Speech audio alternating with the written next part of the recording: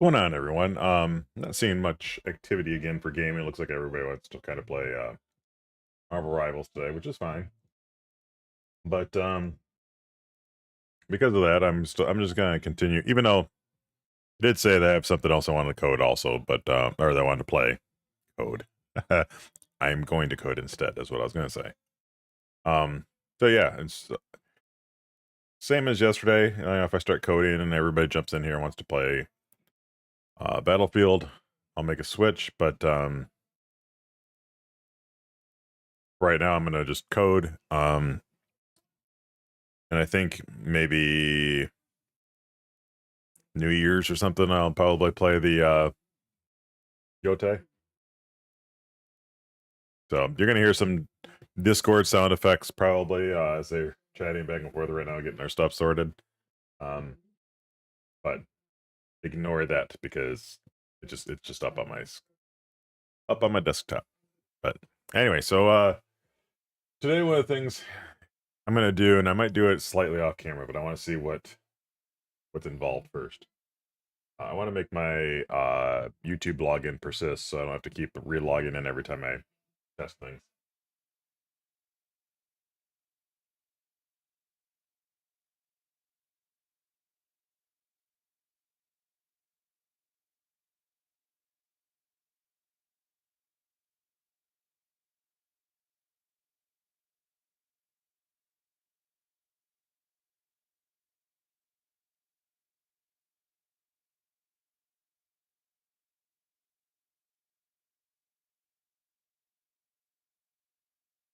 So when I can get rid of this and this for now. That one too. What I want to do is get into this. What is this? That configuration. This is for later. This is the one I'm interested in most. So when you log in,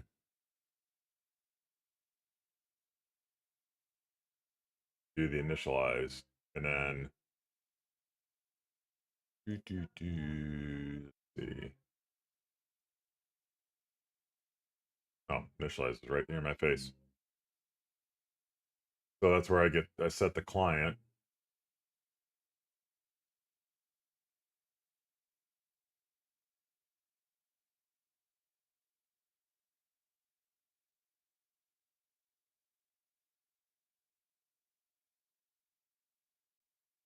So I'm reading the explanation on the side here.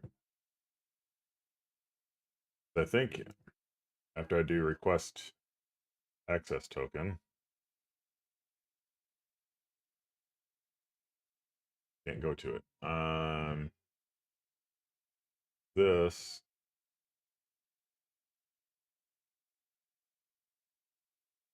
deep service client.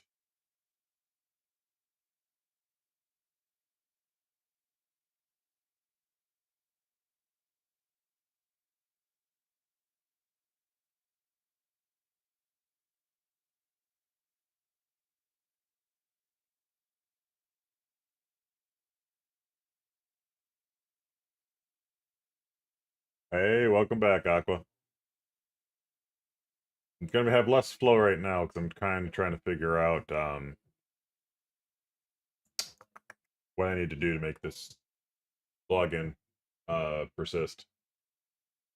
Come on. Again, I have too many tabs open from yesterday.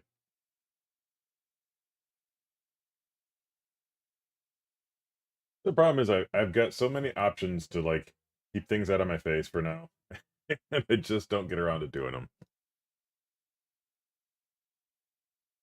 So I did get my stuff working uh yesterday after you left.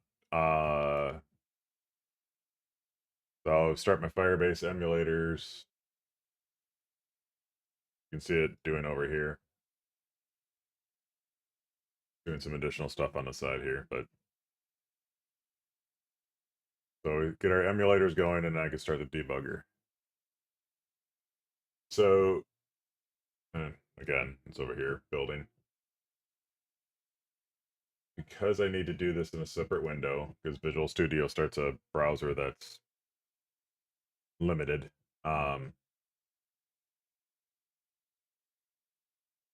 Do this. Fine, I'll do it this way.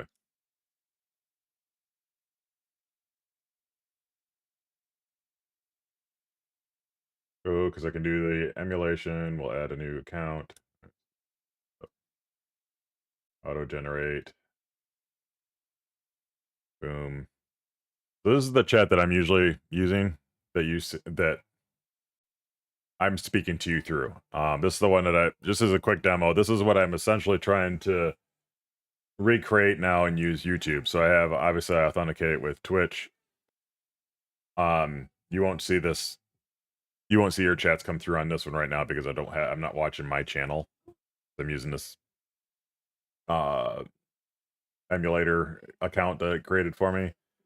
But I can watch my chats through here. Like if somebody follows me, I get the notifications on this bar. It pops out. I clear them and I can put it away. But this is all things to help me see what's happening, like get my attention better when I'm gaming. So what I'm working through right now is to make a new version of this that includes YouTube with Twitch. Thank you. And just as an example, so you can see for yourself, well, typically you put your chat in there, but so since you're actually on Twitch doing this, I think yeah, authenticated. I got the check mark. So now anything that comes through my chat should show up on here. It won't pull, obviously, the previous chats. There you go. So obviously, first message, if it's been so long since I've seen a message, I'll flash the screen orange to get my attention because low subscriber count right now. I don't get a lot of repeat viewers right away. So when some of my regulars come in, it might have been like 20, 30 minutes into my gaming. When they send a message the first time, I might miss it. So I do something to try to get my attention. But you see that I keep the latest message highlighted. If it's one of my moderators, I shift the images so that your avatar goes over here for my moderators. But you can see I can like hover and see when the message is sent, and kind of along those lines is what I'm going for. But so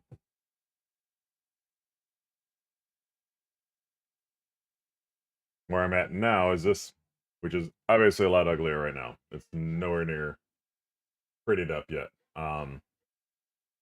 But what I was doing yesterday was I found a good channel on the live. I don't know if he's still live, but I could just go in here really quickly and find non-political crap. I guess looking for something that's got a lot of viewers in it right now, so that a lot of chat activity. Guy looks like he has a lot going on, so he is muted. But I can take the part that I finished yesterday. I can put his channel name here. Actually, after I log in.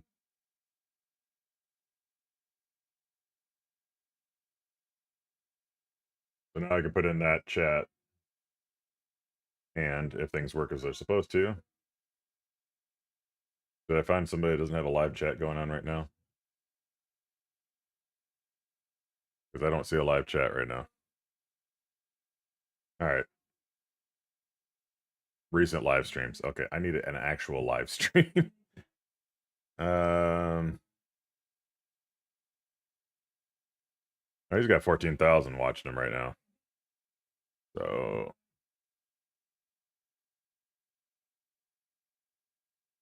there you go. There you go. Now you can see his chat from here should be. They do a different thing with YouTube where I have to do a polling thing, so I can't get like I can't keep it snapping like this guy or like the regular chat has, but it dumps in like 5 second intervals basically. Yeah, well, that's the key right now is just I'm making things functional. Once I get everything functional, that's when I'll work on the pretty. And this isn't even what I want it to look like at all. But the way Angular kind of sets things up in the components, it's some of the things that I did not do properly previously. So that's the goal for today. I'll leave this running to the side so that I can reference it again later when I need to log in. But I think the persist is something I need to do offline probably, because it's going to be a lot of trial and error type of stuff to figure out. I think I know how like they authenticate. They just the thing I was just looking at said that Google's OAuth will provide me a long-term token I'm supposed to reuse to log back in. I don't want YouTube functionality per se. A lot of YouTube examples try to show me how to like create a player and stuff, and that's not what I'm trying to do. See, it's I was just trying to quickly check to see if I could find their authentication logic.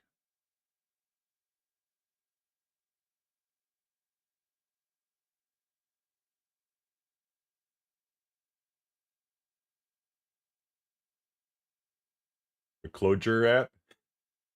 What would that be? Which country are you in, by the way? I know you're probably European, based on the time zone you offer or the time difference you mentioned yesterday. Okay, it's another program language. Gotcha. I think you're the first Latvia viewer I've had. I get a lot of. It's funny when I do coding, I get a lot of European viewers.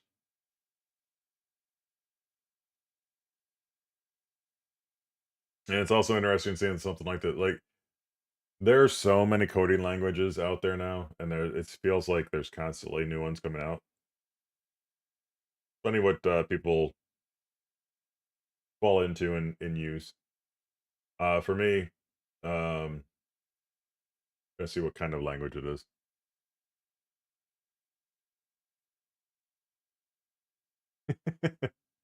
Hold on. Whoops. Come on. So I've got like a small monitor that I use, like meant for mobile devices. That's what I use for a chat that I hold up there, but Chrome opens it up there, and I have to bring it up to a bigger window. So, yeah, do your calculator stuff that you're working on.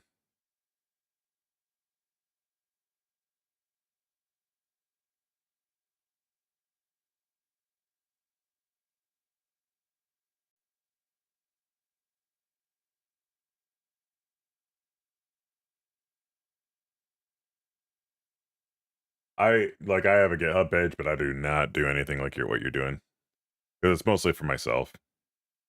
I know a lot of people would like the app that I have for this chat app, along with like it's a overall like stream overlay kind of app. It's not just chats. Do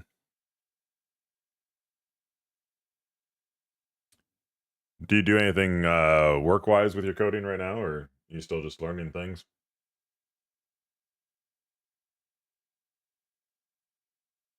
I'm reading it off to the side, by the way. What is the language you're talking about? I've not heard of this before.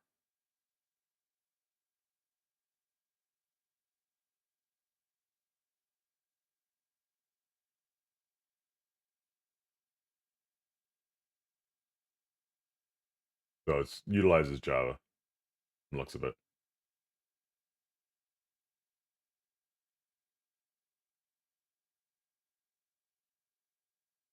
Like, it seems again, like you like working with the scripting languages down the lower level.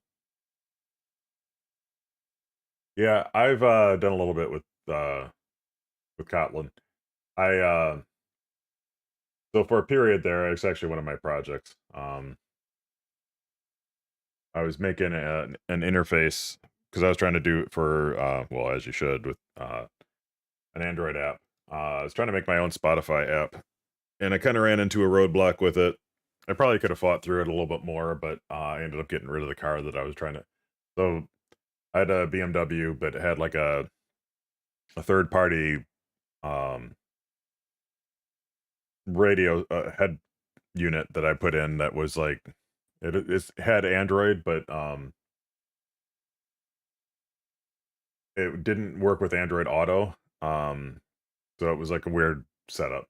So I was trying to make my own Android app for it, and, the problem with Spotify is that if you try to do one of their API versions, it requires Spotify to be installed on the device, and you access the Spotify app that way with the API.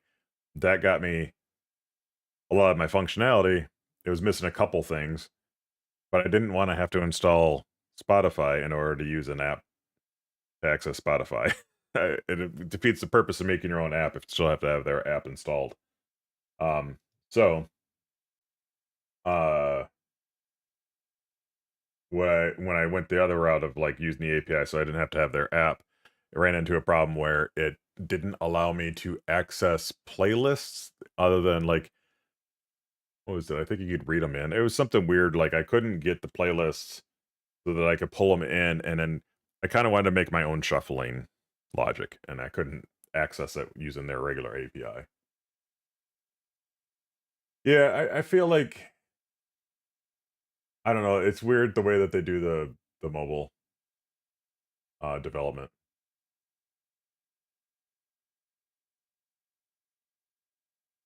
Yeah, for me, like C++, I did that for college, and then I haven't touched it since. Um, More applicable jobs here in the US, doing like web development, API work, things like that. Obviously, there are people that want you to do mobile. Even mobile, they're starting to learn is like if they actually want a mobile app, they'll just hire it out, have it get done by a smaller company. So like fewer companies that do mobile apps, so they get down to specialty companies that'll build the app for you. But I'd rather build it for the web and have it mobile accessible, layout dynamically for mobile, and makes a lot more sense. I feel like a lot of times there's not a need for an app unless there's like some kind of management notification kind of stuff to give it purpose. I mean, there's definitely purpose for certain apps, but just companies that wanted apps for no reason other than to say that they had one. So, but I'm waiting for that to kind of settle to like Google can't seem to make up their mind which program language they want to use. Maybe if Kotlin picks up and well, it has picked up, but if it like becomes the dominant language and they get away from Java.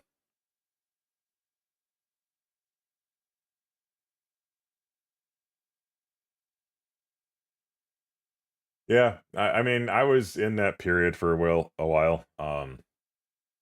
I used to use Linux when I got really tired of Windows and stuff. I used to use Linux for a long time. I used to be an Ubuntu fan. So it's been a long time since I've used it. Even I actually have a Raspberry Pi that I was trying to get Ubuntu onto, and I just haven't gotten back to that project. So I want to make a my own calendar app thing for our kitchen. Anyway, great credentials, API key. So trying to see. This is where I was like, I might do this offline and do it later on because it's gonna be a slower process to figure out. I know the OAuth and everything, but just what they want for their process to be able to store and come back. That's for Java. No, it's JavaScript. There you go. That's fine.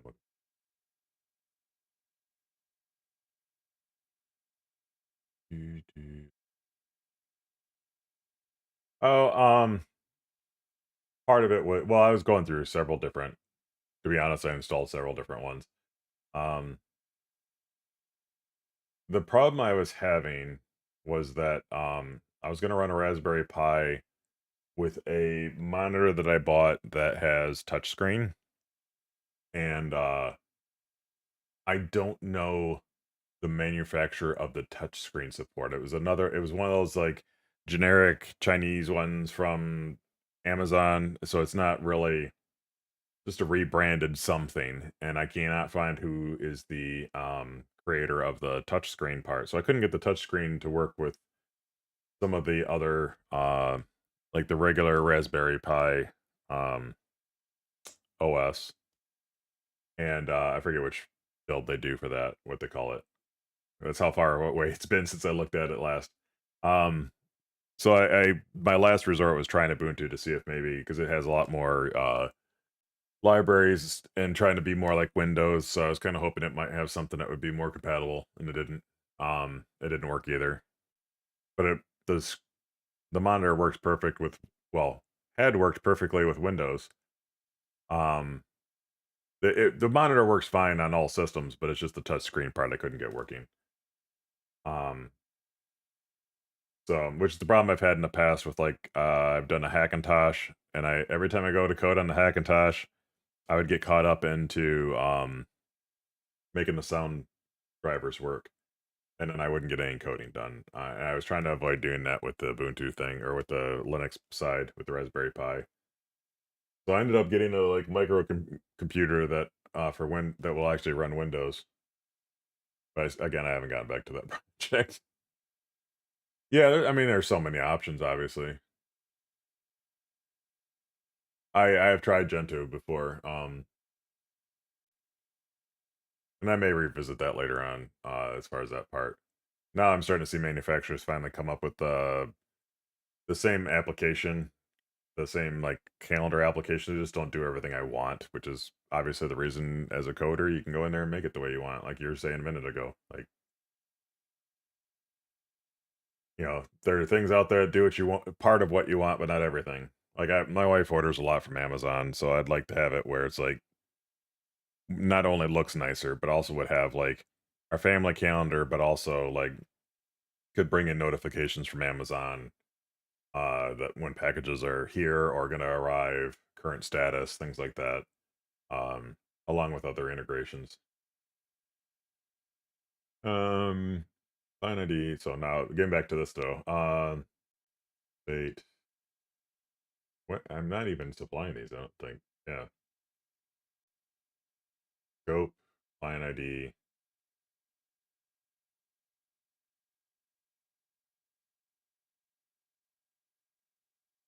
I could say these are required.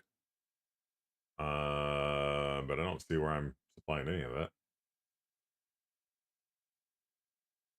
Probably with my configuration, it's picking it up. Anyway, in the response, redirect, granted, sample code, I don't need that.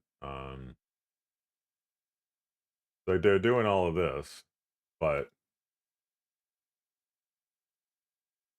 prompt users for consent, handle the response, get the positive response.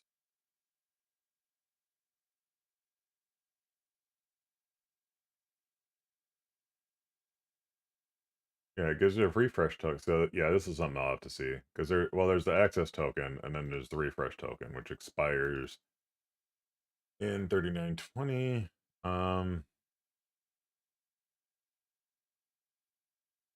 Yeah,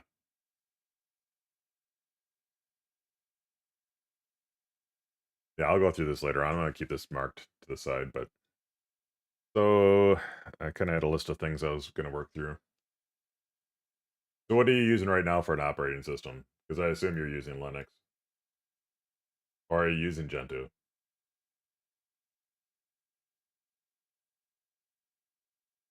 I can start on the components. Gotcha. I love the Linux systems. I am big on the pretty though, so like that's why I lean towards some of the more graphical based versions. I've been through the years of doing command prompt stuff. Like I know the hardcore Linux users don't like um things like Ubuntu. The thing that got me excited about Ubuntu is that it made it more accessible. So people that like, if you want that system to truly become popular, it needs to be accessible. And I don't care like how hardcore some of the community is about like keeping it tight to them and like feeling like they're in this underground operating system. Realistically, if you want people to use Linux and you want good support from manufacturers and things like that, you need to have it more mainstream. And I liked that something like Ubuntu is making it more accessible to people. Right. And I agree. Like that's why I like that's why I don't like Apple products. I don't like anything Apple because they're so restrictive. Even the weird limitations over like it took them so long and you probably I don't know how old you are, but maybe don't know about like how long it took for them to allow you to finally plug your like iPhone into a computer and move your music and your movies or your music and your photos without using their iTunes application.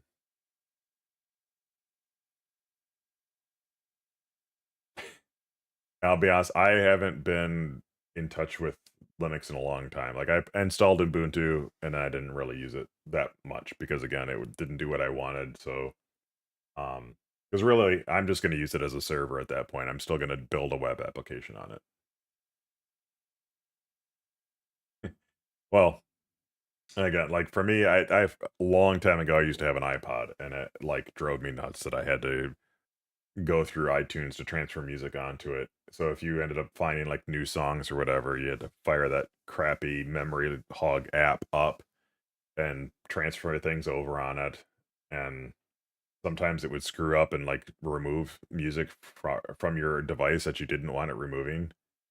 Um, if it wasn't on the same device, like if you weren't using iTunes on the same PC that you originally put everything onto, sometimes it would screw up and take things off. It's just such a, it was so terrible.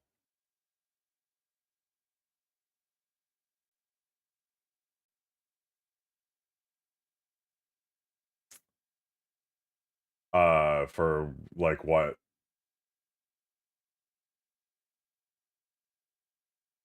Again, like they finally have relented on that, and they allow you to transfer without issue. Oh, gotcha. Okay.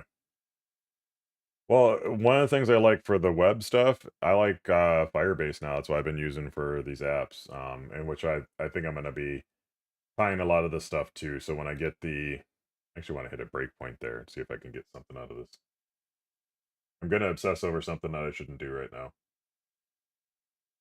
I'm gonna put.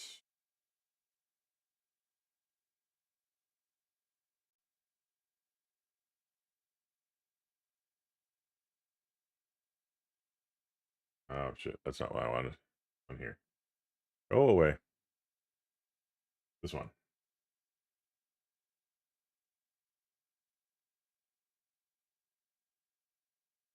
Yeah. No, it drives me crazy that people think that that Apple's so great, and it's like they're such a terrible company.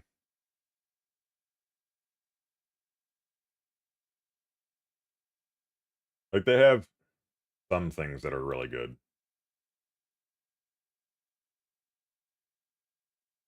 and yeah, if somebody chooses to use Apple products, I don't hold it against them or anything. I just hate when they act like it's superior to everything else for some reason. That's the stuff that annoys me. Callback. What are you sending me? I don't get. Yeah. Like I said, this is gonna be something that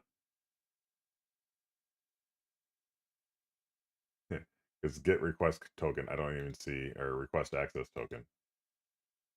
I don't even see as an option on here.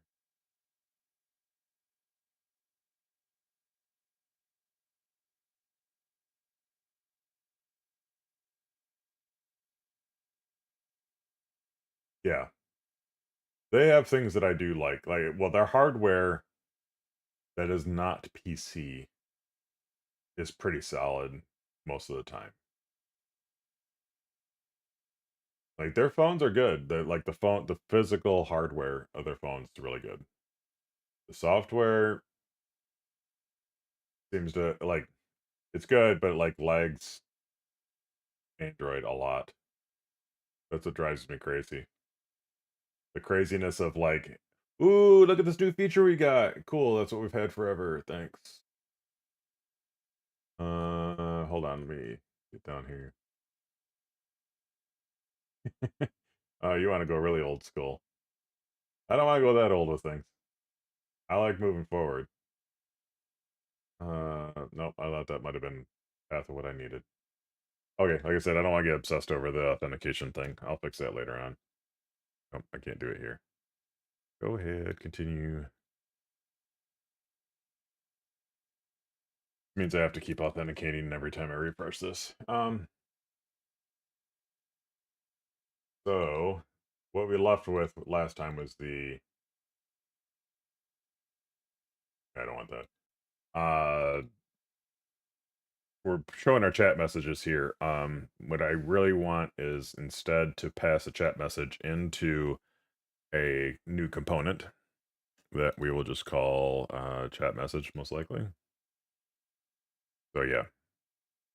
And actually I'll do the command line for this. I need to do a new line. And I did okay, the right one.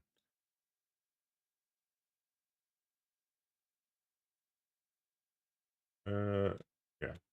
Nope. Chat. And then ng generate. Actually, I should do this where you guys can probably see it.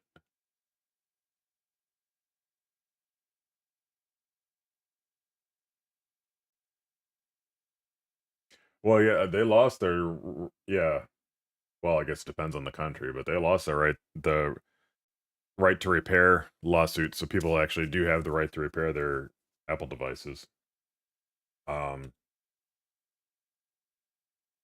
did I do this on my project here? I did. I think I did. Um, and so just so you know, this is Angular generate component chat message, and I think I told it to not do tests anymore, so I think I only need to do this. See what it created. Yes. All right. Cool. So that creates the files for me.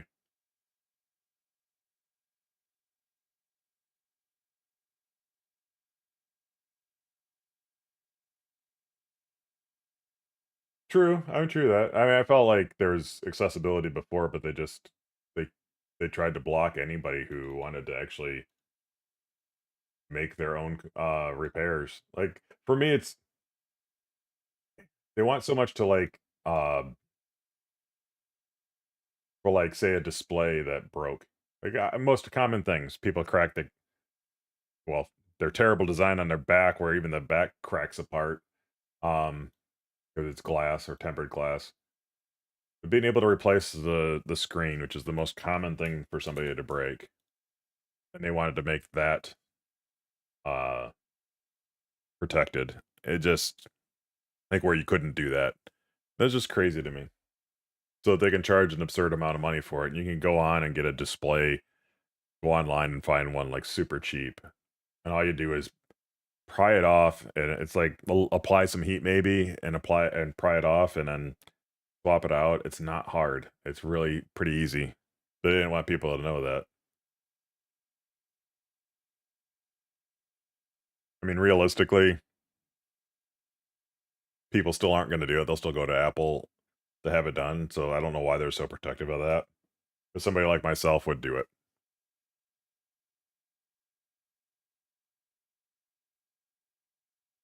Yeah. Nope, now these days they expect you to it's like you're renting it. So actually let's do yeah, I'm gonna get some of the stuff started here. I'm gonna get too chatty and not move along on my stuff here. I am so one of the things I do need to change, but I'm going to for right now keep it this way. It'd be a chat message that comes in. What I want to do is create a standardized chat message, which I think I actually have a chat message model, but I need to make the translation over from YouTube to my own personal object. I just haven't done it yet. And this is going to be this, but I need to bring this in. I'm grabbing the right one. It didn't show me, but I'll think I got the right one anyway. Aliasing. And I think it's dot required, but I was trying to confirm and it's not telling me.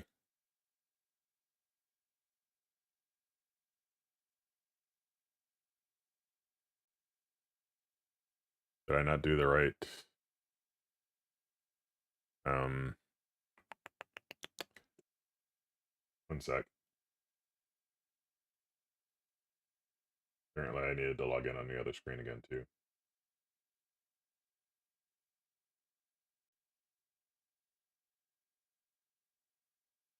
I see something I did wrong though.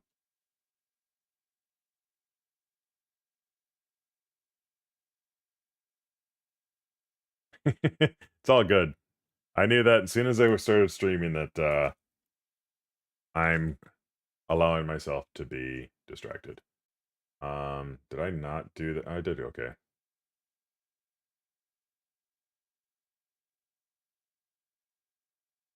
Oh, I did that at the wrong spot.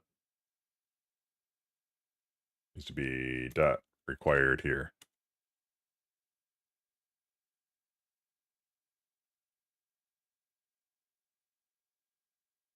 So the difference, for those who want to know in Angular, they've started moving to signals, and signals that helps it manage the rendering on the front end. They've added support for inputs that are signals.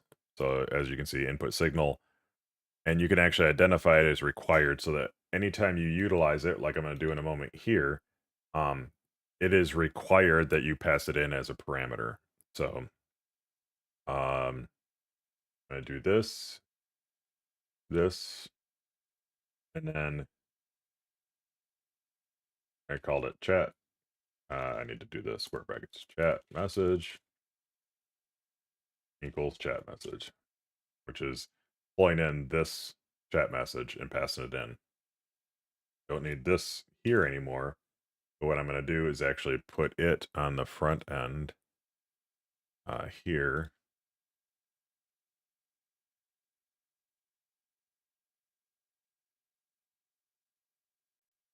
So it is a JavaScript / TypeScript based language.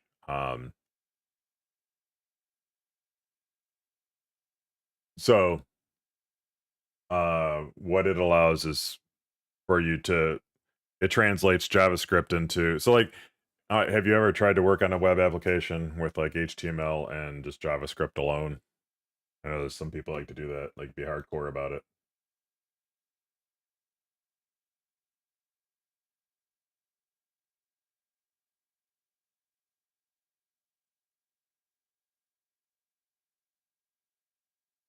Is that working?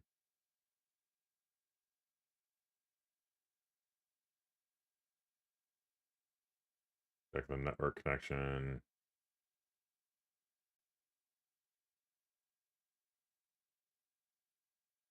Not working. I broke something. Uh,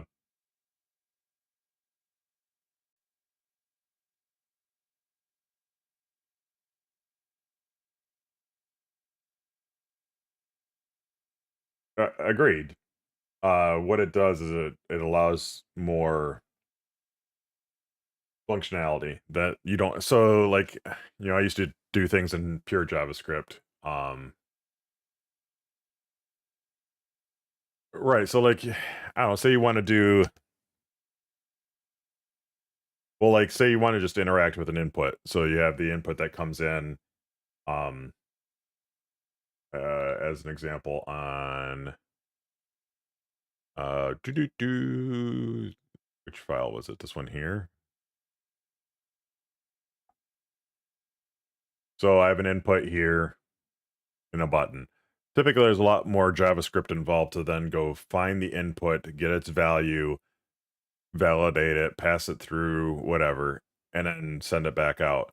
Um, with Angular, I could just assign this form control to it, and then anything that's when you hit this button in the JavaScript side, it then offers me a library of things to interact with it. So in this scenario, um,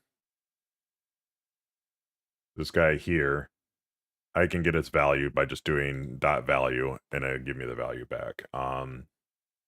There's a lot of wiring up you would typically have to do with Angular or with JavaScript to do that. TypeScript gives me the actual type language, so type structures, which I'm big on structure. It's one of those fights I have. Seems like every employer I go to, where you got a bunch of developers that are really loose about this stuff, and they would just rather do var for everything and not really do any types. But for me, I like the structure to it. This will all just translate. So when this compiles, it just translates out to Java or to JavaScript. Sorry. So like this doesn't exist in JavaScript. What it will do is output it like JavaScript. It'll output a live channel response type model, and then it'll have an e tag, but it won't know that it has to be a string. It won't know that it has to be page info. None of that stuff. So it does kind of get lost when it compiles over.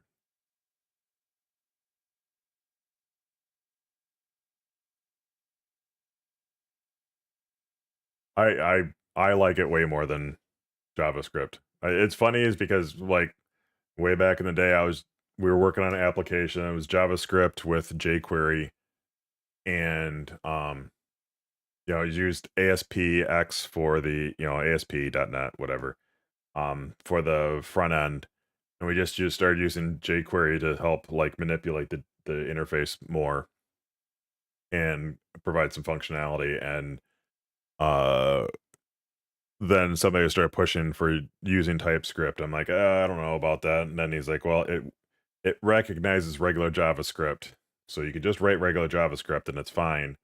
Like, okay, well then let's try it. And then I started uh really enjoying it, really enjoying the structure to it. So a lot of times it my brain confuses before when I jump between it and C sharp because the structure's a lot alike. But sometimes like variable first, or property, the type first, then the property, versus property then the type. Like here it's property name, variable name, whatever, and then the type. That's in reverse than what you would do with C sharp. So sometimes my brain, they're close enough that my brain uses the wrong version when I'm typing. But uh so what should happen that this allows me is like so you can think of like components as individual boxes. So everything that Angular has a an HTML file, which is they call their template, and then it has a component file, which is the TypeScript, and then your style class file, which I use as CSS or SAS, whatever. So your JavaScript will be in the TypeScript file, and then HTML just relates to it automatically through Angular. But I can I don't know what I just did on this that wants to save.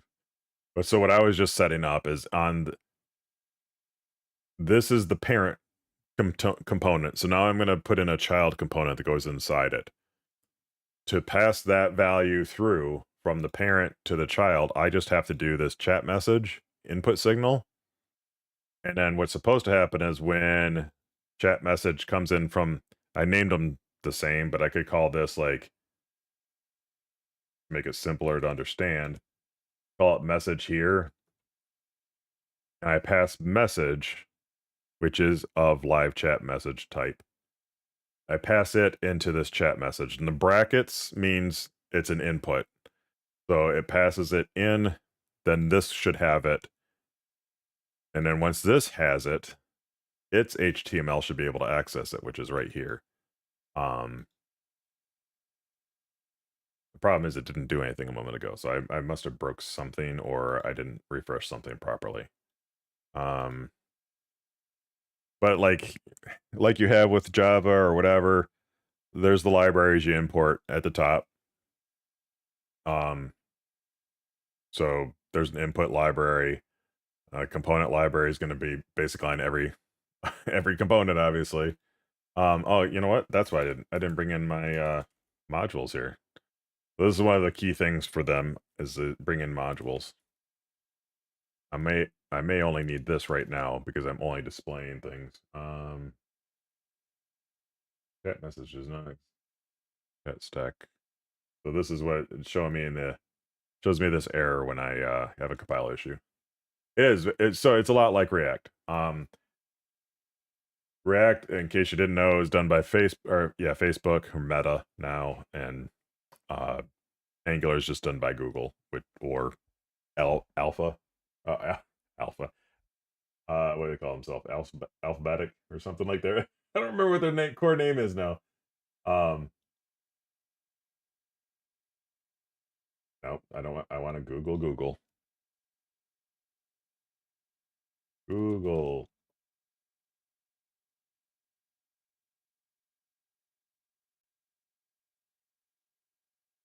You're probably gonna type it faster than I'm trying to find it.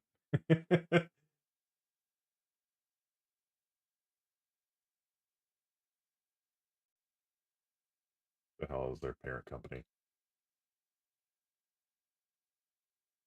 Alphabet. Jesus. Okay. Anyway.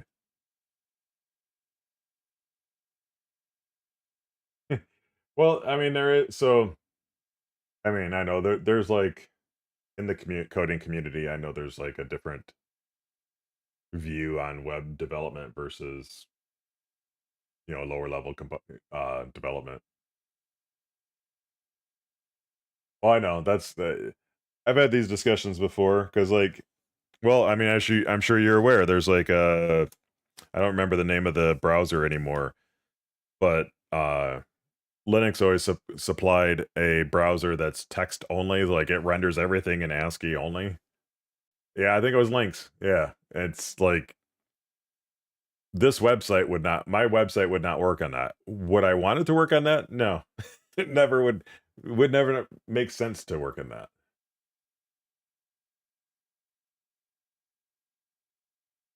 And same goes for like some of the older ones that are like very super basic browsers. Like this wouldn't work. It's not compatible to it, obviously. Like this won't work on Internet Explorer even anymore.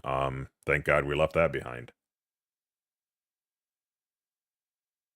So I don't like teach their own, but I like moving forward using the latest stuff.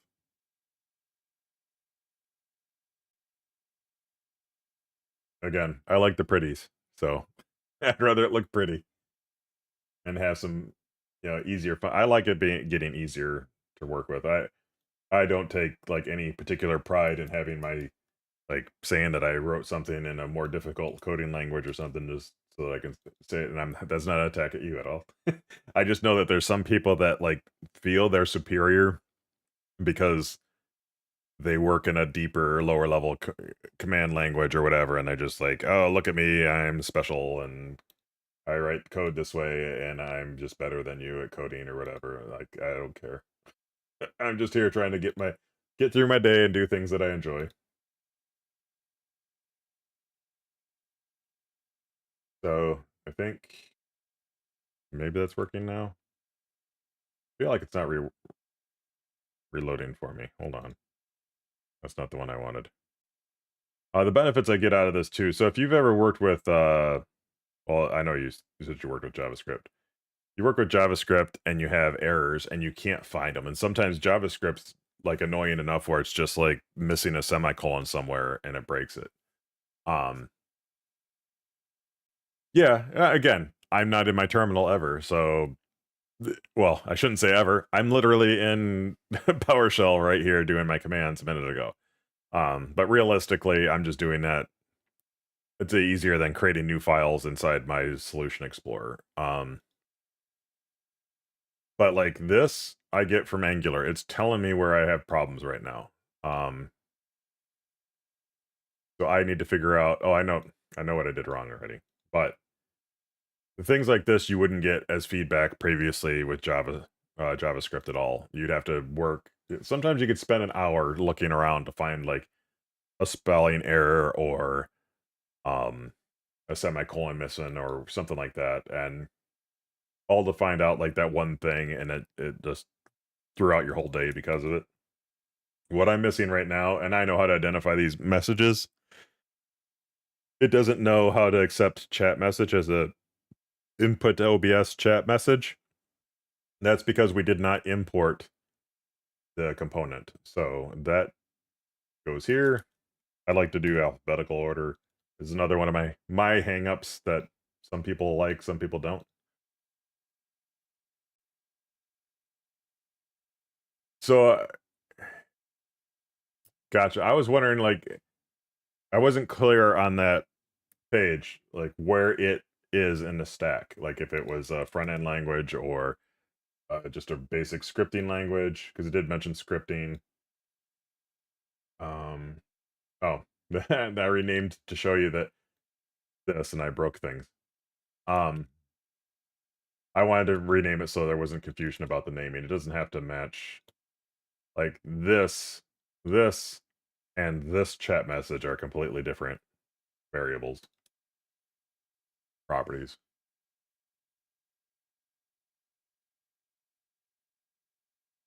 Yeah. Well, again, it comes down to like what you're familiar with, what you like. Like for me, I'm going to use Angular because it's got everything built in for me, and I don't have to build a lot of this structure. That's why like people now go to React or Angular. It's built in. A lot of the heavy lifting's already done for you. Um,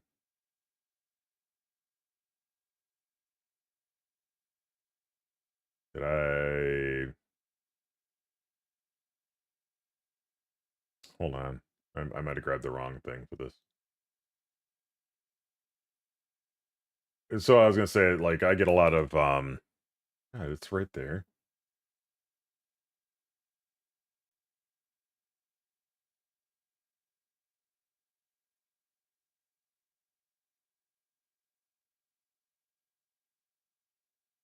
Well, so to that point, to what you're just mentioning, like, there's a lot of guys we get that like really like Python, and I get it. Like a lot of schools these days, at least in the US, tend to push for um like for physics class or something to do little applications, and they have them use Python for it now because it's an easy to pick up language. I've looked at it a couple times. Every time I look at it, I'm like, okay, yeah, I could write this language. I'm just not going to spend time with it because I don't know what I actually want it for. We had a guy come in. He wanted us to use it for our backend logic, and I'm like, we're not rewriting Python, our backend logic to Python. Like, we're not replacing C sharp with Python when like there's nothing wrong with C sharp.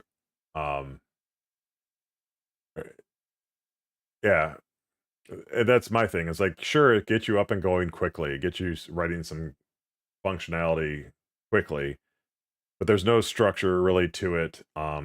And it allows for a lot of slop, and I'm not a fan of that, as I was just describing a moment ago. Um, so he did that a lot, but then he even like started saying like, you could use it for the front end also, and I'm like, That's cool. Not doing that. We have something working. I really I've been through the trenches of all the languages before, and I enjoy working with Angular. I have a project where I've tried to work with React a little bit, so that I can get familiar with React because a lot of employers have moved to React over Angular. I think it's just the new hot thing to do kind of thing. Um, to be honest, I could go either way. For me, React is just more about learning the structure a little bit and the naming differences because their version of a component is a little different than the components for Angular. Well, that's the thing. Like learning Python because all the machine learning has been based around Python. It's good to know for that purpose. I don't do anything with machine learning right now, so that's where it comes down to. Is familiarity, comfort. So I always challenge people and then myself to like to get out of their comfort zones. I haven't like I'm not gonna switch this whole application over to React to work with it, but I do have another app that I've been trying to design with React. I paused on it to find out which way to work because like to do things because they have the functions and the function files versus I think it was the component files or whatever. I was trying to see which way was the right way to do it. There, well, shouldn't say the way that the industry is going with it. And I just didn't go back after I figured it out. Does not exist in. Listen, okay, hold on. Snippet is right there. Why are you telling me that doesn't? So this is what I'm dealing with right now. It's telling me chat message property snippet does not exist in type. Oh, I know why. Haha. So this is the thing with signals. It's a property, but they make you do this. That's how you identify it as a signal versus something else. And I think it's got to be some way that they're handling it as a method, but putting it out as like I think in the back end it's handled like a method or something, and they're just handling it. They put it out there like a property.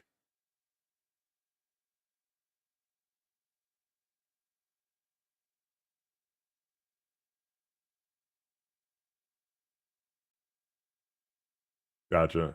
Um, the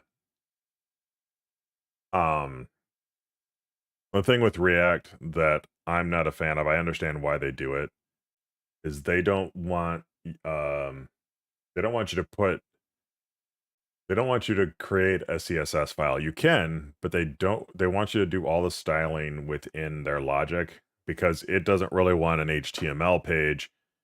I like having the HTML where I can like see it. I can lay this out, the HTML, and I know exactly where everything's going to be placed. Where React, they want you to kind of render out the HTML commands. HTML, yeah.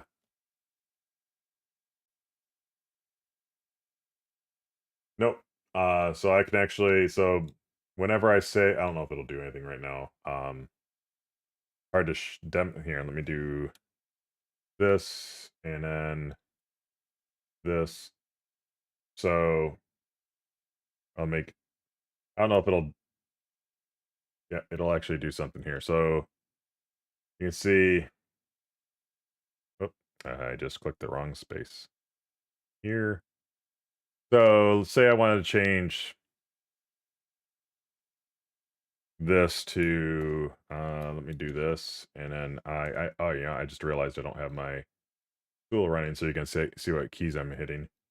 So maybe I wanted italics, which you wouldn't see that change take effect. But when I hit save, you're going to see a quick re-render here, or recompile here, and then it'll actually re-render the page. So it actually, I think the way they've changed it, you don't even see the re-render. I don't think it, unless I change this page, I don't think it actually changes the render. But going back to this guy's page now, since I just killed my copy. Come on. I need to do this again, log myself in. This is what I wanted to fix, so I didn't have to keep doing this. Do, do, do, do, do. So, get rid of the space. Now if I do this, again, I can start watching here. Let me clear it. Should be. Thing is, yeah, I got his channel. Why is it not rendering anything? Because I know he's getting more chats right now.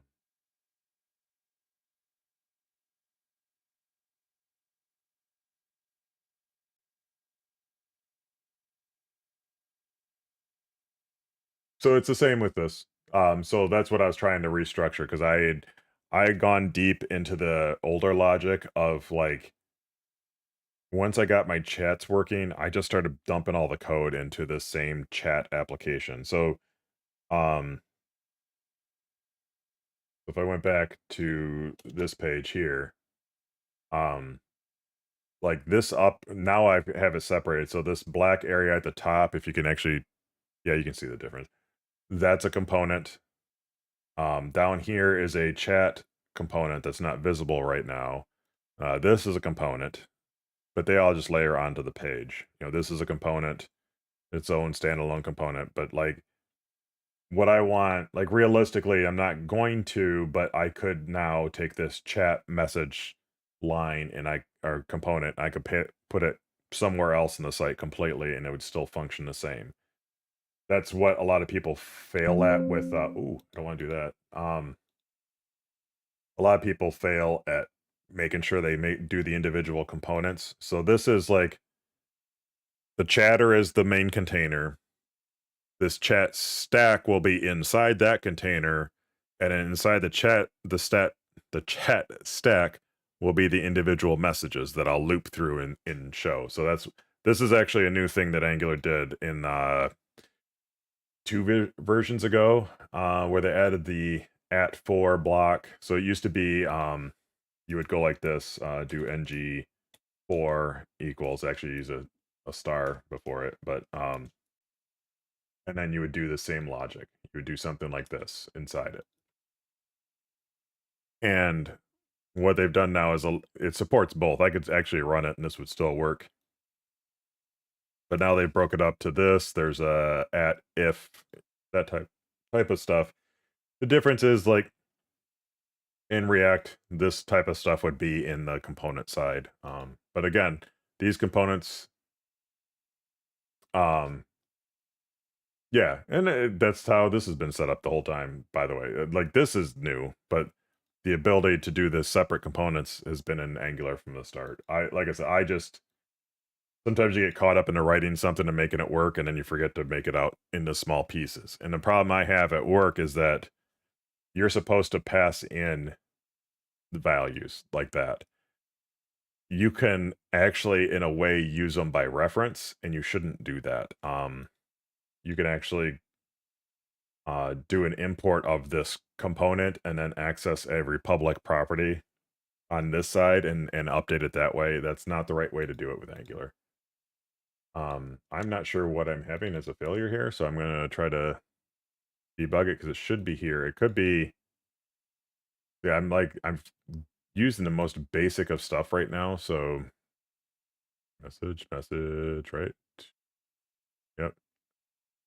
So I don't know why it's not displaying. I'm gonna get rid of my italic stuff here.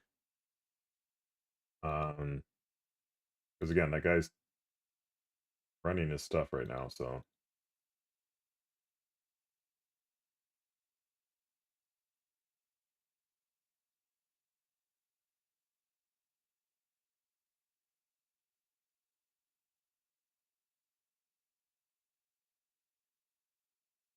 yeah, to be honest, most of the stuff that you see in React is stuff that Angular's been doing for years.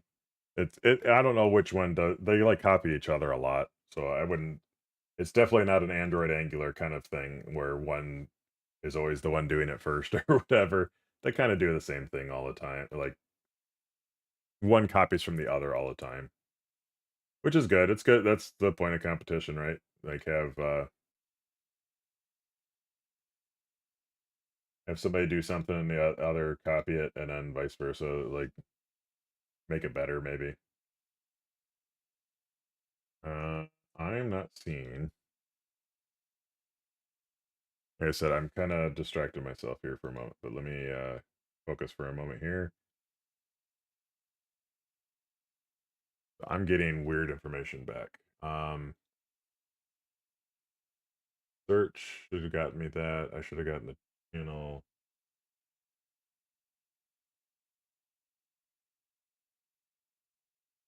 feel like every time I look at this guy's channel, he's doing the same thing.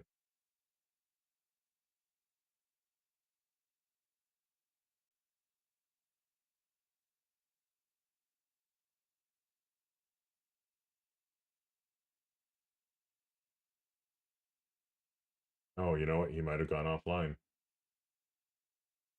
I don't see his live chat anymore. That's why I'm not getting any chats. Oh, this is the guy I was watching the other night. This guy's kind of funny. It's the burnt peanut. Not that I'm suggesting somebody go off instead of watching me, but this guy uses the peanut animation, and then I don't know. He's kind of funny in what he says, but he's got a lot of great animation and stuff in his stuff, like doing this kind of stuff too. But he actually has an active audience right now, so I'll switch to his. There we go. Okay, that's what I was looking for.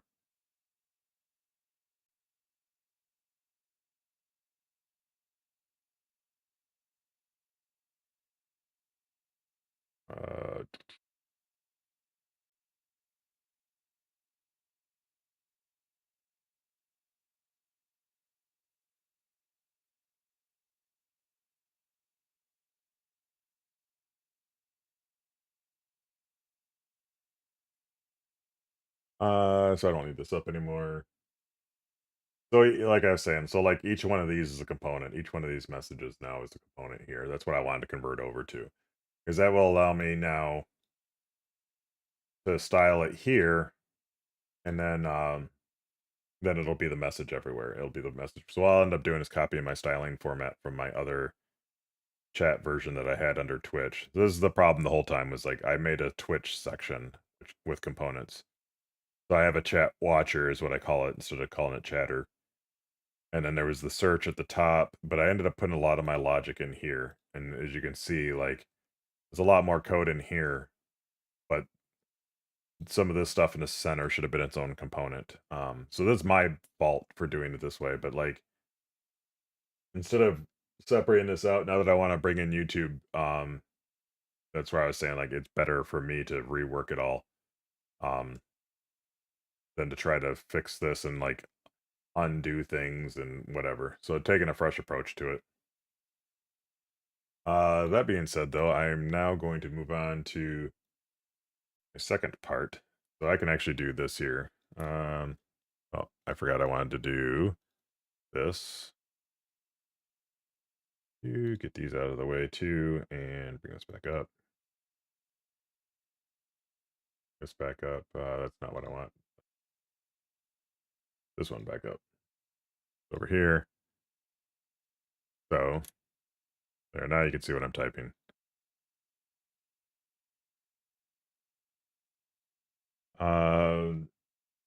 I actually want to. I have a library I need to update too. So we use Tailwind at work, and I was trying to get around that previously, but now I'm become a bigger fan of Tailwind, so I'll probably integrate it into my app later on. But where did I put all my styling?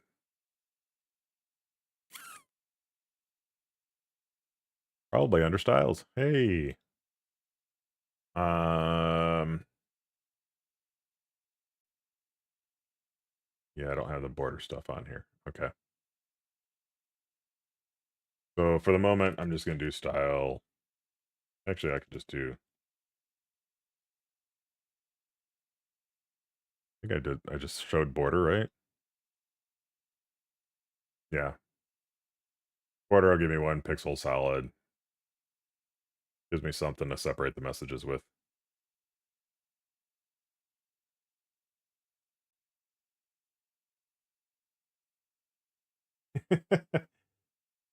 You strike me as a back end person. Um, so now you can see the border on everything.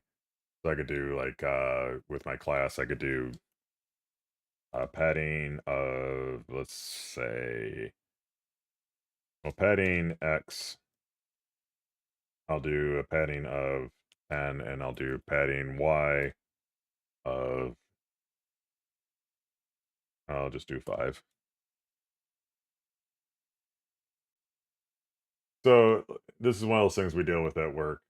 People wanting to do um one like we got guys that like to do front end, we got guys that like to do the back end.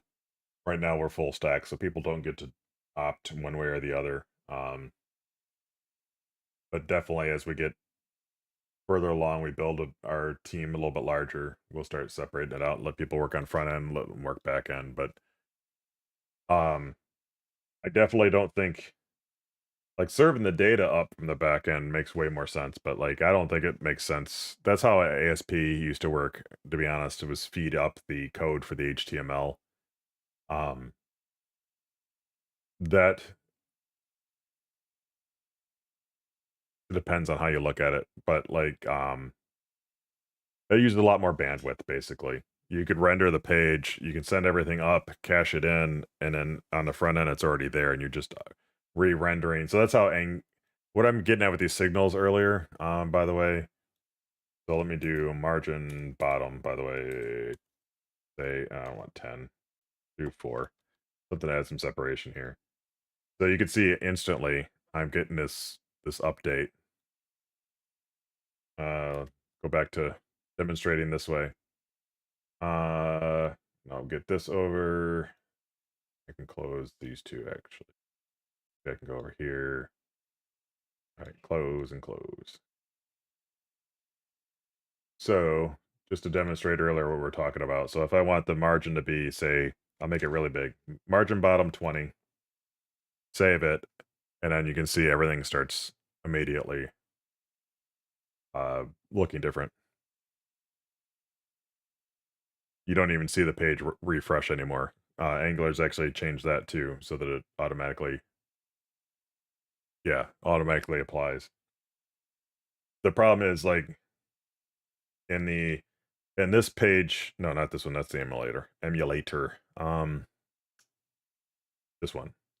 So if it has an error when it compiles, this will still continue functioning like it did before because it's going to continue using the cached version. The recompile pushes out the new cached version or replaces the cached version once it compiles properly.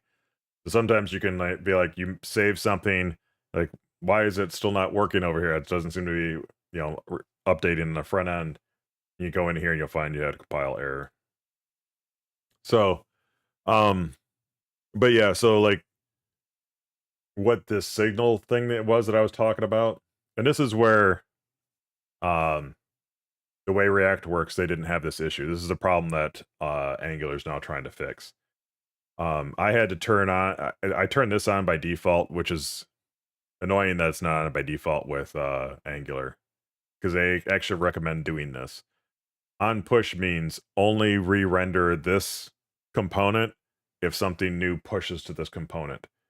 Um, so if you don't do that, the whole time Angular is looking at the whole DOM to see if this button got clicked, or if this button got clicked, or if this got entered. And it'll do the same for like it's looking at this text to see if this text changes. But when you do the on push, it says don't look at this. I don't care about this anymore. You're looking for the component itself to have new data pushed to it before you try to do anything with it to handle it. It's more of an efficiency thing. Um, the signal part of it is basically like, so what was happening is anything, so what it would do is like, if I hit this button, my interaction would cause things to update, but this code that's going and getting new messages and updating the the array to have more values in it, um, the Angular wouldn't update. You'd have to actually tell it. You'd have to manually say, "I've got new messages. Re-render this component." Using signals now, it's able to track the two together and say, "Okay, I have new data. This thing has to be updated." They wired this up. That's why I was saying earlier that I think they wired it to be like a method, even though it's exposed to me like a property. I have to use the parentheses at the end now to make it function, which makes me think that it's working more like a method. So, one problem I have right now is that continually building and becoming huge. So there's something that Angular actually provides me that I'll be using later on, which is a virtual scroll, and it's really interesting how the virtual scroll works. Um,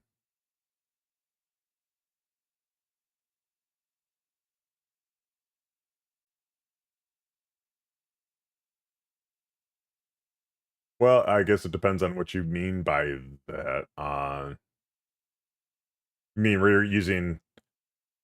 I guess it depends on what you're talking about reusing. So I can do this. This is what I'm.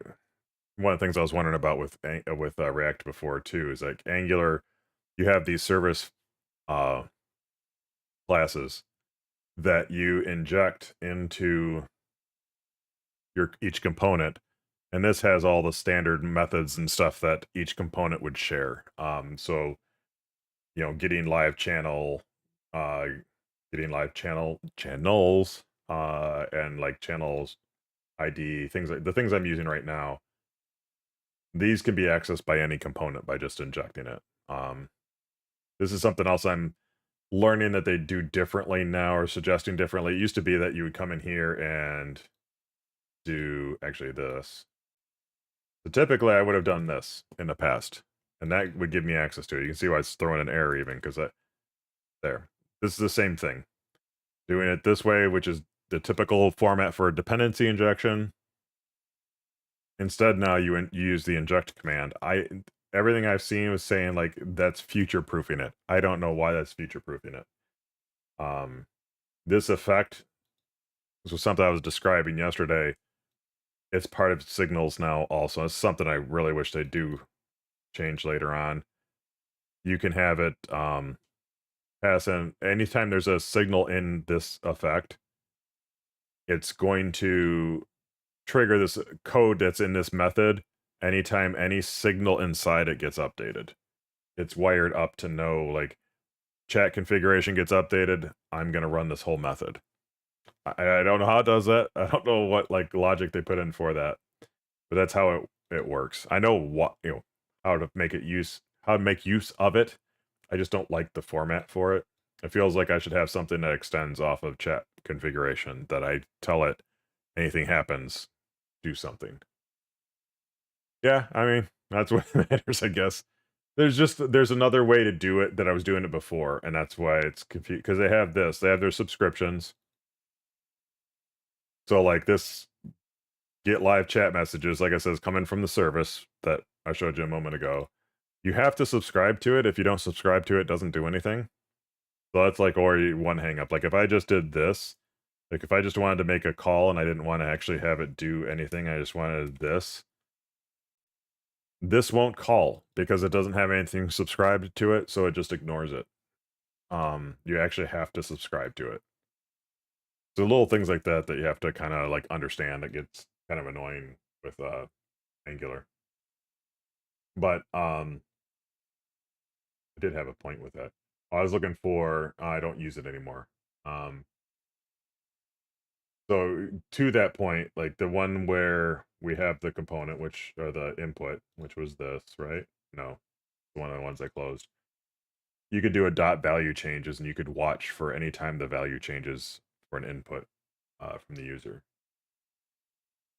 And that used to be something you subscribe to and watch, where now I don't have to do that with signals. Um, so that's a lot. They're like slowly evolving it to something new, and I like the direction they're going in. It's just not. It has a ways to go still to finish up.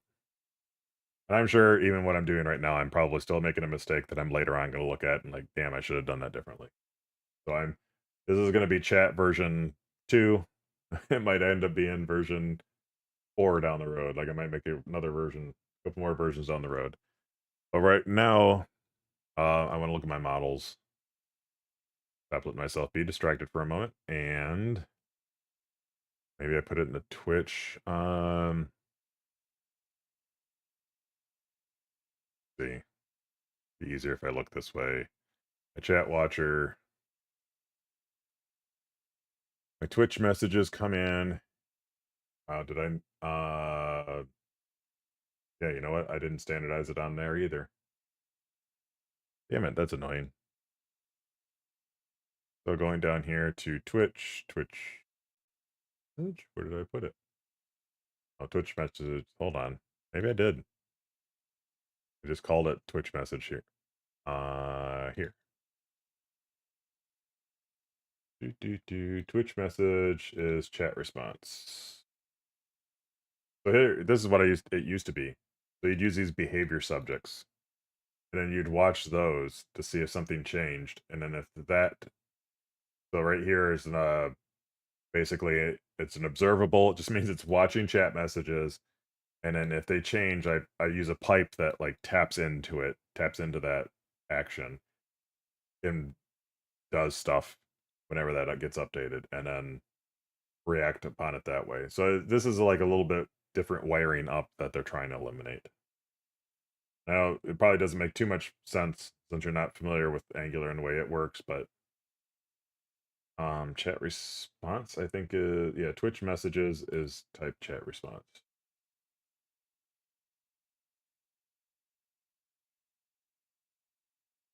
User, let me see, I'm trying to see how much of this I can reuse. The chat user gives me username, display name. So this is actually something I can't reuse. Because this is coming in from I can but can't use. These are all Twitch specific.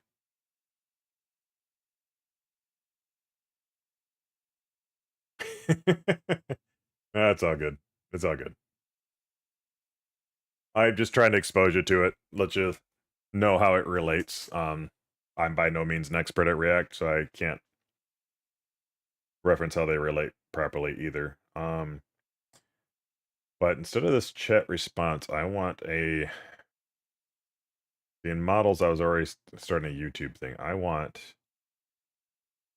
This is one thing that's annoying with Visual Studio is that I might have said it yesterday, but in order to add a folder, I have to actually add it through the File Explorer because if I try to do it in Visual Studio while it's running, it'll add a new folder and just call it new folder, and it won't let me rename it because the app is actually running. I have to stop the app,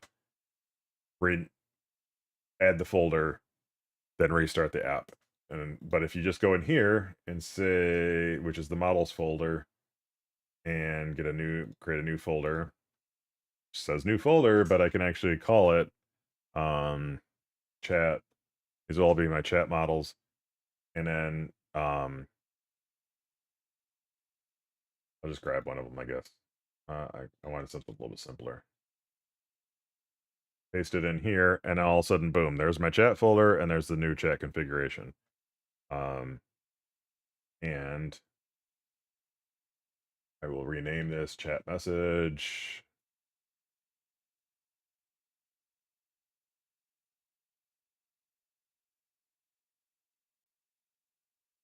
And chat message, good.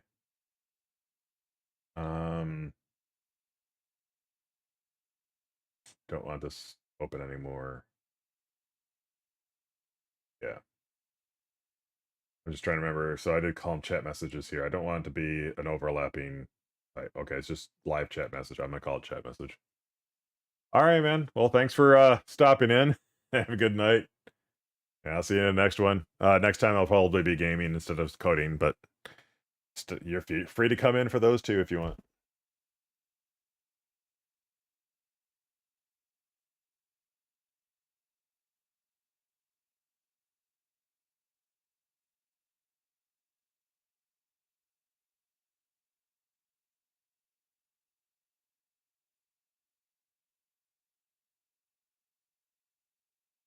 All right, so continuing what I was going to do here. Chat response. I want to keep this up because I think I'm going to keep this general format for chat message. So I'm going to get chat message open on this other side here, which obviously will have the wrong code in it because I copied over a different item. Chat message. You know what? Save that, but I think I might call this chatter message. No. I'm worried about it being conflicting with something later on, because it is a very generic term, and YouTube has well, they're calling it live chat message, so I don't think I'll have overlap issues. I can always rename things later, I guess, if it's an issue. So I'll get rid of these, and I'm actually going to copy over this. And want to make sure that this makes sense for YouTube's chats also. Because what I'm concerned with is knowing, or what I want to have. I don't even know if I need the channel. I might need to create a message type. So I'll do that right off the top here. I did say yesterday I was going to think this through more, and I obviously did not.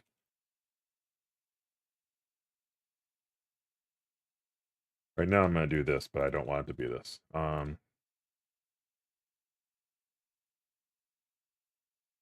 I'll create something different for that shortly. But I really need, um, so this has an ID also.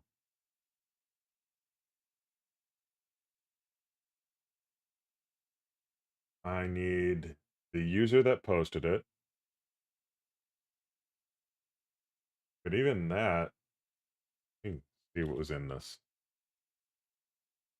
Oh, I need to do it from this side. There's this one here. So username is in here. So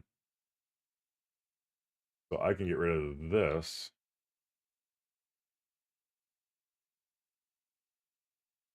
What I want to do is actually create a chat user here. Um,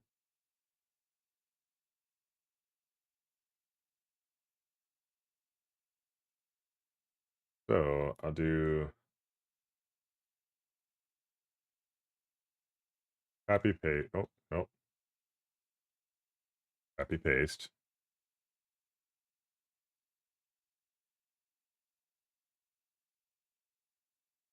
Get this one open up. Call it chat user.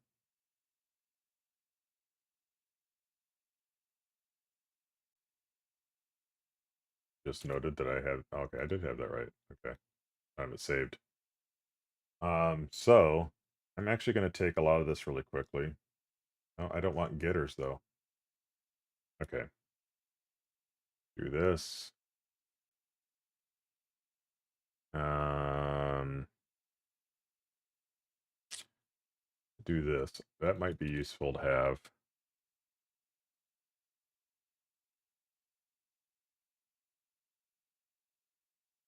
I'm gonna instead of doing user type, I will do is mod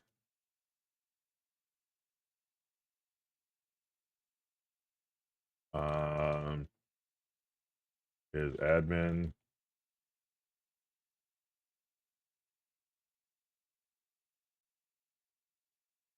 All right. Is subscriber.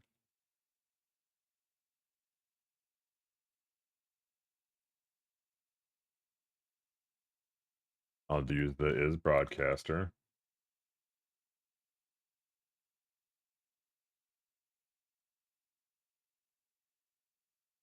I'm not sure that I care about founder of a of the channel. VIP might be useful later on. I'm not going to worry about that right now because I don't have anything integrated with that. Um, and is artist.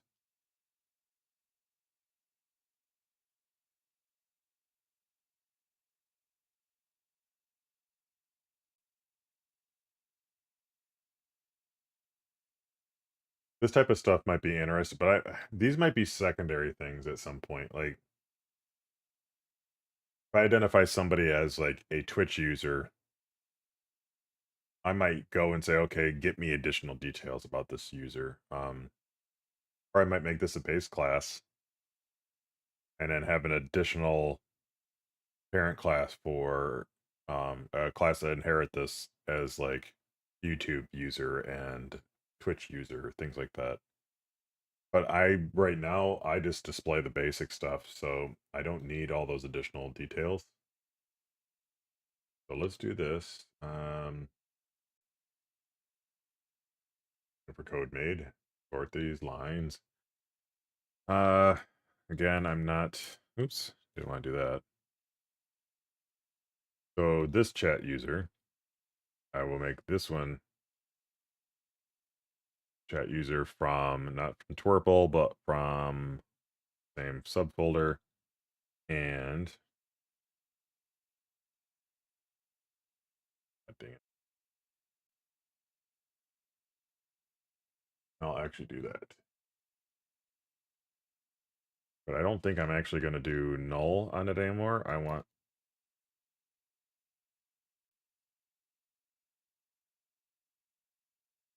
and with that, I want to do this.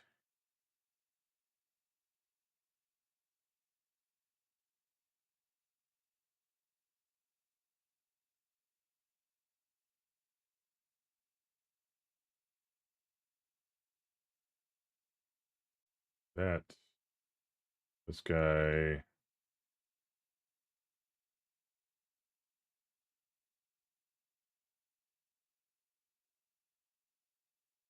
you notice how it doesn't, like, it shows the suggestion, but it doesn't import all the time. I do find that really annoying.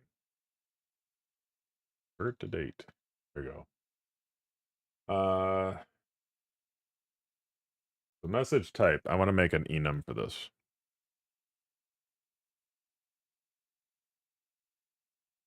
And I can actually create a new file this way.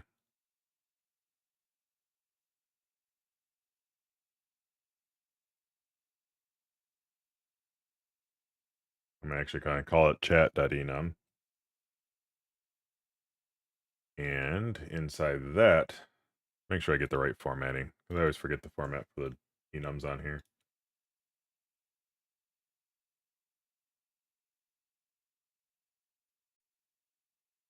Message type.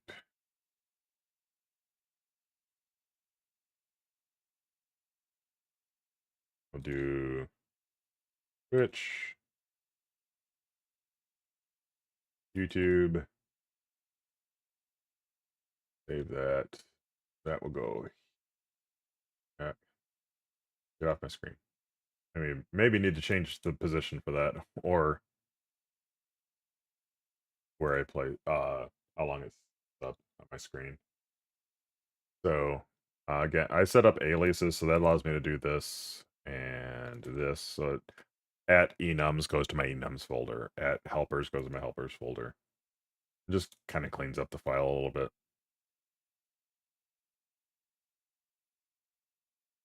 Let's see.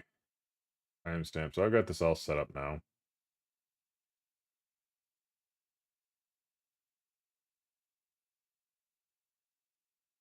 Um,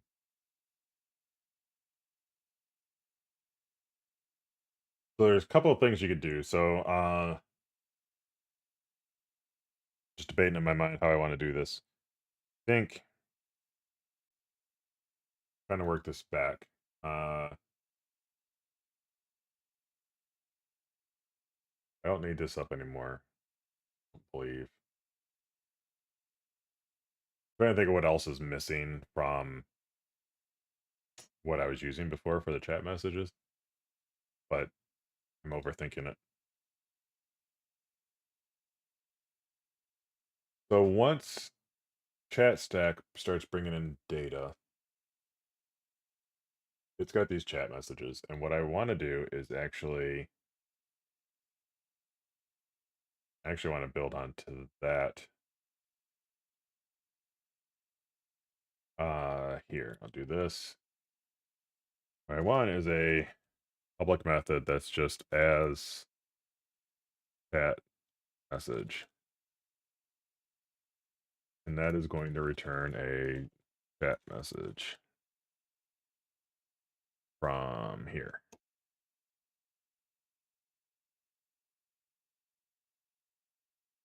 And I can do that. So this helps keep it the component standalone so it can be dropped anywhere and not lose its context. Um,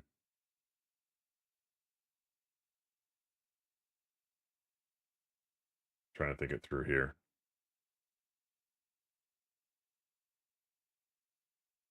So we can return a new chat message.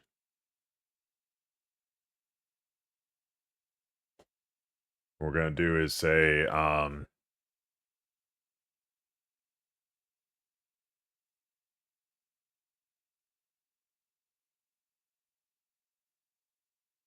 need the details from the, this one there, and I need this, that I'll put also. So chat message, I'm going to need to populate. Oh, I was trying to think of why I had channel. I know channels helps me identify which, because eventually I'm going to have the same support I had before where I say which channel the message is coming from. So, like, by default, they're going to come from my, well, it's going to be from whatever channel I'm watching. Typically, it would be my channel. But those who've been here before, I also have it so that I could watch uh chats from other people that I'm gaming with that are also streaming.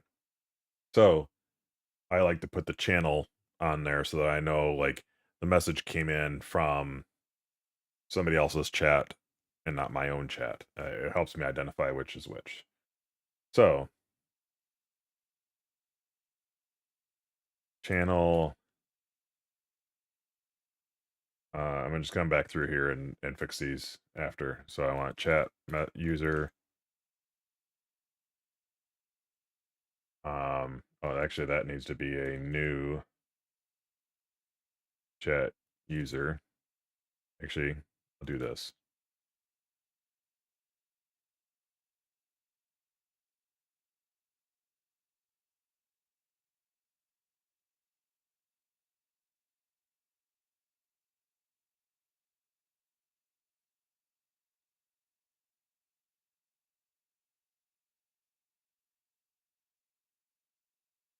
Obviously, there are different ways to do this. I'm gonna has have it come through as chat message, but if they want to get the chat user from it, I don't see this being something I'd ever do publicly in my app.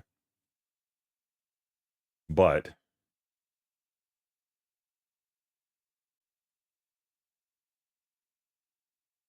oh, okay.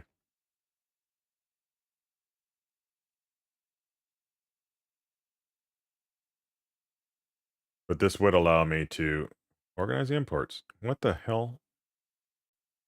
Fine, we'll do this. Not organizing for some reason. Probably because I have this error on it still, maybe. Why is this? Oh, okay.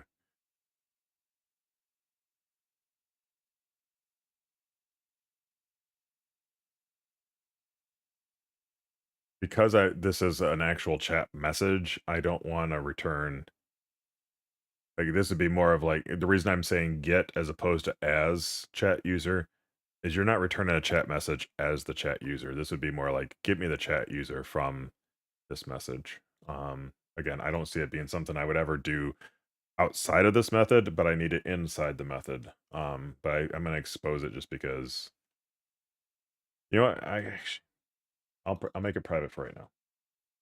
I'll expose it to public if I ever need it outside. So return new chat user. We're gonna do the same thing we were just doing a moment ago. But chat user has these properties. So what we'll do is actually just copy them and paste them over. And then we'll do some of our quick editing. So that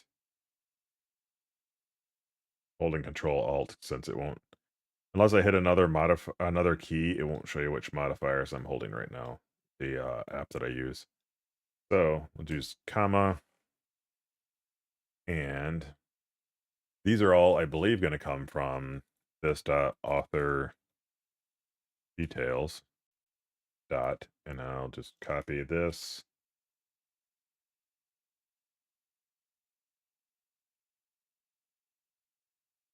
So this I saw that had a username.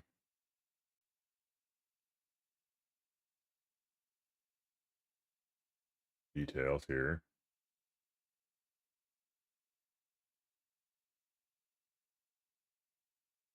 Oh, I also need this. Um,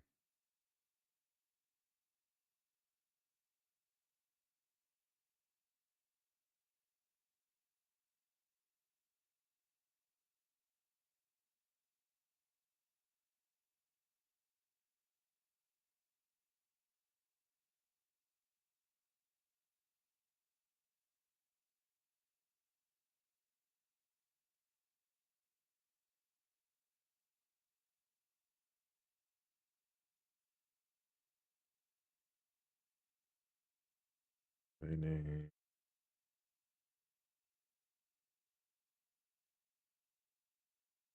Thought I had username in this earlier, but what I really care about anyway. I don't know if I have a user ID. I think it's channel ID for this. Is subscriber.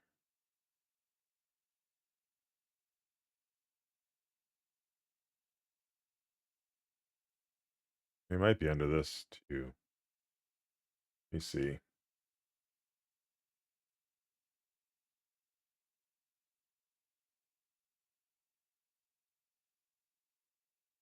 These are all to do with the channel that the snippet's coming or part of.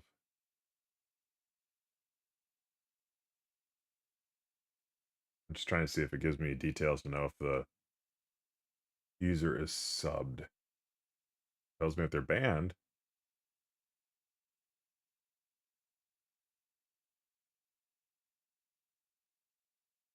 I feel like I have to get extra details if I want, like, if they're a subscriber. I do have moderator, owner, I'm gonna say is broadcaster.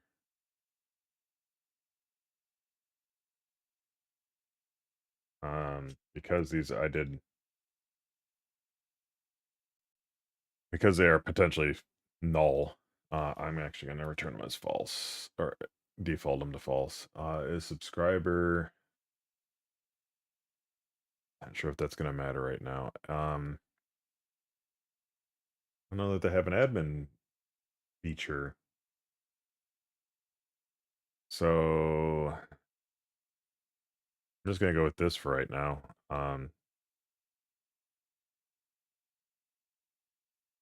I'm the owner. I'm also the admin, I guess.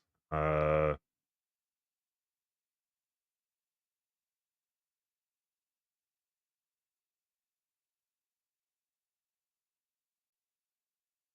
Let me do a quick search. Um, Bring up perplexity for this so I can get the answer quicker. With the YouTube API, can't I tell if a user is a subscriber from live chat messages? See if I can actually answer that to me. Can I make this bigger? Not right now from the looks of it.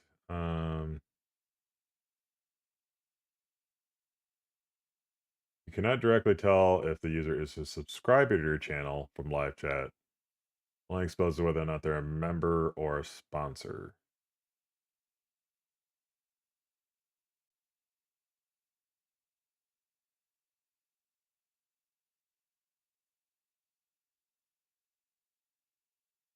Chat owner, so that's me, broadcaster.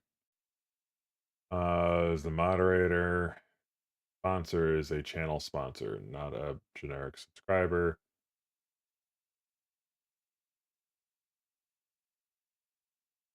Okay. Verified is different than subscriber.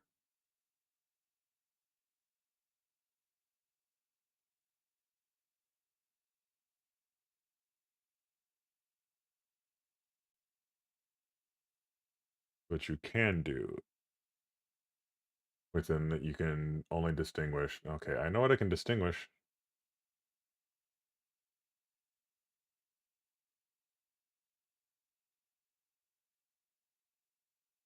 Okay, so that's a bummer. I hate when they don't offer a detail that other channels offer. So I'm not even going to provide it because it's not available. It means by default it'll be false, because we defaulted it here. Um,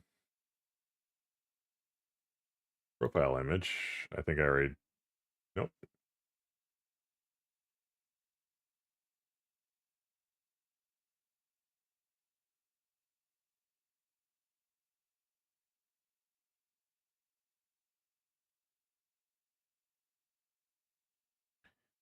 That and all right. Um, I think I have what I want for that. So that'll populate our chat user. This so channel.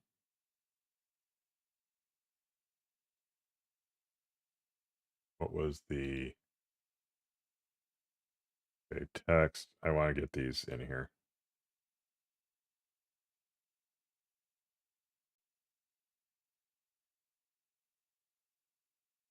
ID will mean something different for each, Twitch messages versus YouTube. But when I know the context of where it's coming from, I'll know how to use that ID.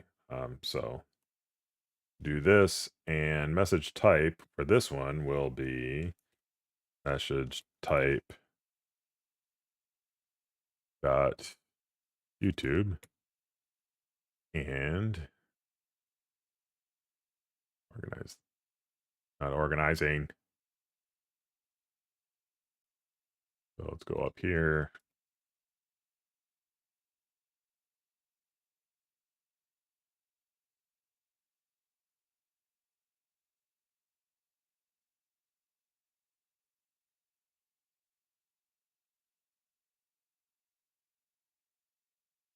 All right, live chat ID. This dot snippet live chat ID. Um,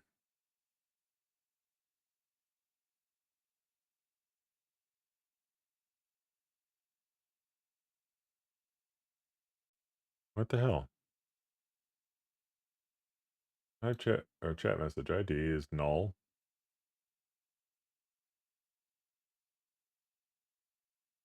Oh, pink. Got a comma. Text. This will be this dot snippet dot.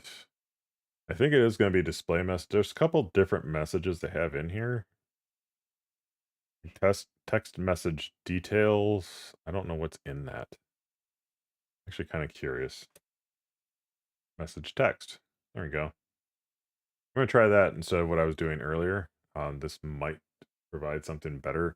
Actually, you know what? I've got their API stuff up. Let me see. Um,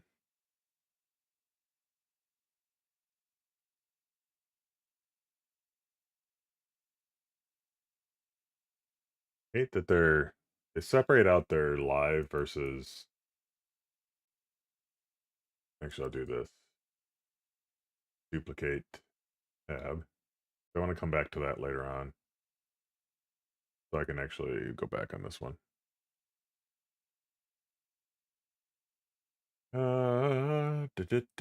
Going back further, live stream, chat messages, overview, list, fonts, items, snippet, live channel. So the one I was wondering about was text versus text message details versus display message. The display message should probably be up in here.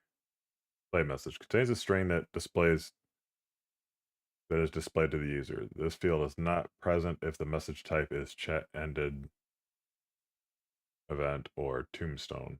No idea what tombstone means, but assuming it means it's dead.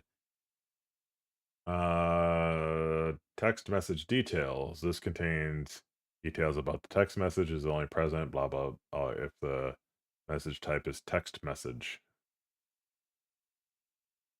Interesting. That's the user's message. It doesn't sound like there's a difference between it and display message. So super chat, that type of stuff I'm gonna have to get figured out later on. Polling, I want to get polling working. Um, Here we go with some of the stuff I was wondering about earlier.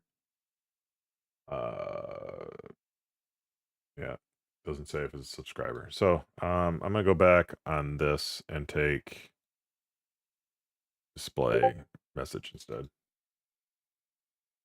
Yeah, here we go with lazy. Dot publish that.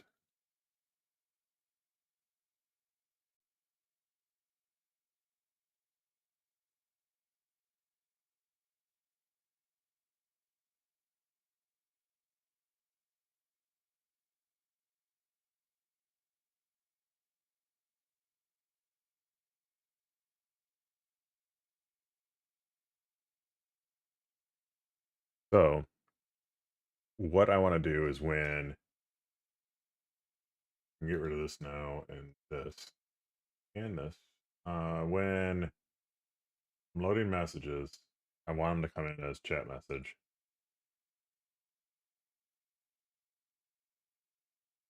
So this will be chat message instead of live chat message, which is of course going to break everything.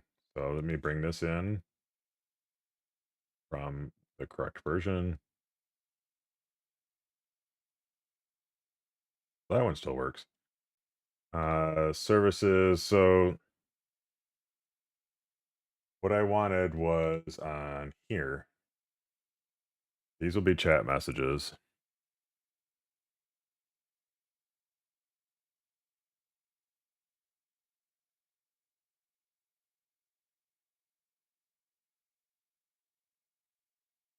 Organize.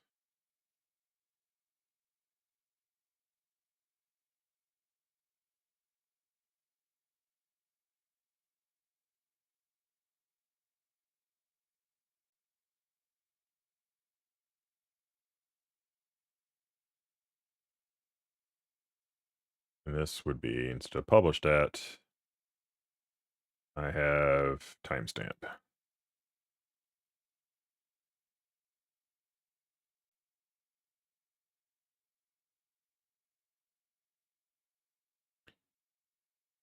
What I need is when it loads the chat, gonna get messages, goes here. What I want is this one here should be that.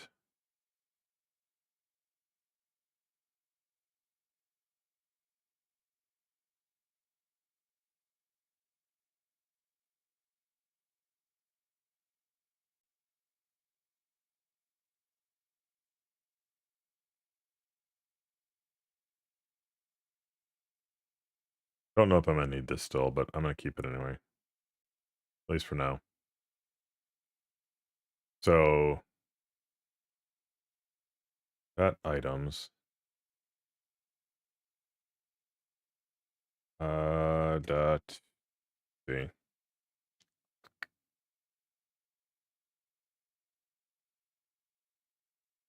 This is where I knows that I'm gonna move this around later on.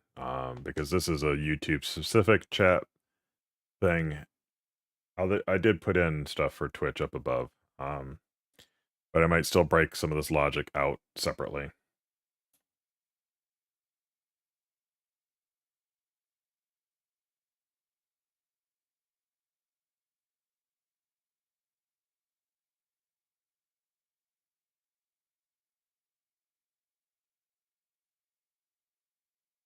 Uh, reduce is probably what I'm gonna do here.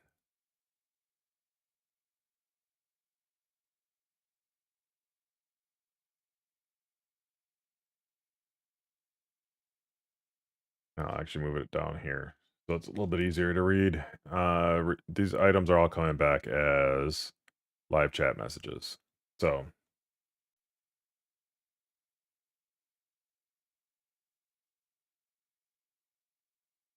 but I always forget the reduces configuration. So it comes as current value, previous value.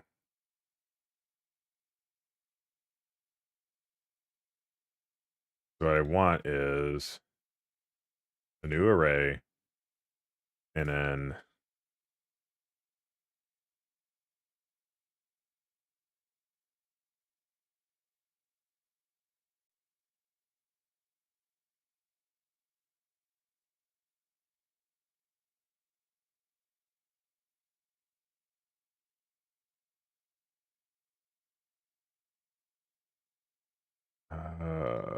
stop. Stop. Fucking hell.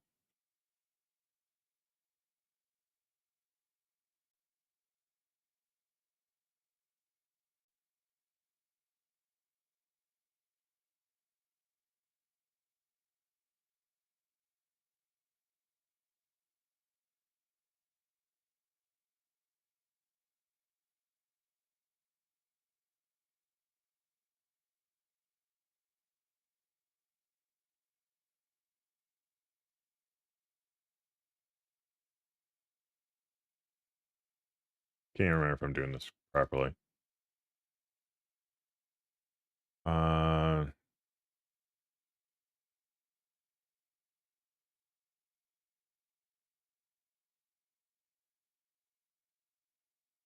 think this is correct.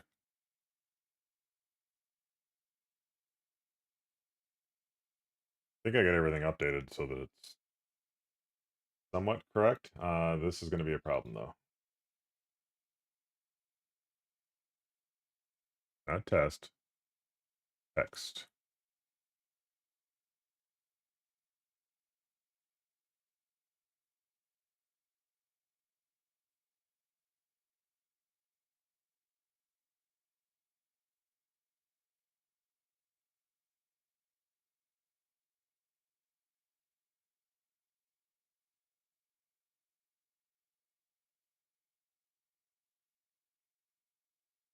Oh,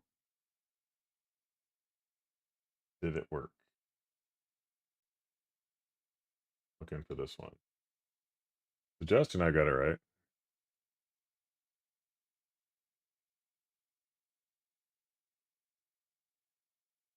I'll stop grabbing the wrong row.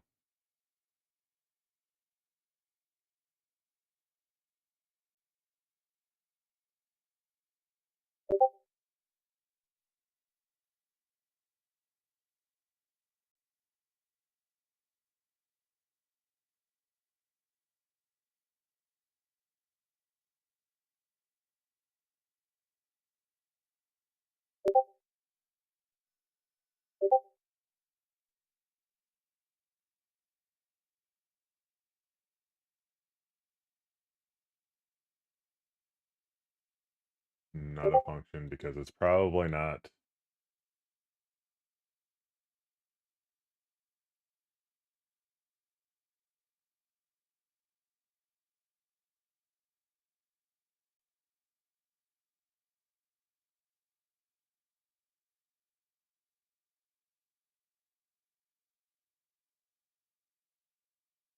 Yeah, so let me make a uh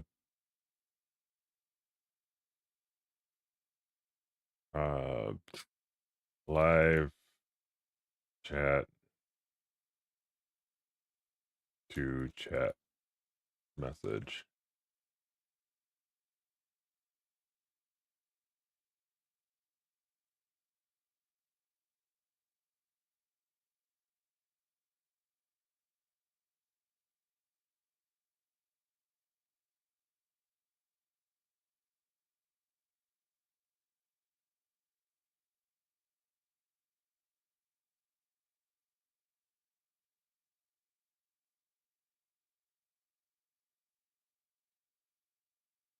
I just do. Okay.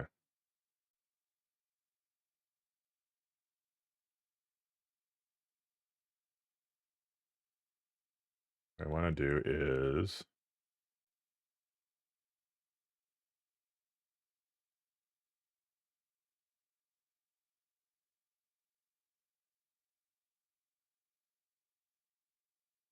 live chat messages.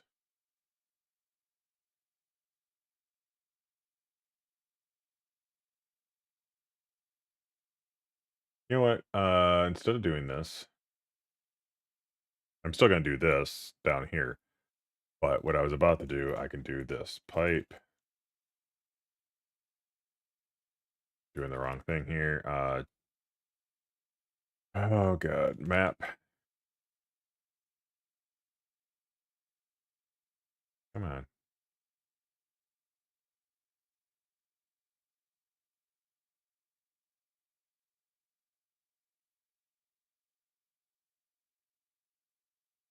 Uh,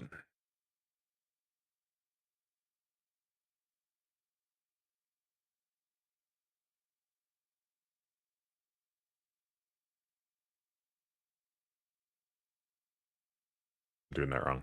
Don't want that. I forgot it comes in as this list response, and I don't want that. What I do want is this dot live chat, not live cat. A completely different product at that point.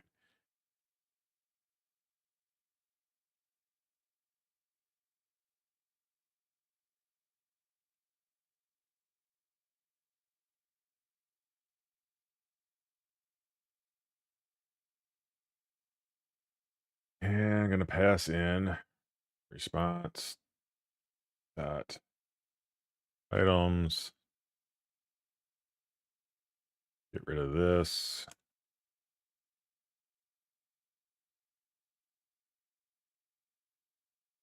But what I want is getting too lengthy.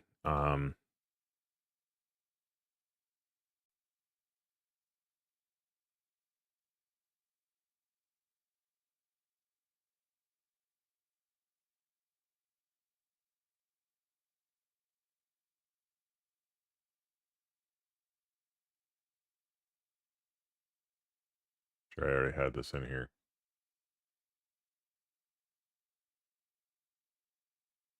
So what I'm doing is making sure that these get converted into actual live chat messages, because right now they're just coming in as basic JSON slash JavaScript. So it's going to convert them, then pass them into here. Once they're in the proper type, then it knows how to take each one and add as chat message. It should have that knowledge at this point.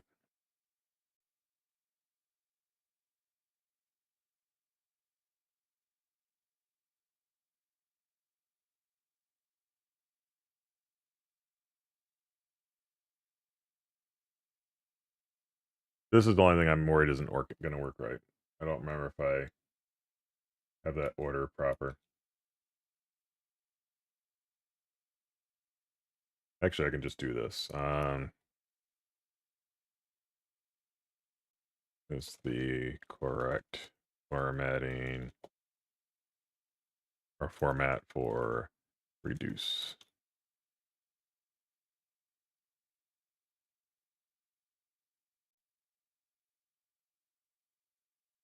You know, I don't know if I need reduce now that I think about it.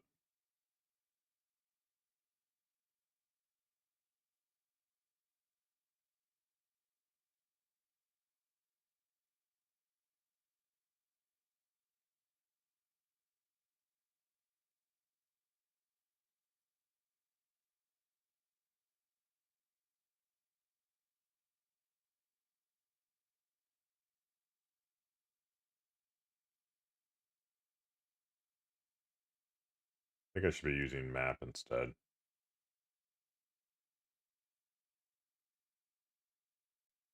Yeah,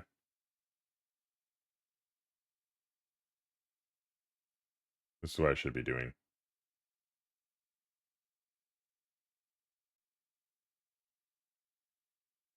Then, yeah, I'm overcomplicating it. Then each live chat message just returns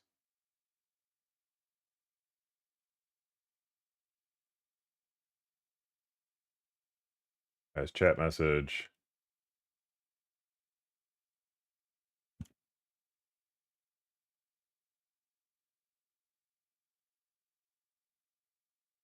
That's right.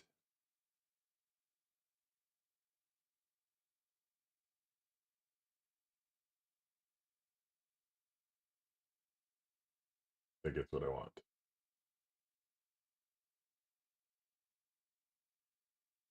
Back in. Just make sure we compiled properly. We did. Errors, go here. You don't see what I'm doing yet because I'm trying to keep it off screen as much as possible now.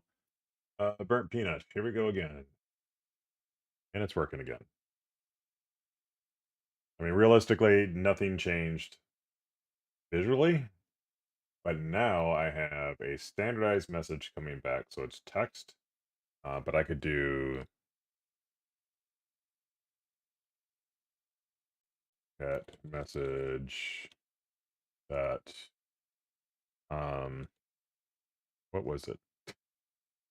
That message, user info.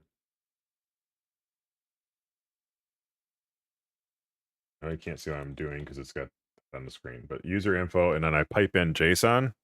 That will convert the object into JSON and display it. And actually, what's really nice is do this and you do pre.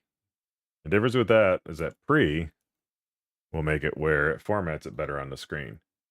So now, as messages come in, if this worked right, I feel like it didn't work. I don't see any information. Did I get an error? I did. User information does not exist in chat message. The hell it doesn't.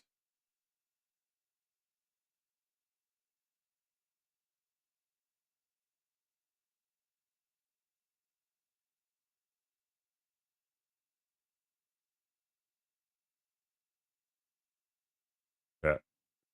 Oh, I'm looking at chat response. That's why it's not there. Chat message. I wanted chat user. There we go. That should start working. Oh, that's not the one I wanted. Go away. Here. Ah, damn it. They're gonna make me put it in there again because I think I copied and pasted. No, yep.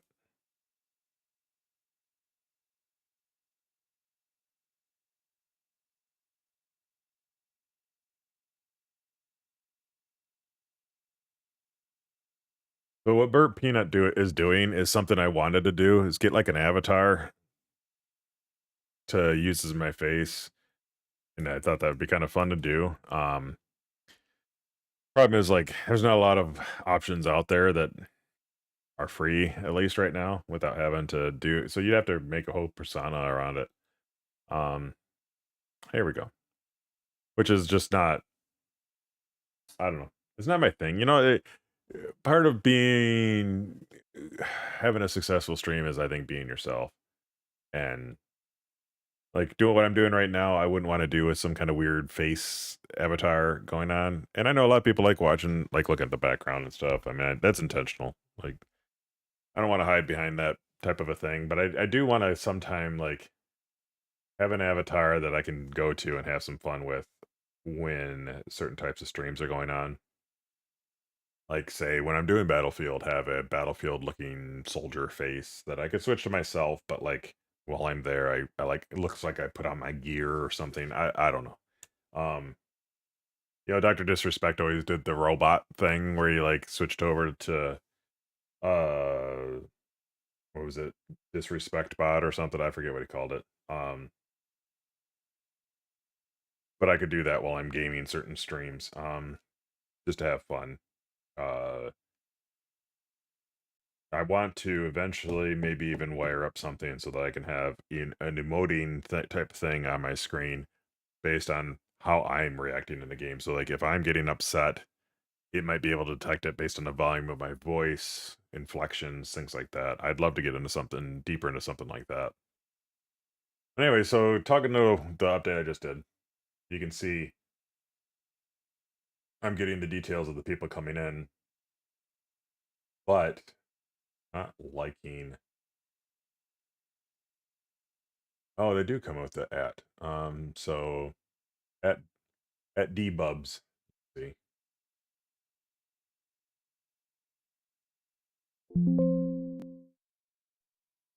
what? I'm trying to find at butter toast.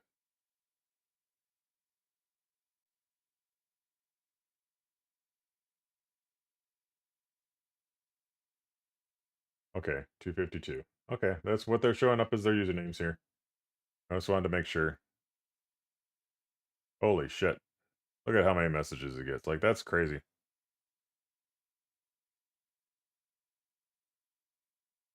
Like, there's no way he can keep up on this stuff. What's funny is I feel like he's not. He must have his monitor off to the side, his camera like right here, because he's always looking at the screen.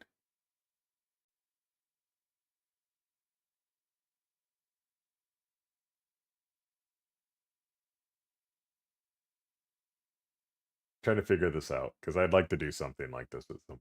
I want more than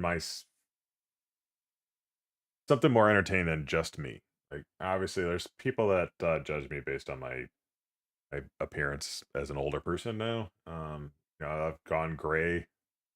People view it differently. It's so crazy how society is. But anyway, so I can get these details and actually start formatting things to display properly so that it's showing the username, moderator, handle, admin or whatever, handle them differently. I don't even see like. Let me try this really quick. Wonder if his mods are actually doing anything right now. There you go. There's his moderator. Let's go back to it. He's only got one moderator message right now.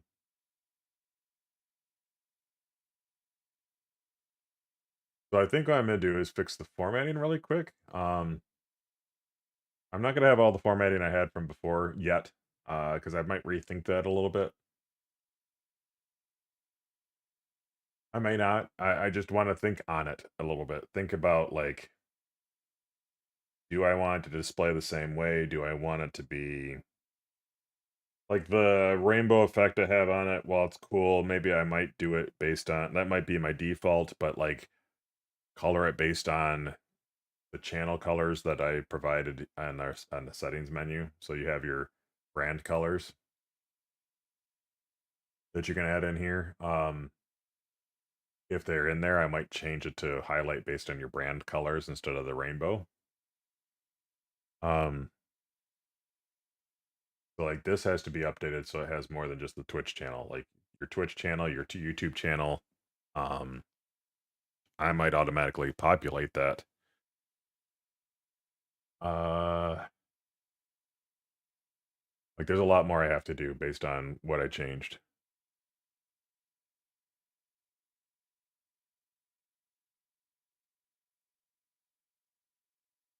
I'm looking at your message. Hold on one sec. Oh, so okay. When you say sophomore, then for some reason sophomore, I immediately went to high school. Um, well, I can show you more of the program in a moment, by the way. If you'd like to see. The so we just went through a hiring process of interns actually. I have interns starting in January. Uh you have some key elements covered already. Any projects you've done, make sure you list them out, especially the school project, because obviously your struggle is going to be, you have zero experience, and I would also recommend make sure don't be eager to take any internship that comes along. Make sure they're there for you too. The guys I've been interviewing, one of the feedback I've gotten is that they're like they'll ask me, and that's key to this. And make sure when they ask you, like, do you have any questions for us? Ask them what they provide their interns. Like what kind of I know I'm kind of putting the cart before the horse here because you obviously have to get the calls first.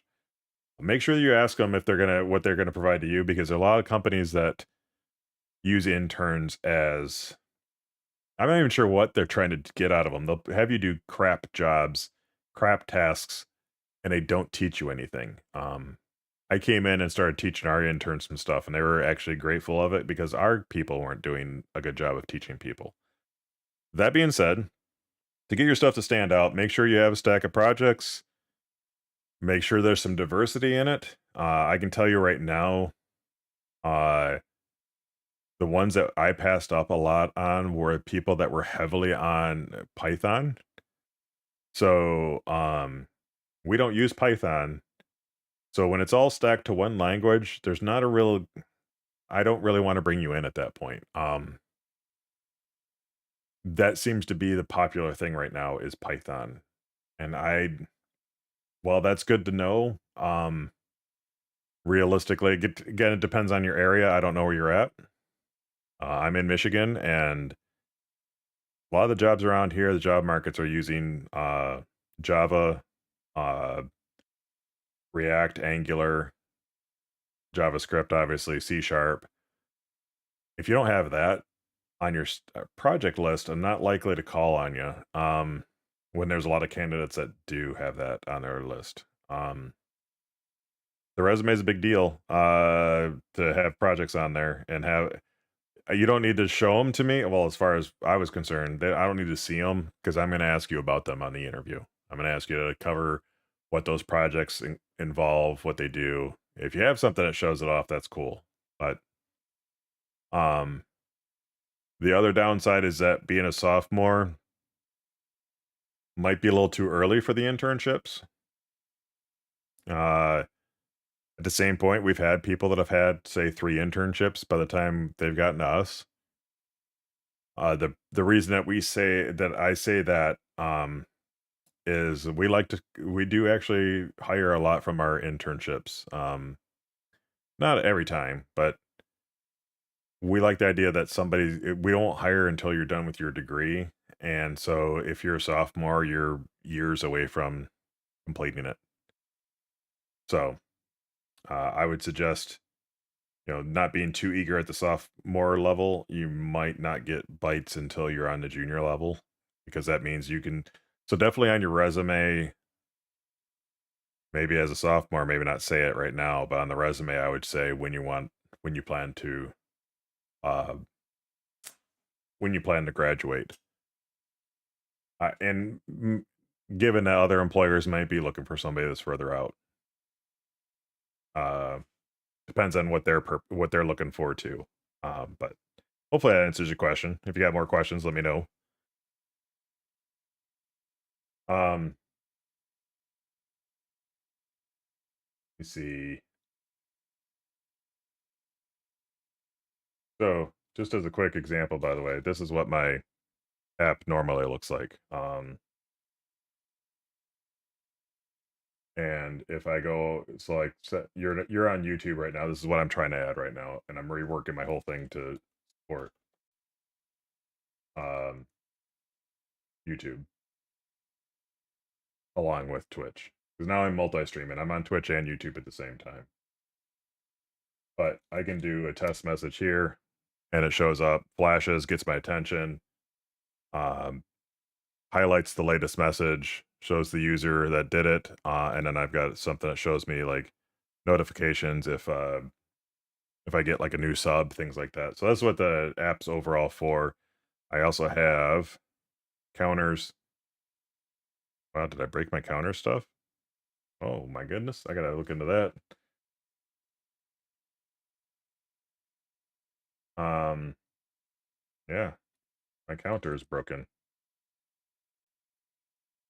Okay, well that's not good. I broke my counter. So I have a section of the site that goes to counters that is not working right now.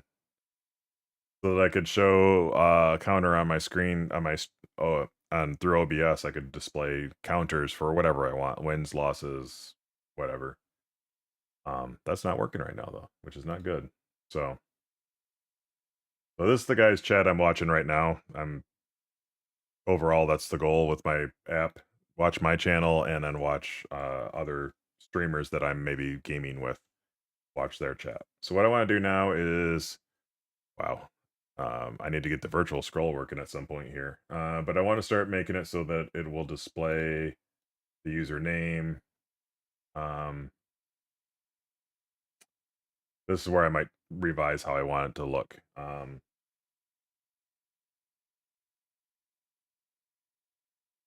You still there, Corey?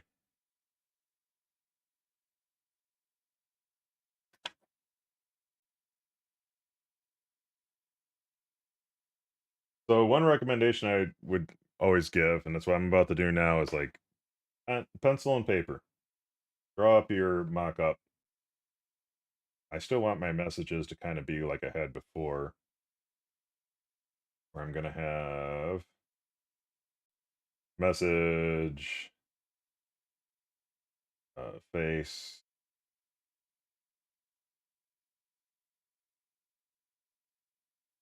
and a timestamp.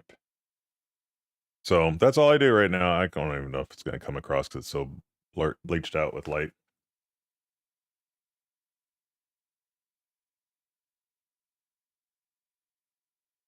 So, it depends on what issues you're having.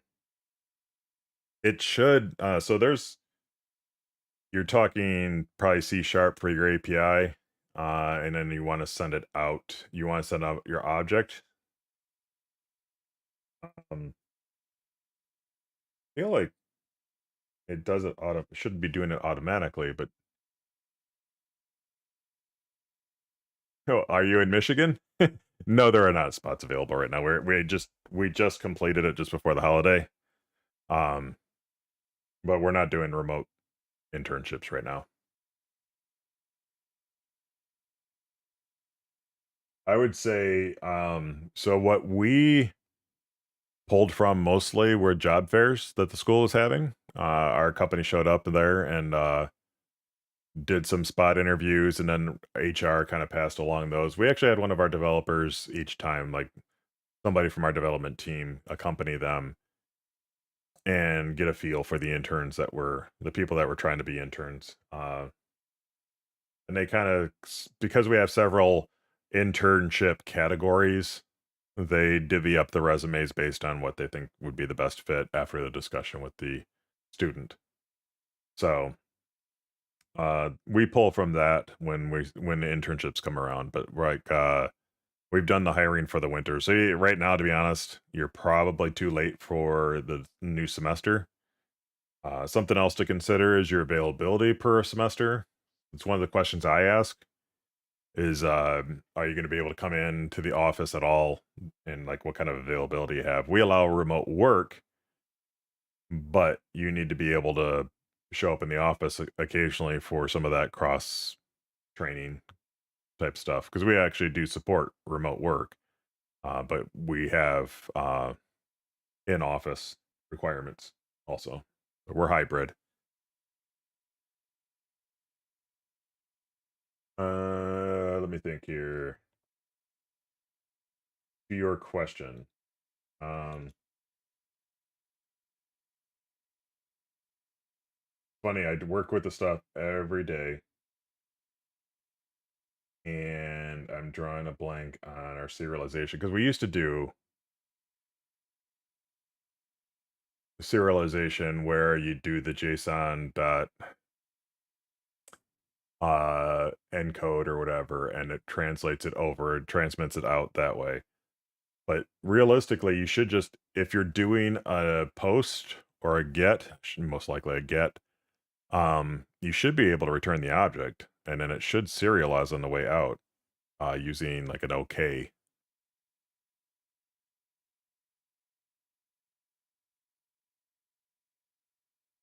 I'm trying to see if I had something with C# still in it. Um, since I started with a new company, um, about 3 months ago now, and I have not touched the back end. And even before that, I haven't touched the back end logic for most of this year. Oh, so you're actually using any framework for it? Gotcha. So, are you getting your actual objects back before you even try to send them back on the response? One second, let me grab some.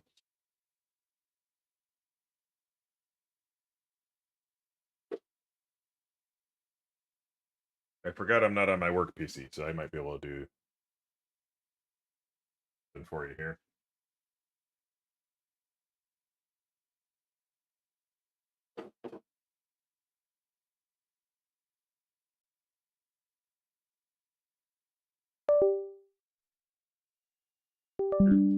Wait, this-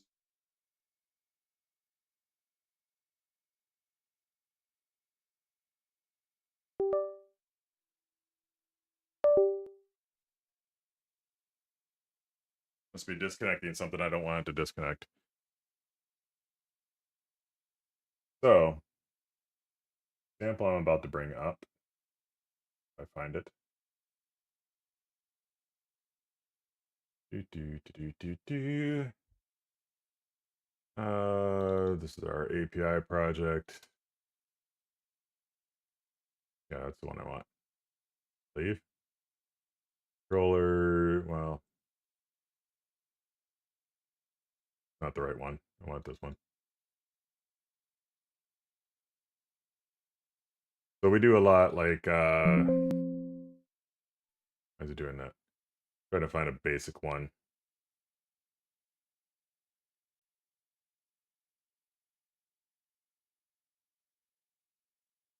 And I'll do it this. So a lot of times what we have is like you'll have your HTTP getter. Hopefully I'll make this really big so it's easy to read.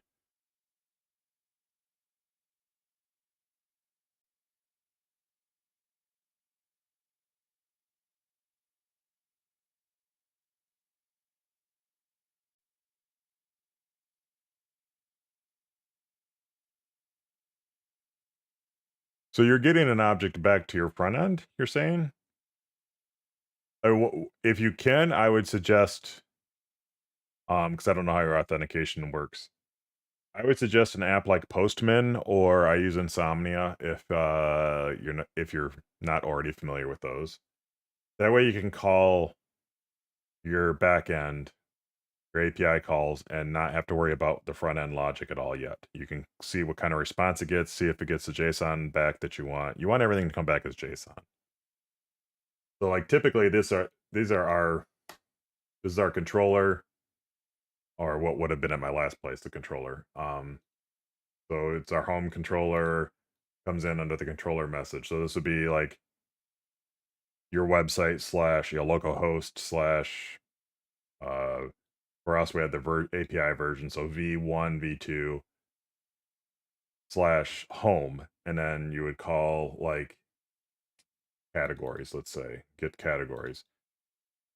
So that's just going to go out, it's going to do the task run, and it's going to go out and get the going to call the method to get the categories. That would be under helpers home form. One here, I'll open Sublime also.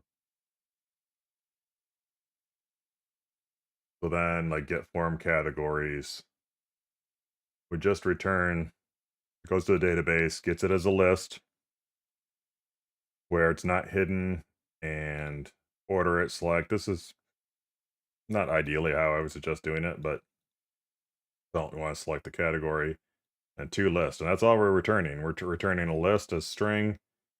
Like all of these, they're returning task with, or may have a task, but typically they're just returning the object.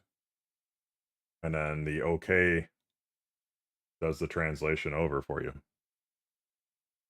So why I bring up Postman is you can make your call on Postman, get your Um, See if you're getting the JSON back properly. If you're not getting everything you want, if you're getting JSON response, but you're not getting everything you expected, then there's something wrong with the data the entity framework side. You could be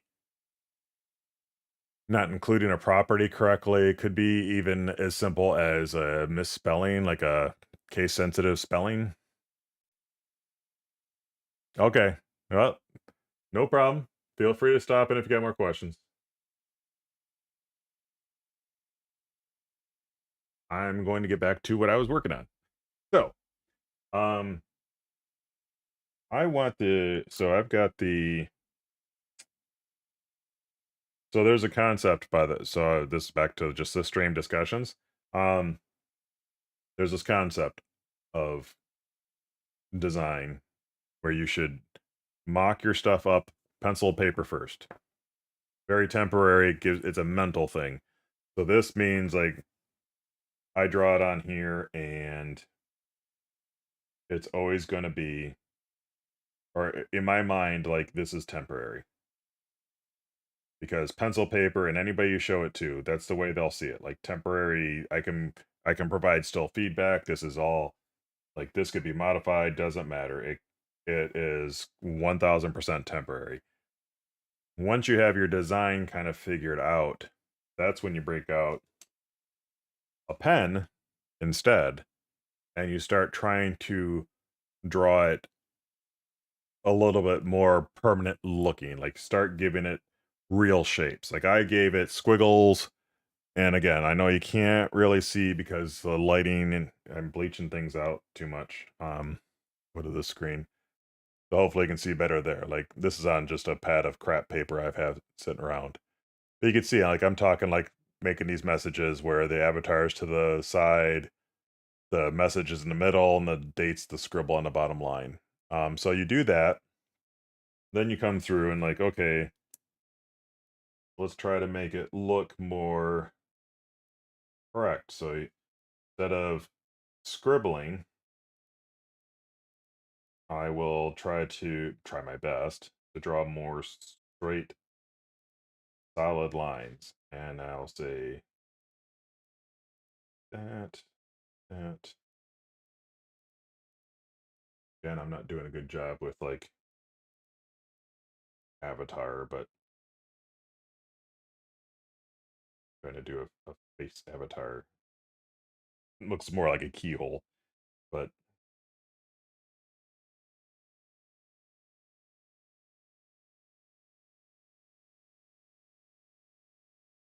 so now, like with the ink version, it's more solidified. Now I'm saying what's actually going to be there. This is the message.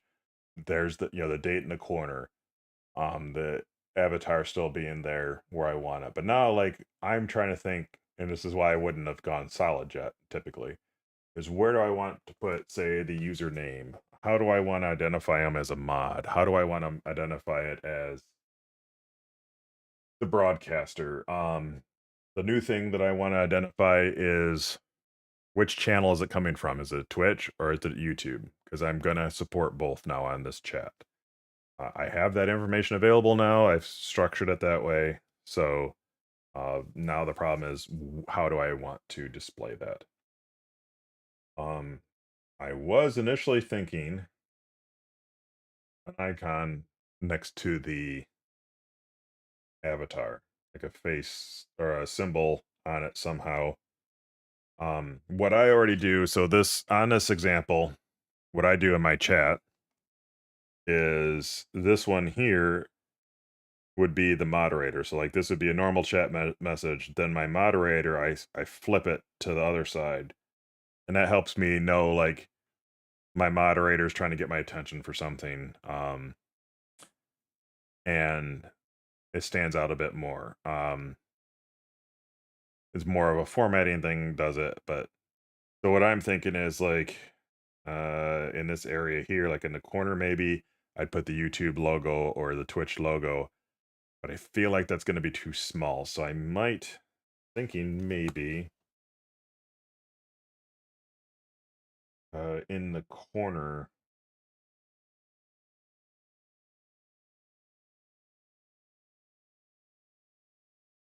So right here, I have YouTube. So I might put like this corner, and it would again, it would have to flip if it's my moderator. But I'm thinking like YouTube or Twitch would show in that corner. I don't want to use the colors because colors by default are a bad idea to only do colors and not do a symbol of some sort or shapes of some sort. The reason being is that some people are colorblind, and so switching colors isn't the best option. I'm not colorblind, but this isn't only for me. Like ideally, I see this as being something I can share out. I can have already shared this out before. Um, Going through my mind is that my counter's broken, and I want to fix that right away. But I actually also, since we're already working on the chat, I want to get this going. Um, so with the details I have right now, like I'm including, going back to the stream, I'm including the user ID. And this is important for like if I want to ever later on down the road have it where I could click on the person, the user, and actually like open up their profile or ban them or make them a moderator, or whatever actions I want to take on them. That might even be a right click to do it. But I have the details I want otherwise. And this is just the details for the user themselves. I do have the date and everything else that I can put on here. So, and you can see like YouTube. Let me see if I can get this guy's. Oh, I got to do it faster than that. I have like 3 seconds basically. So if I do this and go here, that's the person's avatar. So they automatically give you a URL to get the actual image for the user.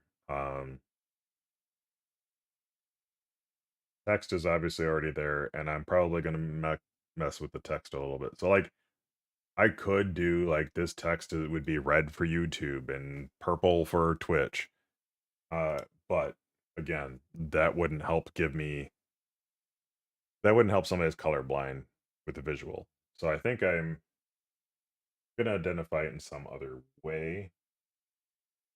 I'm also debating like, do I just put it as part of the avatar? Maybe not float it in the corner, but maybe put it above it in some way.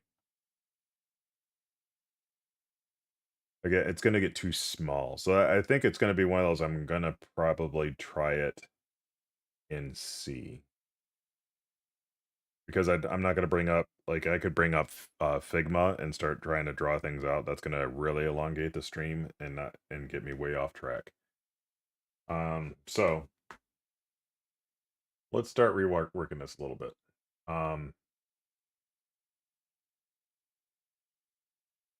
Let's get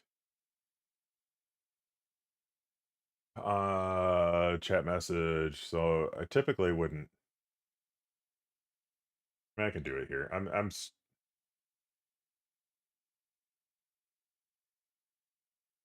right. I'm going through some mental like gymnastics of how I want to handle this.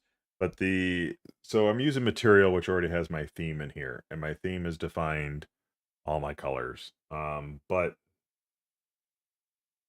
that's not how I'm going to use the site, or the messages, because it's not going to be based on material colors. It's going to be based on the user, what they choose. Like when a user chooses their theming, and why is this? Oh, I got so many messages that this is backing up. I don't know if that's going to help. I'm gonna refresh. This guy's channel is so busy, and this is gonna not work because I didn't re-log in. That guy's channel is so busy that he gets a ton of messages. It becomes too much builds up after a while. Anyway, so I've got the settings where I can go in here and add colors. Um, See if my light mode's working. Okay, good.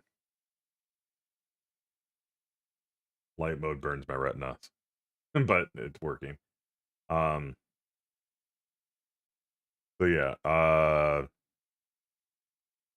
but I want where they can change the color through this brand color option. And I'm trying to remember. Well, I don't care so much about the brand colors right now.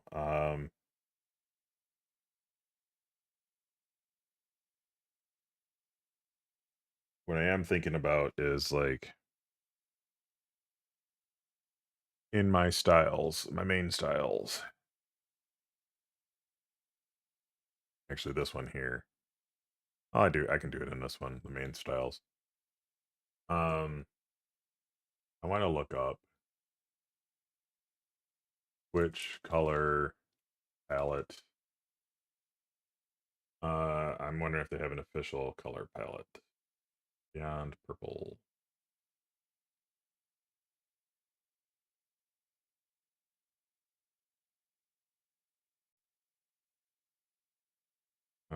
Do they have it listed somewhere so I can get the colors? And there's other ways I can get this, obviously. I was just hoping they had it listed here so I could copy it out.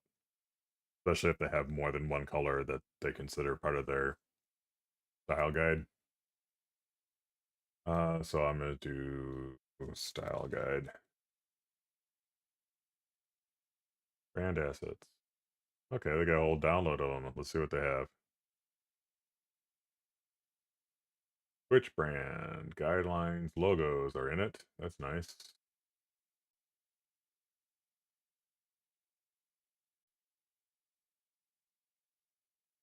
But what I'm looking for might be this.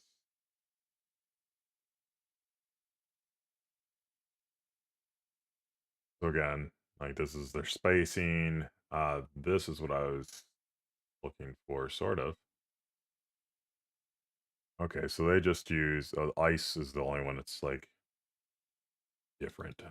So for palette, do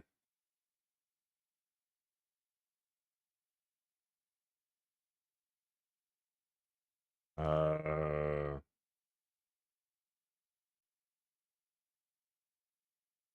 just again I'm going through my mind of like how I want to handle this.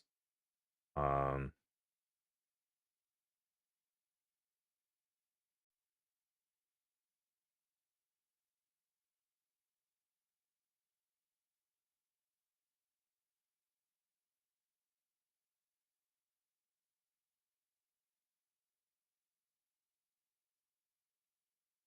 Text. What's the other one? I want background.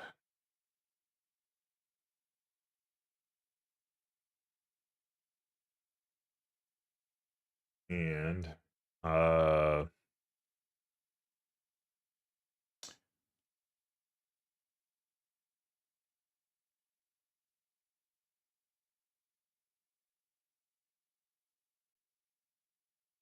I'm thinking I just do this. Text would be that. Um I'm thinking of making their ice the color for this.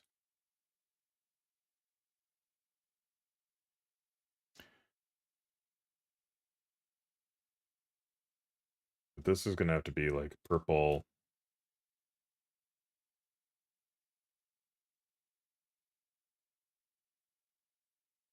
and ice.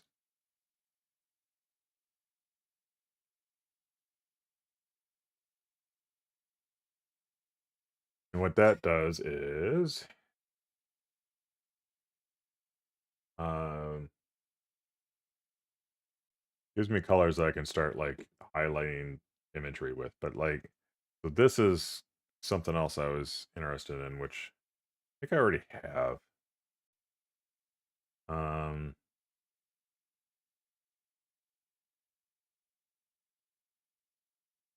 the don't. Don't rotate the word mark. Don't break it up. Don't stretch it. Don't add effects. It's funny that they would say that. Like that makes sense in some extent to do that at times. Like don't do a low res version. Like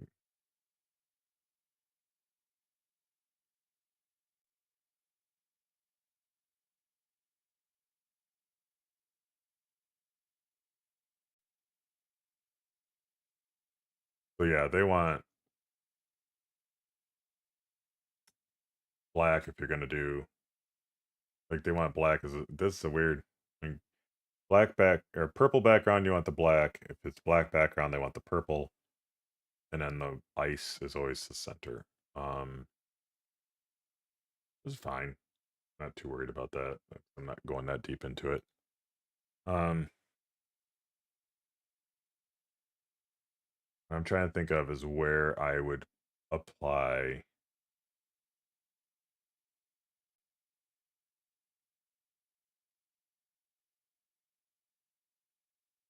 Like I want to do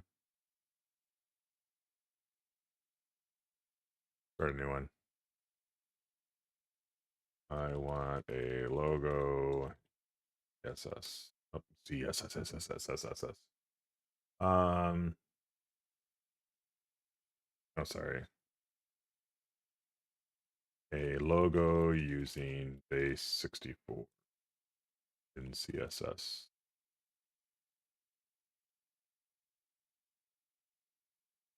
So I thought background image. What I'm thinking is which logo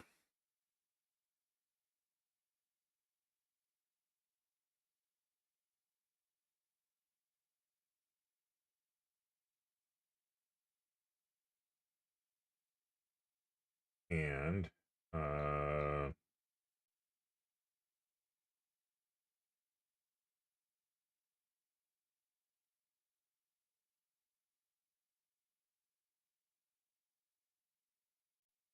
where are my downloads?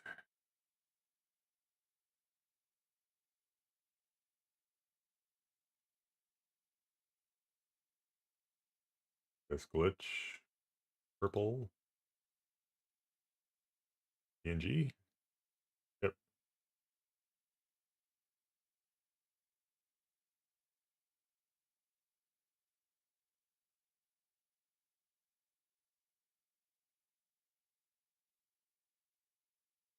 So I didn't pull out. Come on, hit a tab. I want to see is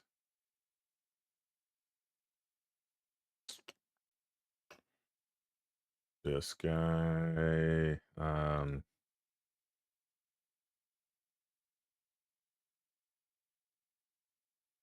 I need a desktop to drop to. There. Where did my image go? One here. Drop it here. They won't let me drop it directly from my pressed folder. All right. Code.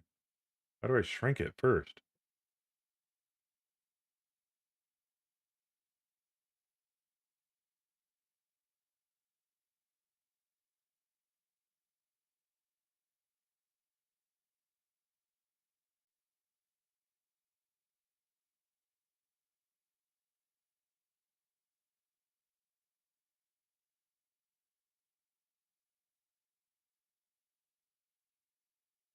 Close. I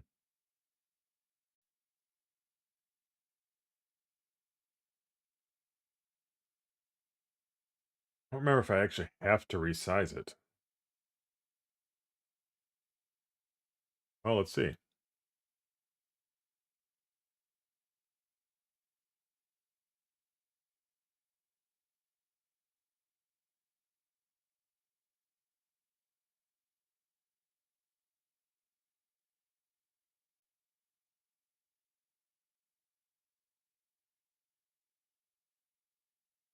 Okay. So I want to shrink it.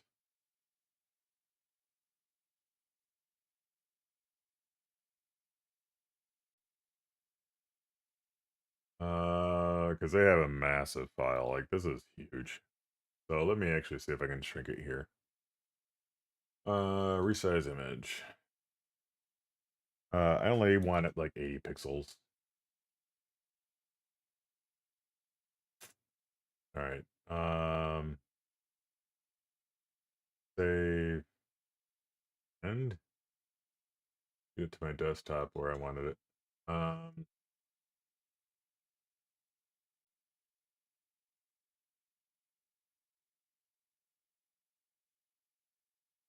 Apparently I have my caps lock on, but fine.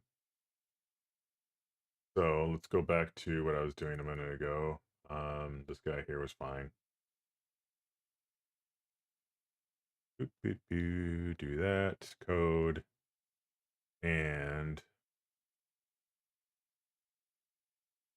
copy. Logo. Boom.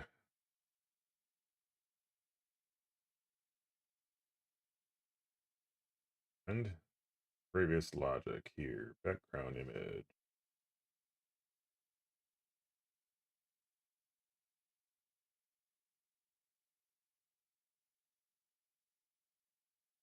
Um,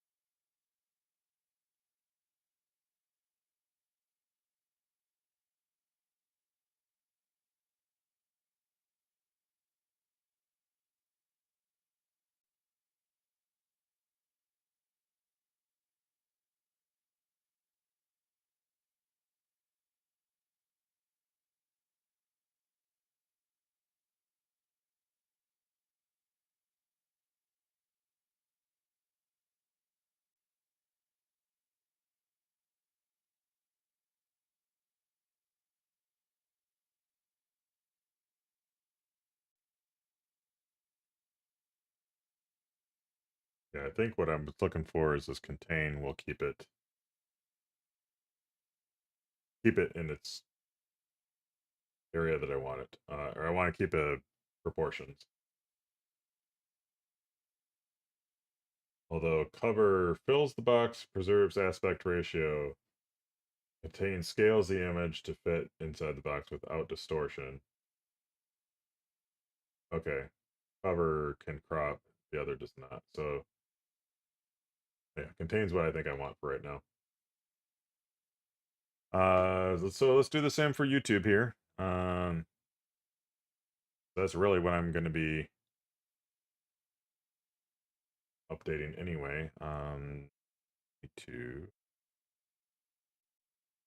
so let's look for YouTube. Why do I always forget the phrasing? Style guide. That's what I'm looking for.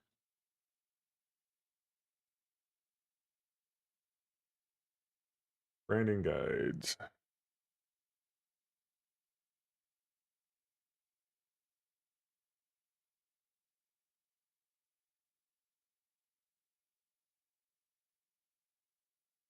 How about you just give me your logo?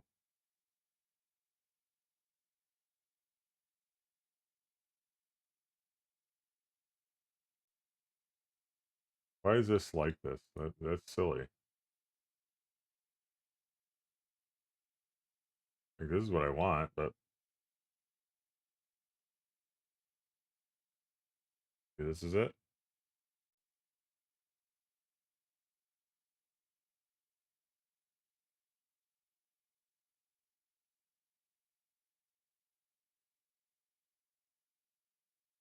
Cool. I want to download it. I wanted to look at it.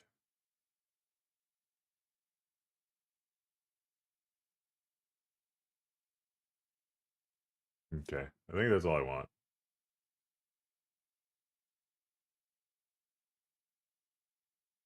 Do this and then resize again.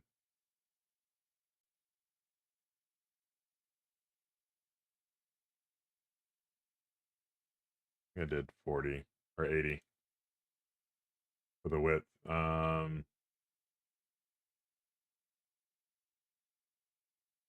Okay. Yep. Save to small desktop. Boom. Close. And so I can see what it looked like. What is the The white is going to be white. Okay.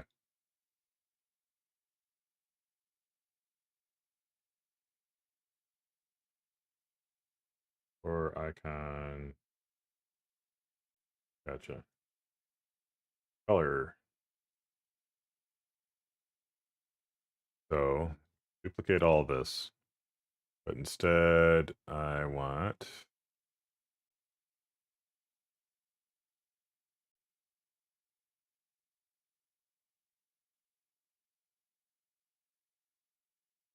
this will be red.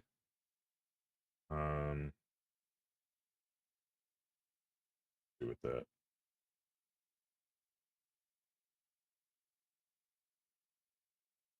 Almost black, almost white.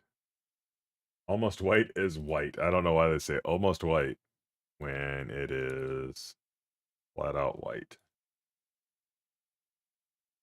YouTube red has a hint of green in it. So let me, this site, one we just used a minute ago. Oh, wanted to start a new image. Code, and we want to copy the version for background.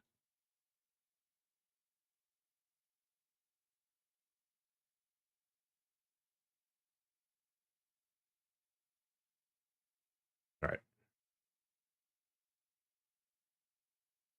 So those give me the logos.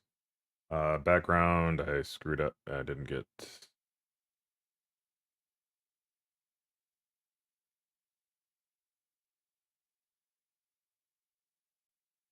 Right? Yeah, that's what they. There. I don't even know if I'll use some of these at all, but I wanted them available. Close this stuff.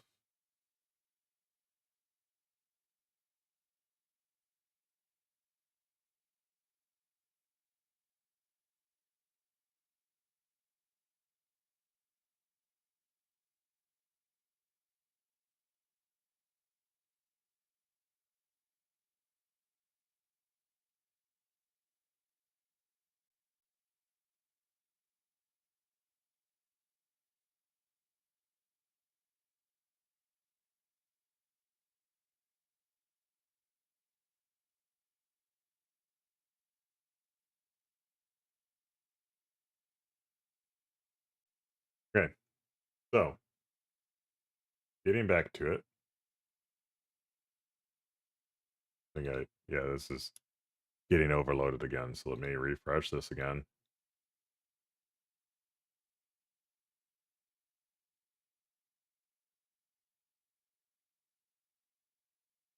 All right, so let's start adjusting this imagery. So I'm gonna go with the typical border for right now. I think I'm gonna change the borders later on, but start messing around with this. This will help demonstrate what you can do with this too. So the first thing I want to work on is the spacing, I guess. I'm gonna put a bigger container. So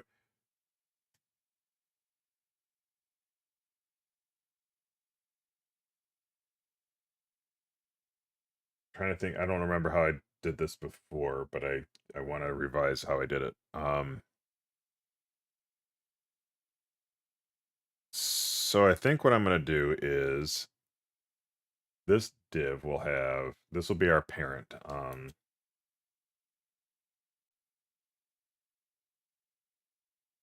Actually, I'm just gonna call it main, and then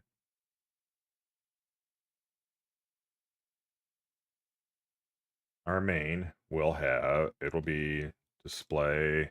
This is why this is where I get the benefits of. It's funny because I actually have utilities that I have from other stuff. This is where the Tailwind comes in because it would put in a lot of the details that I'm going to do now. just makes it easier, but I've gotten kind of grown used to it now. I wanted this flex here. Flex, which you know what, I'll keep over here for a moment so we can switch between them and show. So I've got flex row in here somewhere. Or no, it was just flex, right? Includes flex. Flex is by default a row. So gonna say to make them everything flex, align the item center, allow flex wrap. But what I can do is class equals flex. And I do need to move that because that is frustratingly in the wrong spot. So why is it showing that? Like, can I move this? Okay, I can't show you guys what I'm doing here. I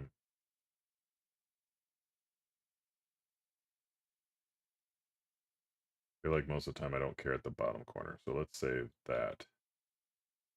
And so if I went like, okay, so it's gonna be in the bottom now. And now my face is in the way.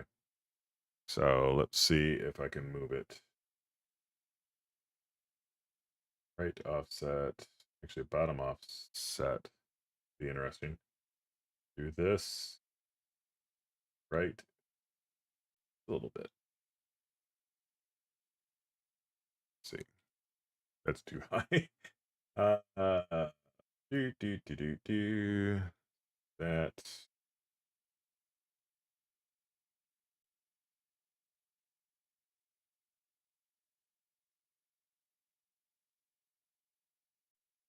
A little bit more.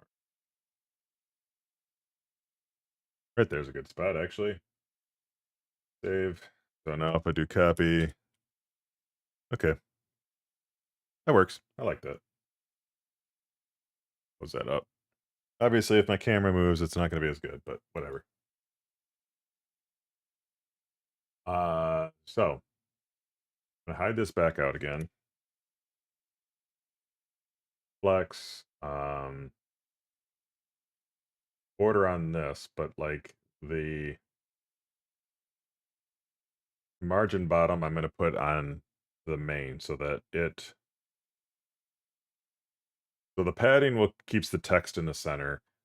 This main will be the bigger, like invisible box that contains everything. But by putting border 4, it's going to put a space between each one. Actually, I don't even want to do that. Did I put grid in here? Did not. So main, I will do this. Actually, doesn't work that way. What I need is on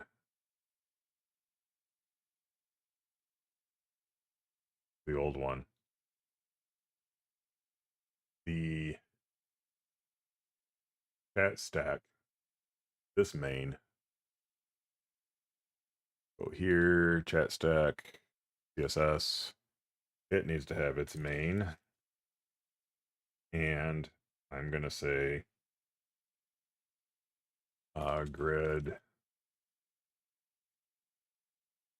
to 5 pixels right now. And what that will do is anything that's flex inside that should have a gap of 5 pixels. So, this bottom 4 shouldn't be necessary, but it is. So I'm not doing something right. Un momento. Grid. So I haven't used it in so long that there's a guide I like.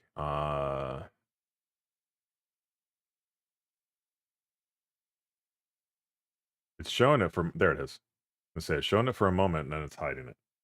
This site's really useful for showing how Flex works, giving you a good idea of like each property that's available. I am looking for grid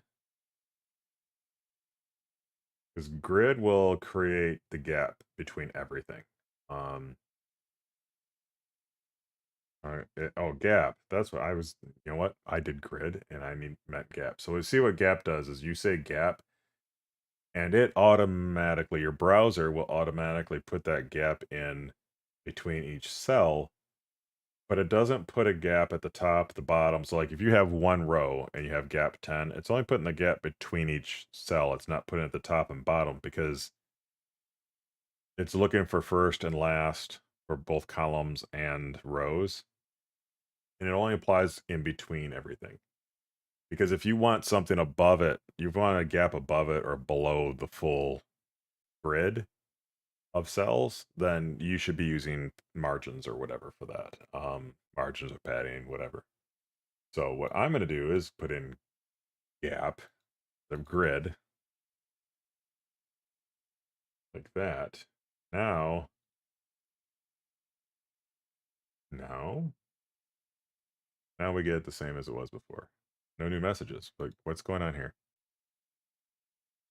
There are messages coming through, so I don't know why. Let's refresh. And take this off screen. Boom. Boom. I really want that fixed for next time. I'm not getting his messages now.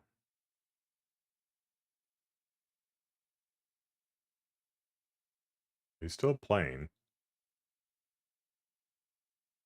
Did I break this somehow?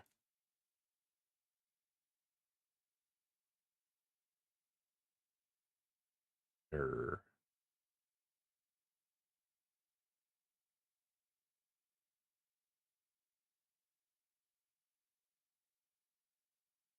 I am wondering if somehow I've used up my token limit because he's so active. You see, exceeded. Oh no. I shouldn't have left it running. Damn it. All right. Shoot. So, instead of doing that, we can close his up now. That's annoying. But what I can do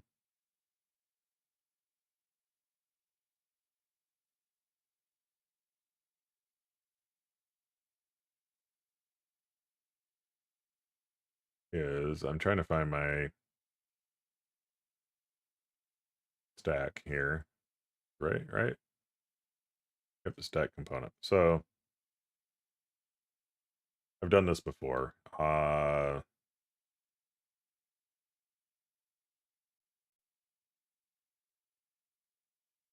really bums me out because I don't have real data to get real images from.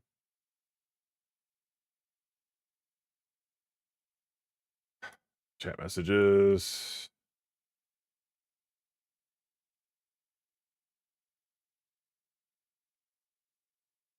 Shoot.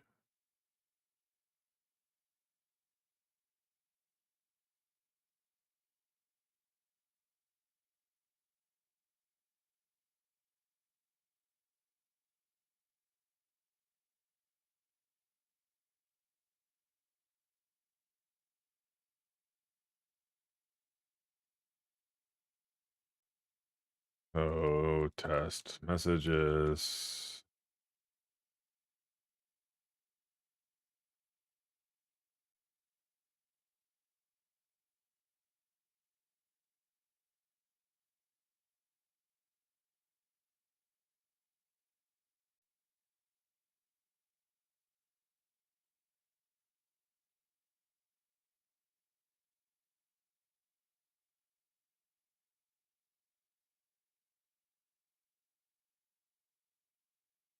Well, I want to make sure I have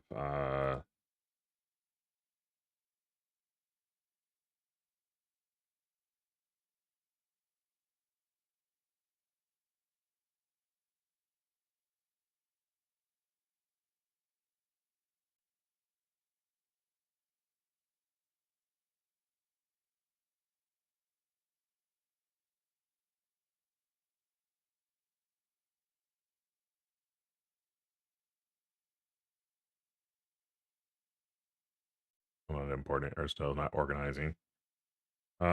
This I'll fix in a moment. The text.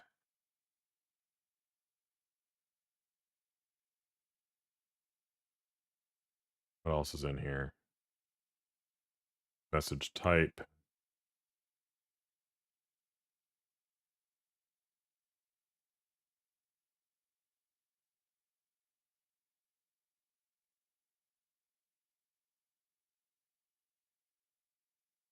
This will be good for testing later on too, for other reasons.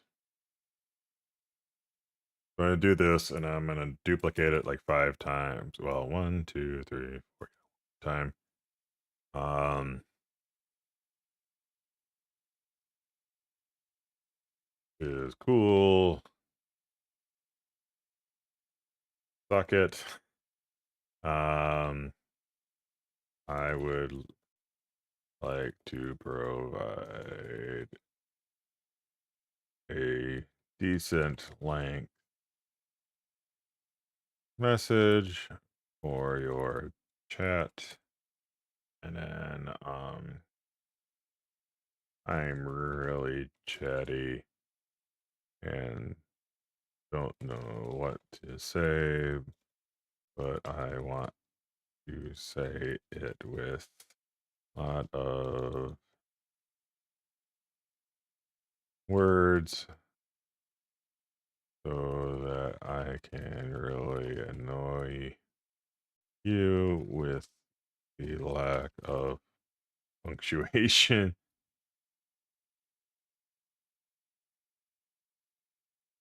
How does that make you feel? Uh, so something like that might get me to wrap my text. So that's one of the reasons I want that.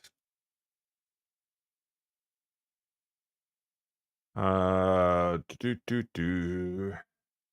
I want this to be new date. Um,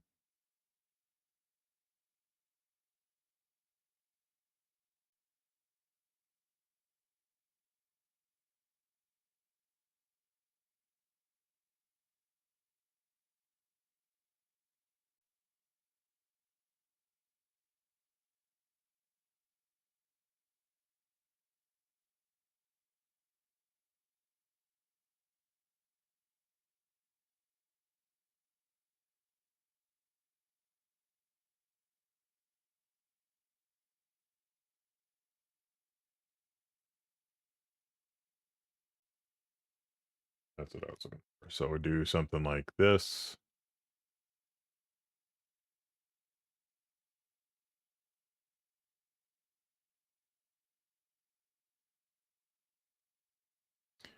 This will be 5 minutes. This will be 4 minutes. This will be 3 minutes back. Oops.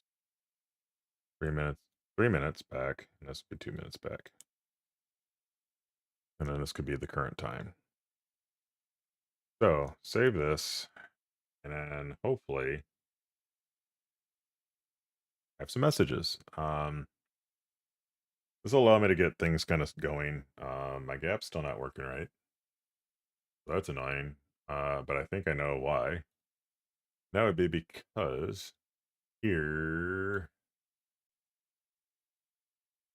I have not set up I've got main. So I want over this.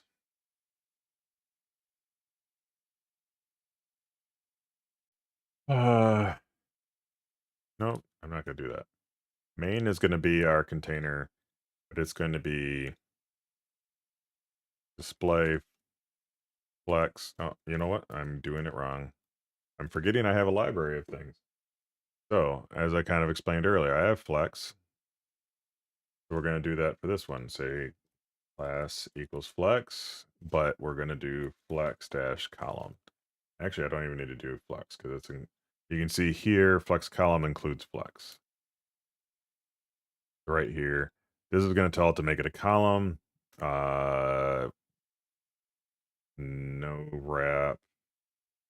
I think I know why we do that. And I will save this. And hopefully now I'll get the gap so now I can see the gap in there. Not I'm gonna double up that gap of 10. But what I want is that this will have a class equals flex 1. I believe that gets me what I want. Negative.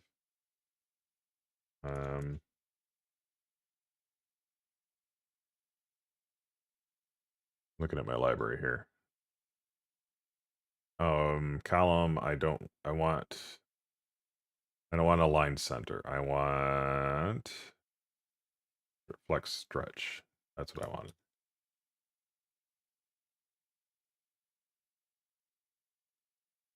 Now they fill the invisible grid that's here. I don't need flex 1 here. I shouldn't need it. Okay. So that gets us the styling there. Now we're going to worry about this styling. So this is flex. This makes sure everything here has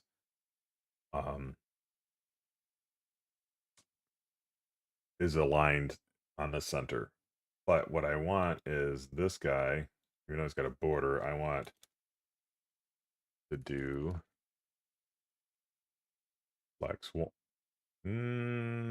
Flex 1.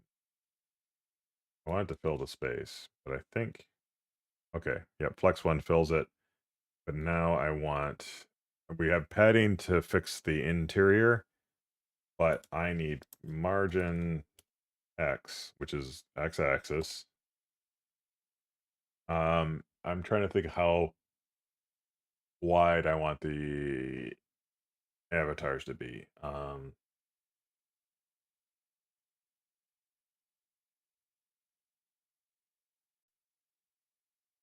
Actually, I can look at my existing one up on what you guys are on right now.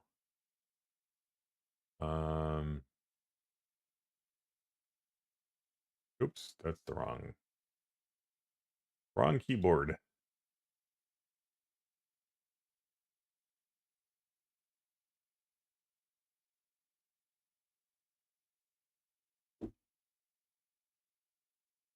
You obviously cannot see what I'm doing, but I am going to. I did a 40 by 40, and then I added something around it, basically, for padding. So, with 40 in mind, I will make 20 my width of my margin on each side. Actually, I'm going to do not just 20. I want 24, I think. I'm trying to think of how. So I don't want my image to just go directly to the edge of the screen. I want it to have a little bit of a space. So 24 would give me a 4 pixel on each side. If I save this, now everything. I don't need important. So I'm making a chat app. Well, correction, I'm improving my chat app. So I feel like I should have something that just like demos my what I'm doing because I explain this a lot when everybody comes in. So when you send a message now, this is what I currently look at on Twitch. I'm multi-streaming now, so there you go. There's your message. Shows up on a little screen above my main monitor. Obviously, you see yourself. Flashes orange for a moment to get my attention. Only when it's been a long time since I've had a message, so that yeah. But see how your second message doesn't do it. It's only if I haven't received a message and say, I think I forget what the number is. Hey, look at you, Tanner, coming back in with your sub. Thank you. So yeah, so if it's been a long time and I'm busy gaming and I'm not focused anymore on it, it'll flash orange to say, "Hey, there's somebody in your chat now." Because you'll tend to lose focus if it's been a long time since somebody's been in the stream. So flashes highlights my latest message. But this is only on Twitch. And so it allows me. So this thing on the top allows me to watch multiple channels at the same time. So Weeaboo Trash that just resubbed. Um, I game with him occasionally, and he also streams. So I can actually put his channel in here, and I can watch his chat while I'm watching my own chat in case somebody comes in and comments on our gameplay or whatever. I can kind of watch on it. But now I'm multi-streaming. I'm also streaming on YouTube right now, and so I don't support YouTube on this, and I'm missing out when people start messaging me on YouTube. So I'm also taking this opportunity to work the whole page. So that's what you're seeing here is this is the beginning stages of me reworking it. I'm working on some of the styling components right now. Um, I don't know why what I just added isn't doing anything unless I don't go to 24, which is very possible. Uh, I do not. I go up to 20. So I'm going to increase this to 30 and I'm going to fix my styling. So that's a brief overview. I do have my software also was supposed to. I just found out a moment ago it's broken. But the software also supports a counter that I can add on that I show into OBS, and I can track like how many times we win, lose, whatever. It's customizable. Can't demonstrate it because it's not working right now. Actually, I can do this. It's still working on this page. So this is my actual live page. So I can add a counter, and when the counter when I'm done with it, I can actually create a link, paste this into um, OBS. Right now you don't see it. I have to click a button to make it visible. There you go. So it's my win counter. I can increase the number of wins, and I can. Uh, I've got a losses also, so I have to copy that out, and then we can display losses. So it's like my overall like streaming application. So again, like I've got it hidden right now because I'm not doing win losses, so there's no need for me to display it in my stream. Um, it's actually kind of broken right now apparently, so I can do my losses and count the losses, but these could both display side by side on my stream and wherever I want them to and kind of go from there. And it follows my branding colors, things like that. So that's what we're building here, or building upon it. Thank you. So, but again, I'm trying. So, like, obviously, there's a big difference between how polished I have this view, and what I have over here. Um, I'm going to revise this view a little bit so it doesn't quite look like this in the future, but like the same things where you hover and get the timestamp. I'm going to replicate that. Your name, which channel it's coming in on. Again, because I could be watching two channels at once and I want to be able to see which channel the message came from. Typically, if I have, so down here, I can put in my own channel. So if I put in my own channel, it doesn't show it here, because I'll just know it's my channel if there's no name attached to it, no channel attached to it. But if I'm watching somebody else's channel and it shows up here, then I know it's coming from their channel, obviously. My moderators, their image shows up here instead of over here, things like that. But again, you could do your branding colors, blue and purple, let's say. And then certain things would start showing up in your branding colors. But anyway, getting back to it, I now have my margins coming in. So what I want to start working on is creating a standard height.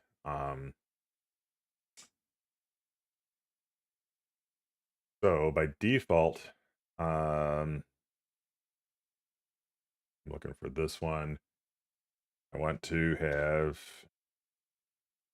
min height of, see, I'm going to make the avatars 40, and I want, well, at least a gap of padding of 5, so that's 50. I'm thinking a good method or a good height right now would be 70 pixels. I'm actually going to do this so it's easy to adjust. Min chat height 70 pixels, and then do this. That's what CSS will get me. And hopefully, it should have just refreshed, and it looks like I didn't do it correctly. I'm proud. What is not right about that? So sorry, I'm kind of split screen here, but this should have a min height on it. And this is the first time working with main, so I don't know if that's part of my problem or if I just that's this stack. That's why. I did it to the wrong thing. This one. So I need to actually probably close out this one so I don't screw that up anymore. So, Cleaner, do you work with any code? I feel like you've been in my channel before.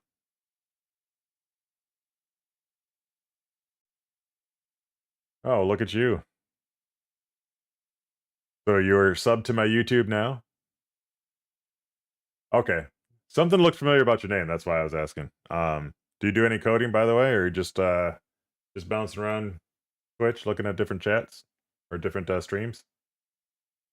I got chat on the head, on the brain. All right. So now we're getting okay. 70 is too much, I think. Come on. Okay, get out of the face. So 70. Well, actually, I can check here. What was I making my chat state before?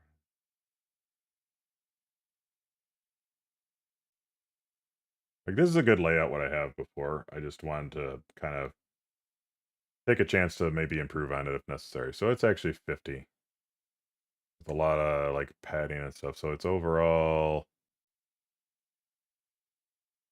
looks like it's about 66, I think. Yeah. So we'll move this down to 66. That 4 pixels makes a big difference. I think this guy's just not filling it. So I'm gonna add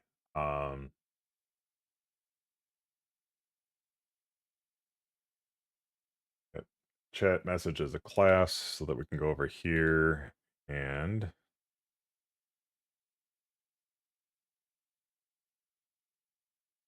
I think I want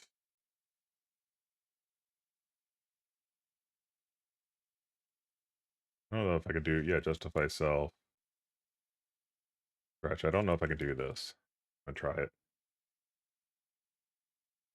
No. So this height I want to be 100%. That's probably not the right way to do that, to be honest. Now that I think about it. Um,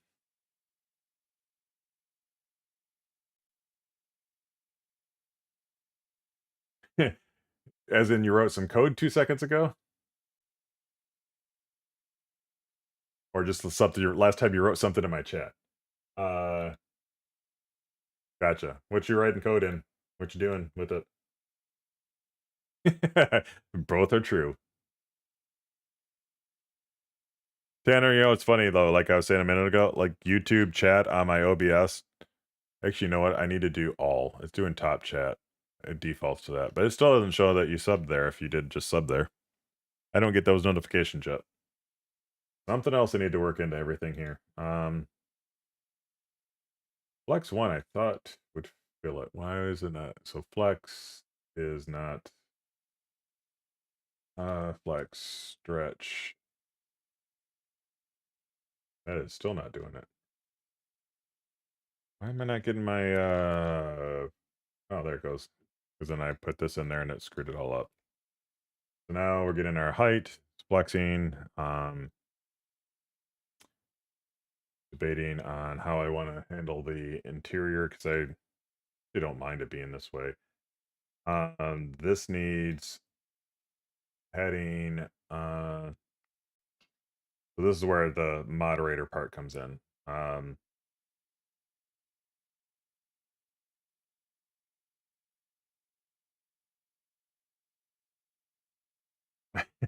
You doing schoolwork? Is that what you're doing? There's two ways of doing this. I'm gonna do it. Oh, work. Okay.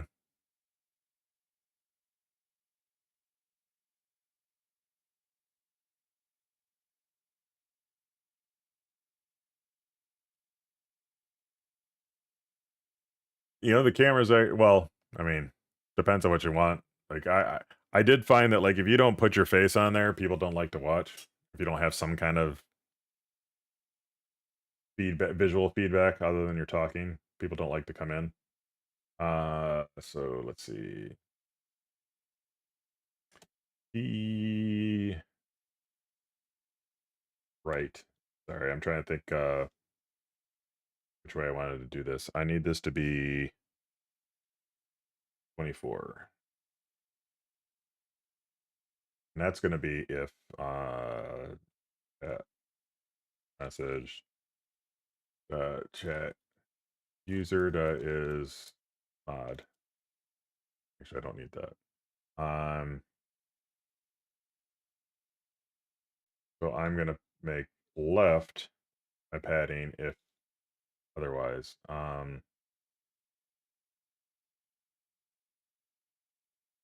See, this is not the best way to do it yet. You can actually do like if else on here kind of arrangement. But right now, for most messages, I want the padding to be there because I'm going to fill the avatar in here.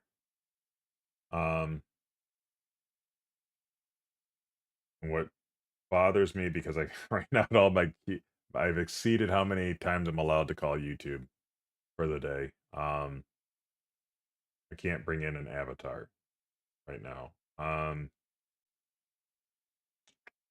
So what I think I want to do is get a basic image. The cool image.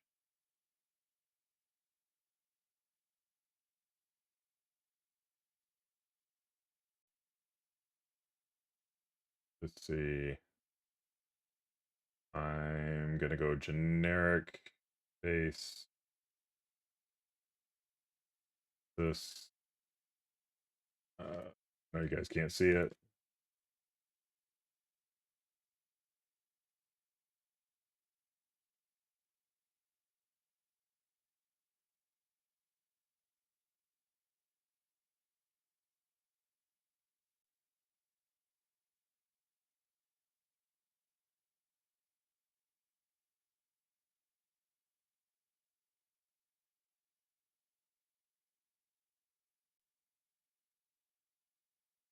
I mean, the cameras are cheap, so like, especially Black Friday deals, should be able to get one during then. Let's see, copy link address. Let me see if I can get this. So I'm faking my profiles right now. So these guys, there. So I was gonna get it earlier, by the way. Cleaner was I was actually having a discussion with the guy that was in here earlier because he was on the YouTube side asking me about internships.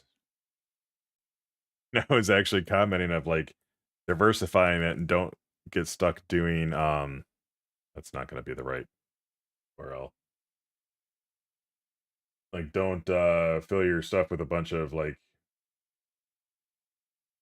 uh Python.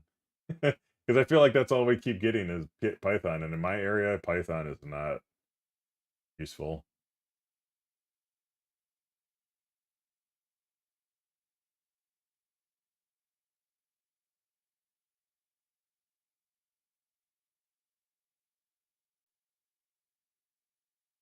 So, dare I ask what you're doing on your PC, Tanner?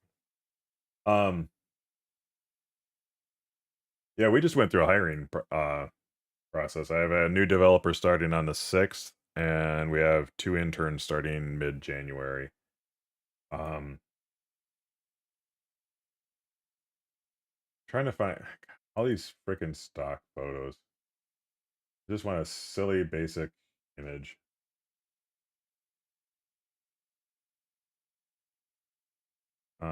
I'm gonna do the old chatbot thing.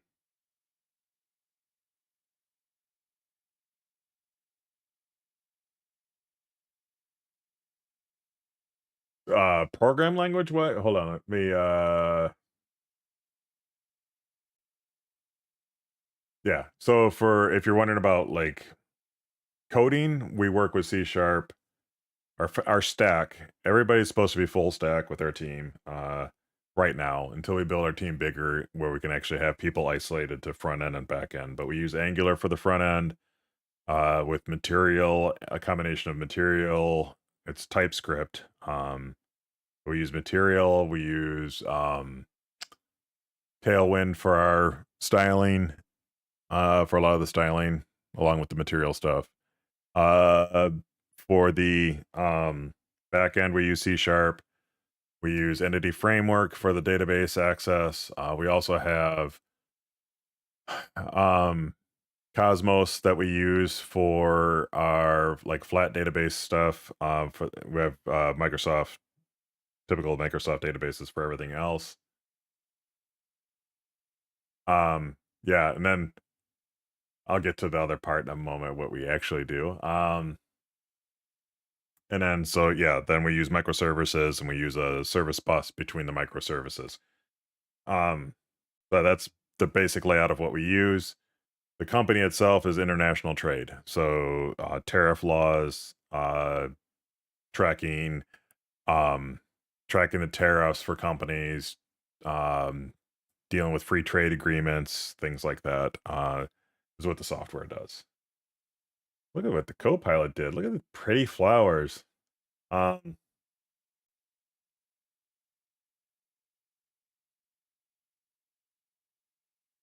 an avatar. I need to learn how to type again.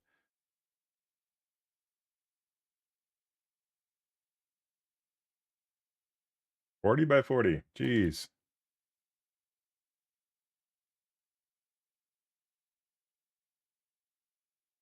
I'll do a dragon. How about that? So, uh,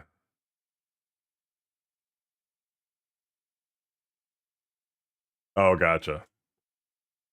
Doing the engineering stuff. Um, yeah, yeah. Give it a moment. This is actually built into Windows for you now. I mean, in general,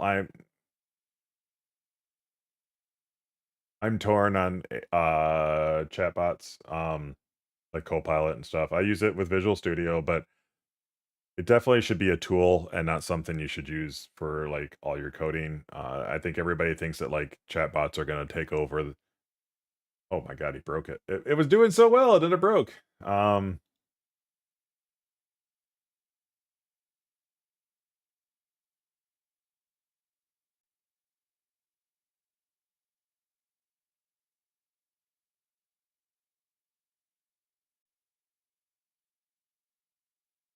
No, no, so you can actually every time you ask it, it'll actually generate something completely new. Yeah, it was trying to do something funny there, and it just broke it.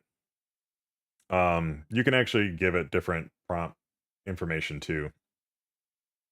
Um, so yeah, so we get new developers. Like one of the questions I asked during our interview process is like how you use AI as a tool and try to see how people use it because some people lean in it way too much and I try to use all my daughter's a developer also and they had an intern come in and he absolutely everything he did was using a chatbot. Guy had no idea how to actually code.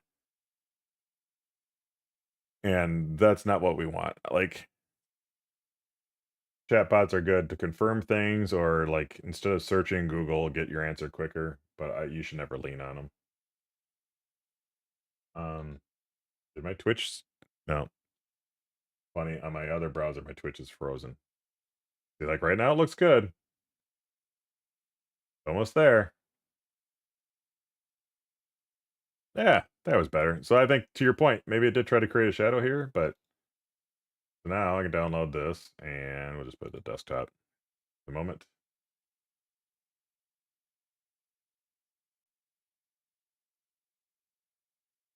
I mean, that works too. I'd be a little bit concerned about doing 3D prints that way and, like, waiting forever to have it come out as absolute trash. Um, so actually what I'd rather do now is I was doing earlier, convert a PNG to base 64. Oh,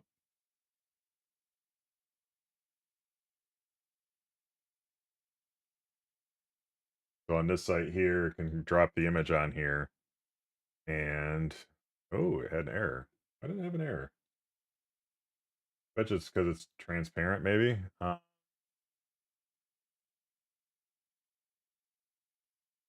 Like it shouldn't have any problems with it being transparent. Let me try a different one. Try this site.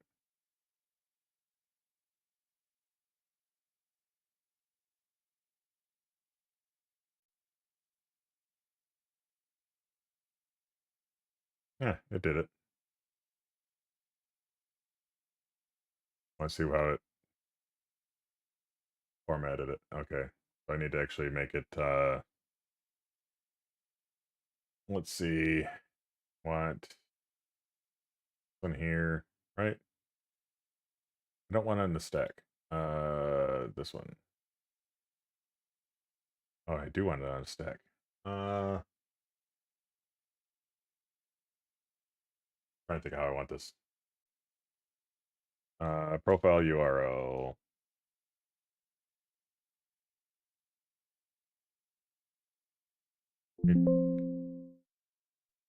Holy crap. No, that's not right either. That's too long. All right, let's just put it in our assets. I'll put it in the assets and draw it up that way. It's gonna be temporary anyway. Ah, it's gonna make me stop it. I didn't want to do that. Now I can drop it in the chat. And then do do do. Nope. I hate when Visual Studio does that to me. Do do do do. Boom. Come on. I know I can do this. Nope. Well, I'll just do it this way then. 40 by 40. Here, I'll do it this way. Rename. Harder, not harder.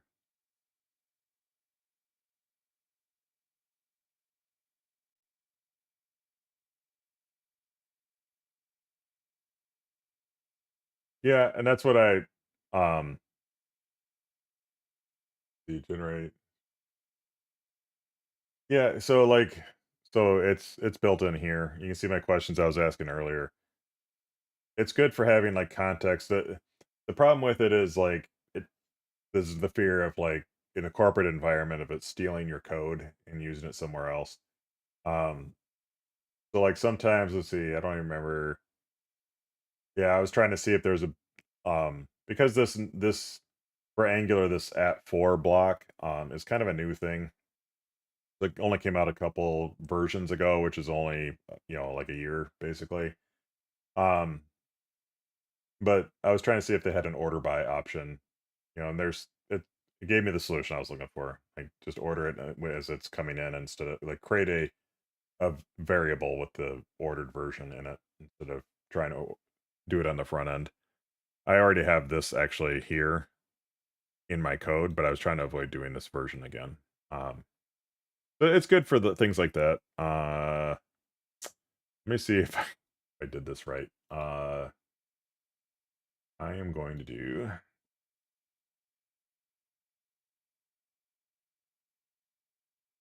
I need message dot at user. There. I think that'll do it. So you have worked actually with Angular before? I don't know how long you've been coding. I can't use this still. This is the downside still. I mentioned earlier in the stream, but I can't use the browser um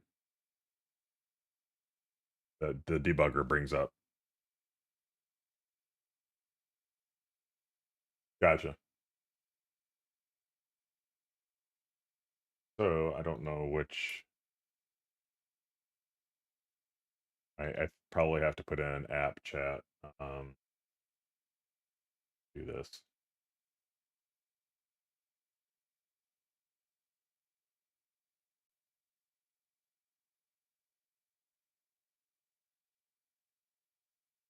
App chat.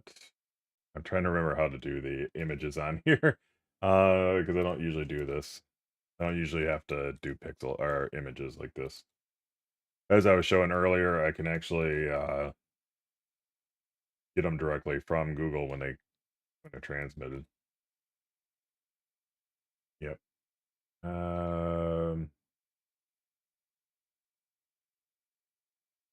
God, what's a good way to do it? So I did all that, and I think let's see.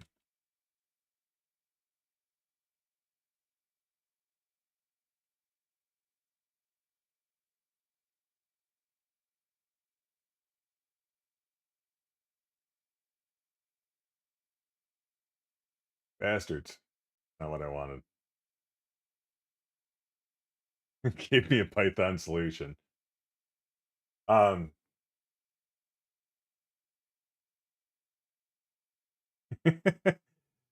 Yeah, no, I know. I think there's something wrong with the image. Like it shouldn't have failed on that other site, but it's also like I didn't realize it made it so big also. Resize it. Maybe when I resize it, it'll resave it with a better. I was doing 80 for the others. Save, and I'll just do dragon avatar. So that, where did I just save it? I don't see it on my desktop. Save as size image. Do the 80 again. See where I tried to save it. Yeah, I saved it to the desktop. Why am I not seeing it? No, you guys can't see it, but okay. Now it's there. Go figure.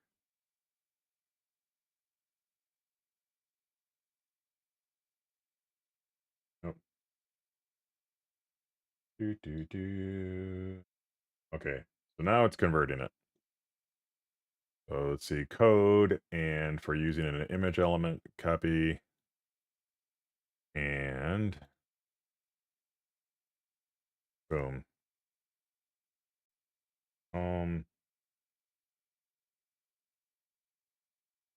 So what I'll do is, I don't want that.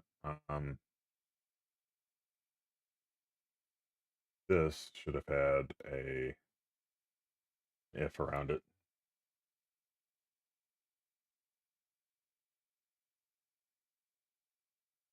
The last time you used Angular, they probably didn't have these blocks. It would have been, which you can still use the old method, but this is one of the problems. Visual Studio doesn't know how to format for it yet either. So you probably did the ng if like that, and then you would put in whatever for your logic. Now you could do these blocks, which I think they're fully leaning into, and they're gonna do moving forward. So I would recommend if you get back into Angular, utilize that. Yeah. Well, the problem is this is all temporary because again, it's gonna come in. The images come in with YouTube chats, so it has the images there. Still not rendering them properly. So let me do this. So I'll just do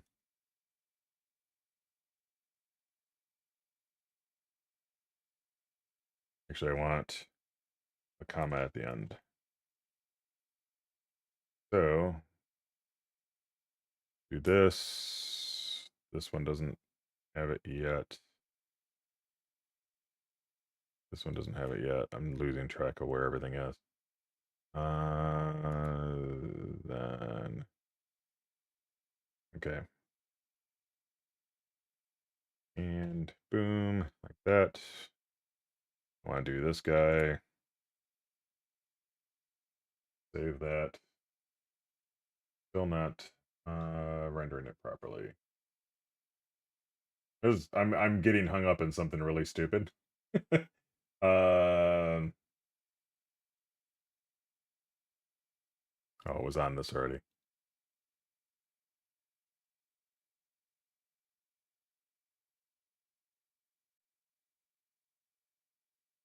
All right.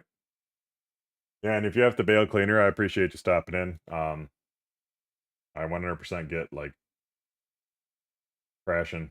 I don't have to go back to work until Monday. So then I'm off for the new year where I'll probably be doing I don't know when I'll be able to get back to the coding stream. But then I'll got New Year's Eve, New Year Day, then I gotta work again. Fun stuff. Um yeah, I thought this is all I need. Putting that into this must be let me actually do this. I'm gonna put this into the message.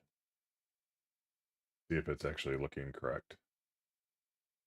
Now why did it just do that? That doesn't right format.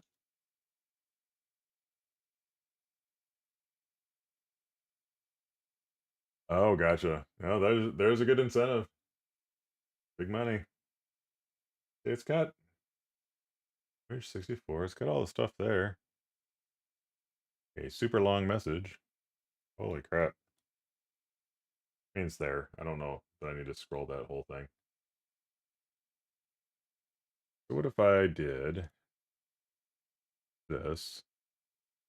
Just did image source that.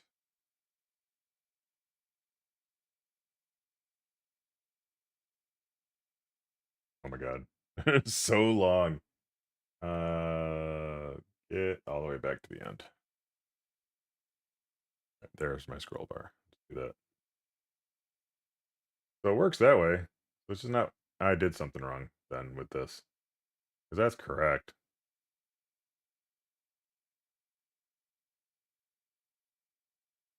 And get rid of that. Oh, I need to do this, I think. That's what I was doing wrong. There we go. Now we got our avatar in there. And now we'll give it a class. So once I have this all set up and YouTube lets me releases and allows me to query more, this will actually function. I don't have to use these test messages anymore. I'm gonna give it a class chat avatar. Kind of redundant to have the chat and everything, but I'm gonna still do that for now. So in here,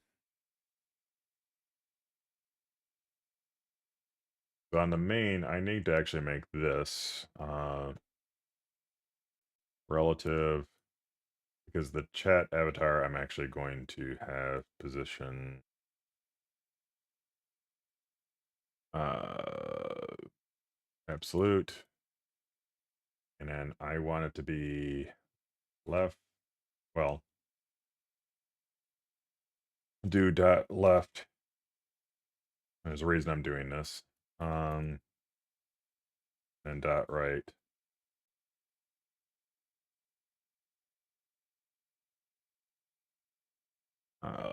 Be left 4 pixels, right 4 pixels. Why am I typing out the word for? And the reason I'm doing this is I want, this is where I need to enter this. We want to do class dot left, or you know what, class right. This is where okay, I'm just going to do this. ng class. Oops. And what you do is if chat message chat user is mod. I already screwed that part up here. Then we want to do right. Also, we want to do left. That should. Did I not? Oh, chat avatar. No, chat avatar's on it. Why is this not? Here we go. I'm not understanding what I broke again. The image. Actually, I want to do. This because the image eventually will have a border around it and stuff. So I just don't want to keep this separate. So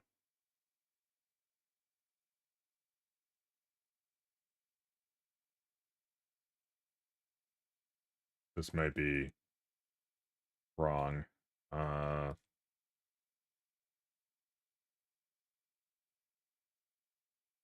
I might revise it later on, but for right now, oh, I think I know why. Why this broke. Or why it didn't work, I should say. It's not broken. It left, but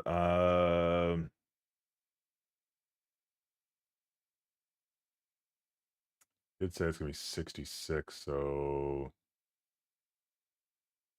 do top uh in chat height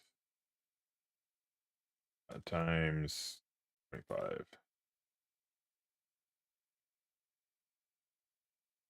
So it's not moving things. So let's double check our CSS. They might be putting on the wrong thing again. So this guy should be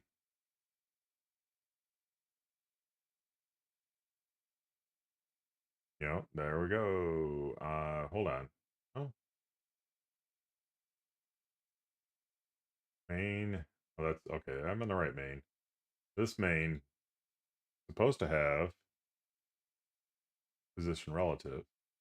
Um, Position relative. Go here. No position relative. Chat message. You know what? I'm going to revise this. I'm not going to have this main anymore. What I want to do is host. And what that does with host, um,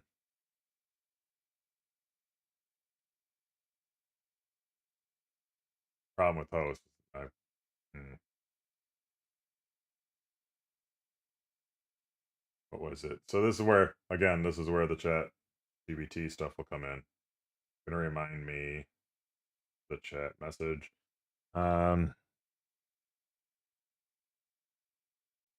How can I add a style class to the host of this component?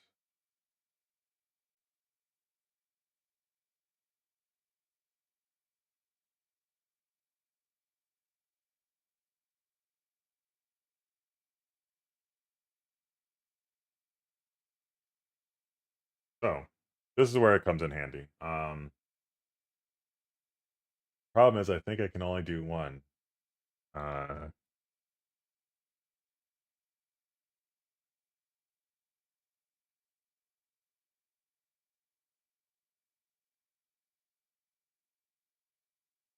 So if you can see, it did a nice little like suggestion. It injected the line here. It's not where I want it to be, but it does it where it's supposed to be.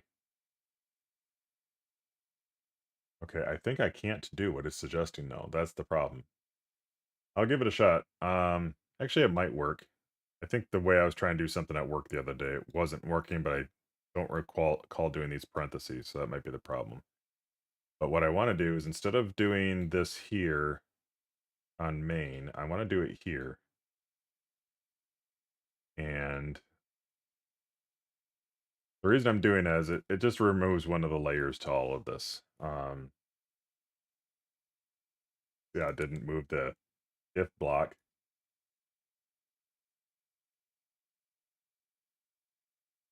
So I'll save that and see if it doesn't even look like it's refreshing.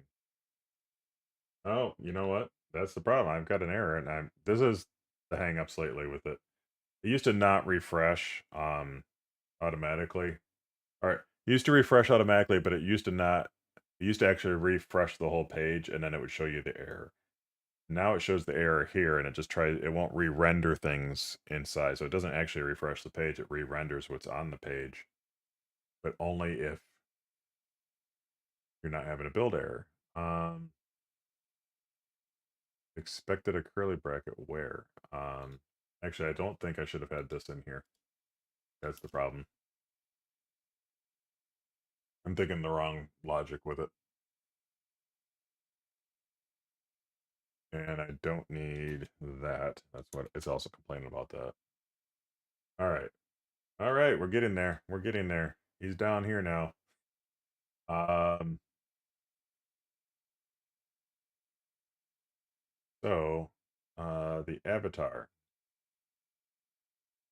needs to be, I've got the logic already here for something else. I believe. Um User avatar. Uh but I also want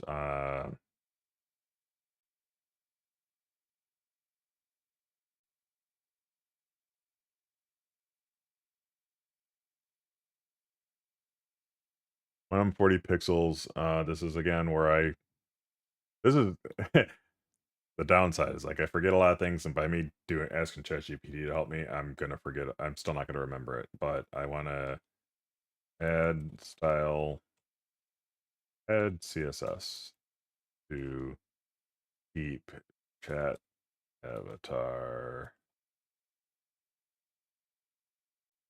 container. Actually not what I want, but I'll adjust in a minute. Ratio.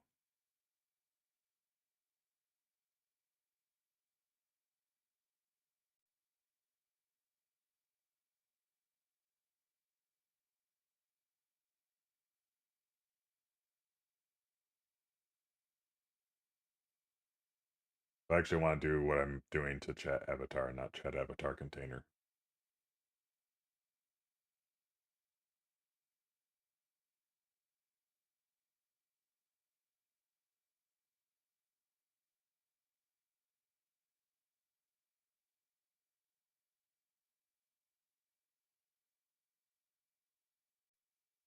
I don't think I need this, so I'm not gonna keep. Yeah, I'm not gonna keep any of that. I want this to be that avatar.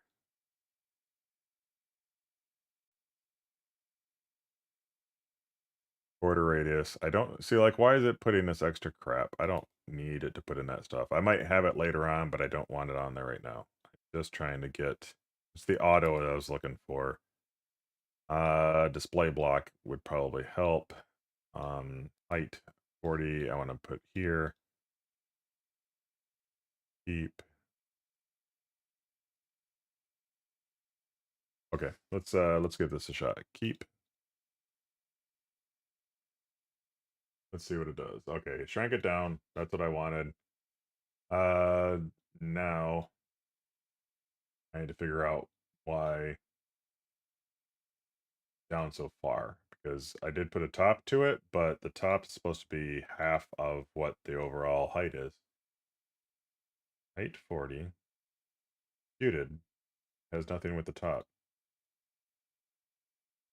So,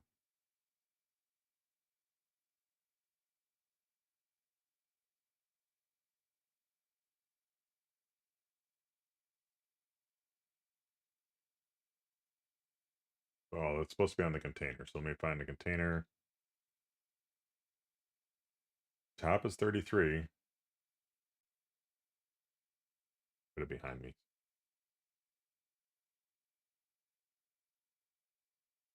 Top is 33. I don't know why. Oh, okay. I know why now.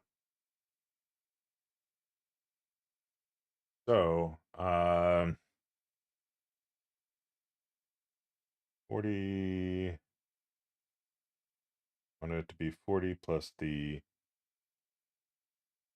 8. Nice. So I need it actually.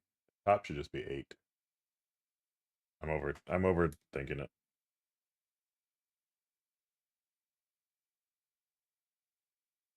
There you go. He's getting there. Um, I want to put a border around the avatar really quick. One thing I like to do, by the way, is keep my stuff sorted. But let's put a border on him. 2 pixel. This is where solid. We'll make it. I want something kind of in between right now. And this is where I'll now do the border radius. I just wanted to make sure things were working for in the first place, and I didn't want anything weird throwing it off. But I don't want 50% because I think they're trying to make it a circle avatar. Actually, just do 6. Save that up, and then here, boy. Feel like not pushing to the side a little bit. So it should be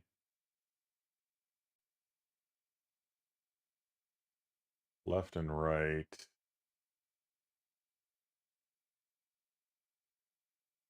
Did I not do that right?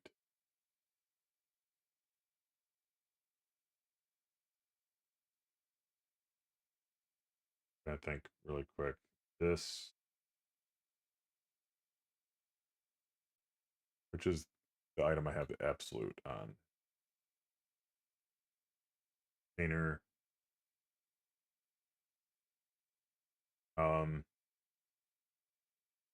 yeah, no, I know I did wrong. I do this quite often. I have to do an and here. If you do, it's going to be chat avatar container and left. I'm appending a left right to this object. There we go. Now he's getting his little gap, pushing it over. Feel like that needs more because it's not. It's like right on it. And that's probably partially because of my padding I put on. So I need um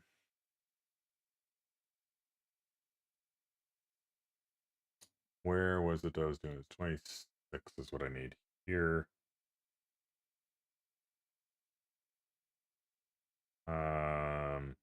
Again, if that's right. The message needs, yeah, an extra 6. So this kind of goes the same. I can do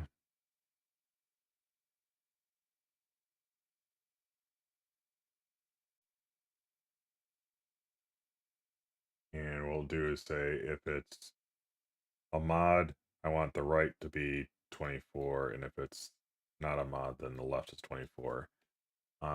For heading.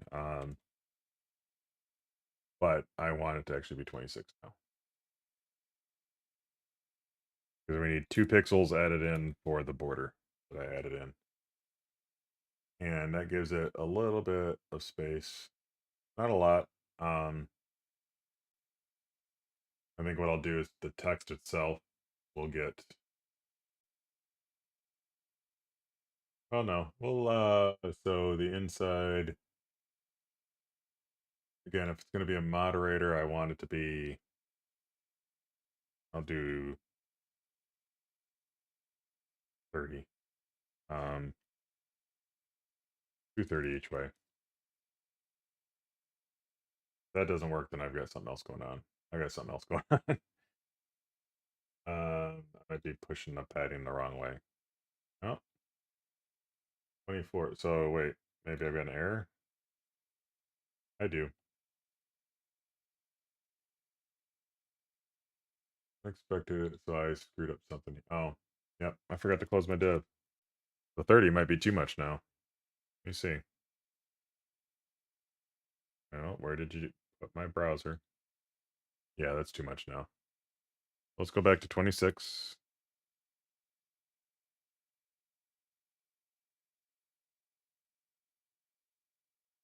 There we go. That's better. So you note that like right now it's not over here. Actually, what I'll do, so I can test both sides of this, I'm gonna add a moderator post in here. So this one here will be is mod true. And this is how like the moderator will show up differently than the regular messages. That's how I'll know it's a moderator sending a message. The backgrounds of the avatars need to be defaulted to the background of the site, which I can pull in other ways. Trying to figure out where it's at.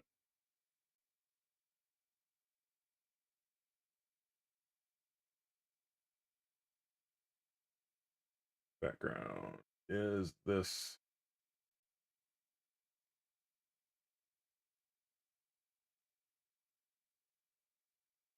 I think I can do this. Let me go over here, chat avatar.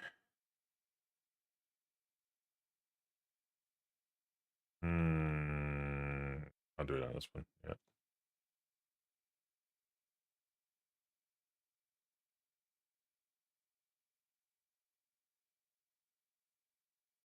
I think I may have to actually do background color, but we'll see.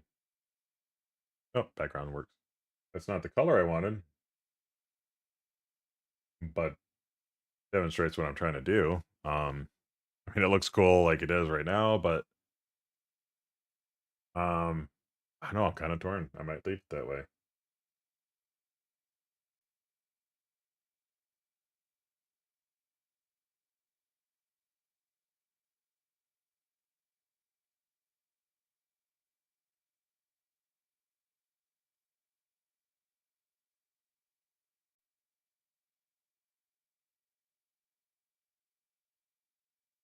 Heck it.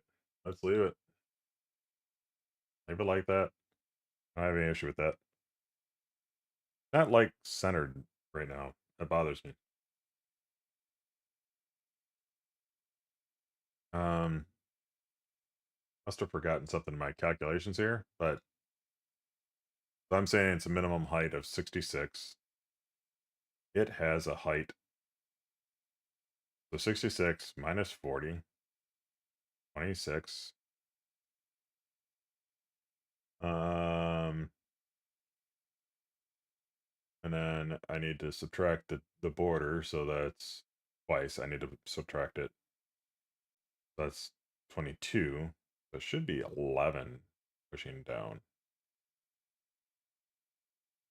8.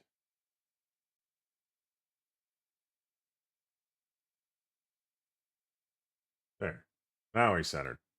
I was off by 10 pixels or whatever. Well, 3 pixels. Now he's centered. I'm kind of torn if I like the text being up near the top compared to what I normally have. But I think I'm gonna stick with it for right now. In a way, I kind of like that it's when it's centered. What I typically do is flex 1, but the Text should be uh flex 1 means it's flexing in its parent. But if I do flex, that should align everything center. And I just screwed up and clicked the wrong thing. So now like all of my see like this is centered in line, but if it's multiple lines, it'll flex, but it'll wrap, I mean, but it still continues filling that block. So if I go really skinny, this yeah should stack and get taller. So my avatar will stay up. I kind of like that. But like that chat will get larger. So again, keep it in mind, this is actually kind of mobile friendly at this point, at the moment. I think even when I do like settings here, yep, mobile friendly. So I'm definitely getting closer to what I had before and what I do like on this. I think like a lot of this I can just copy over from before and keep because there is a lot of stuff I'm going to keep, but I still need to get the name up here. I need to get the time here. Because I was thinking of moving the name somewhere with the avatar itself, but I think I liked where it was here because I mean, why mess with what worked, right?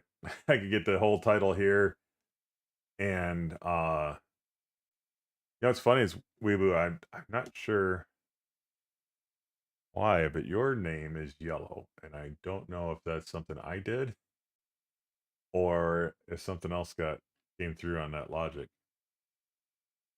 Like I might have made it yellow if they're a subscriber, and I completely forgot about it.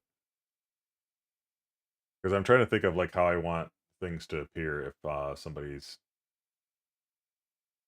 a subscriber. I'm gonna do one more thing before I get off because I need to get off soon. I'm gonna get rid of that since I'm not using it yet. I created this stuff. I want this. I want this guy. What I just did there, but so I have the Twitch logo and the YouTube logo, and so what I need to do here is I got a lot of these saying YouTube. I want some of these to be Twitch. Um, that, that. Okay, and I'll make the first one also Twitch. What I want is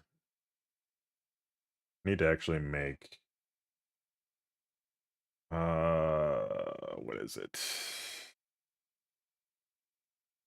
Would be this shouldn't be here. This should be on the other side because it's private. And I do privates first, but it is going to be actually yeah, it should be here.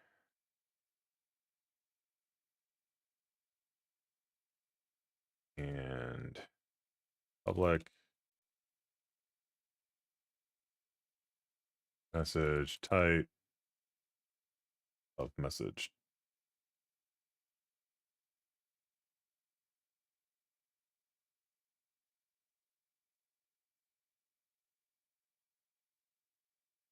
I think it's supposed to be. I don't think I can do this. I think I have to do type of message type. Yeah.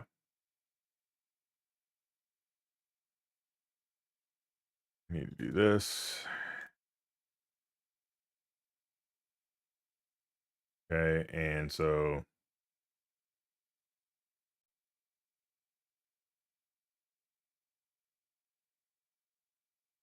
just trying to think of where I want this.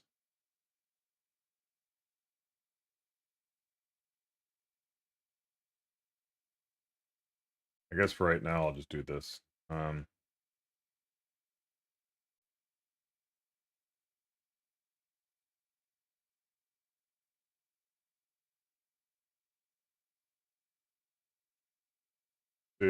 We got let is an option now too.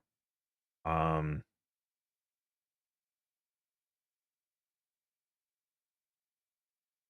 I'll keep it simple. Well, I'll do is Twitch. And this is going to be if the chat message that the message type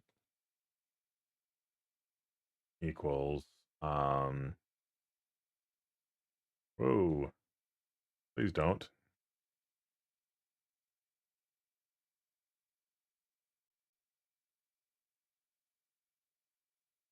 First, let's just do this. Is Twitch. See if I did this right. It's going to tell me if I have an error. A moment here. I do.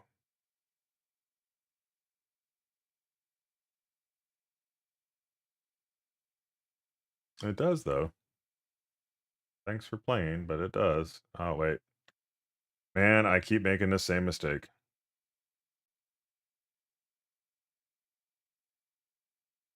And that mistake is that I put the message logic over there. I keep putting this code into the keep this file. Stop it. I keep forgetting that I'm updating the stack to have like this test data, and then I don't remember it, and I end up getting into the like I continue making changes, and I make the changes on the wrong thing. Anyway, so false, true, so it is working. So is Twitch. We're gonna do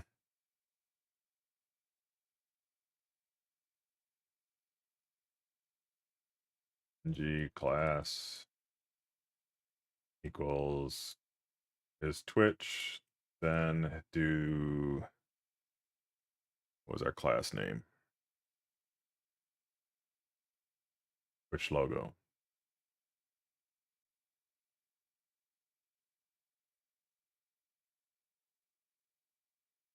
Else do, and I'm gonna switch this to YouTube logo. And see if this gets us what I wanted. Did not. I think it's because I don't have any size on this.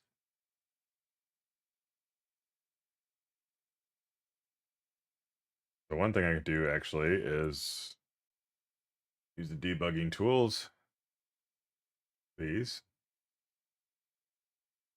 And we're going to look to see if this has final message logo. So yeah, logo has no size to it right now. So if I go here and say width 40 pixel, or well, yeah, 10 pixels. Height, auto. Thanks. Get out of my face. I turn on badges, okay.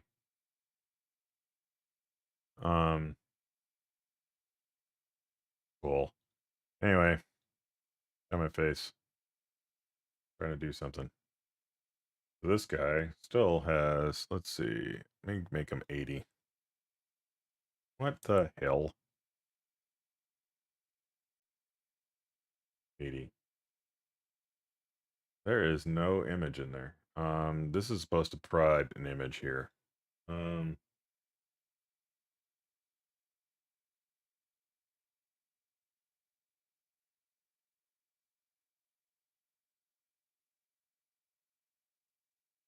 So if you hover over it, you can see it's showing an image there. This should be the YouTube image. 80 by 69.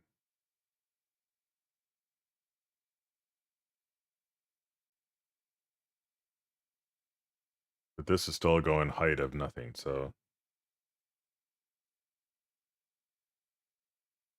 Okay, there's my image. I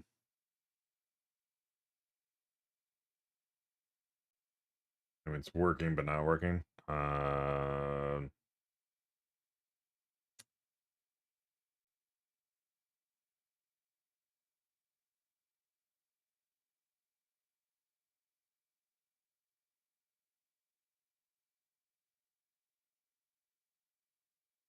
How would I resize?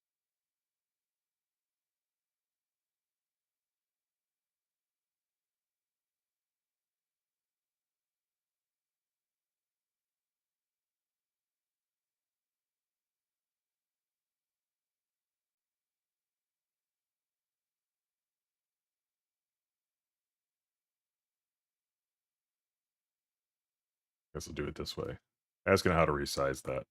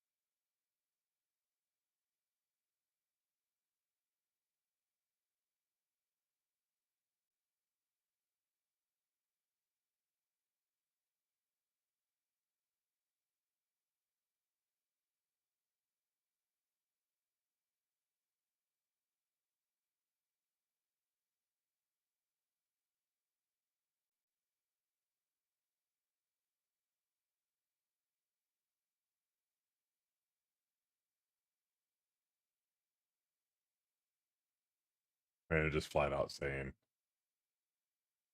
use the data. Like it kills off everything I was trying to do with this.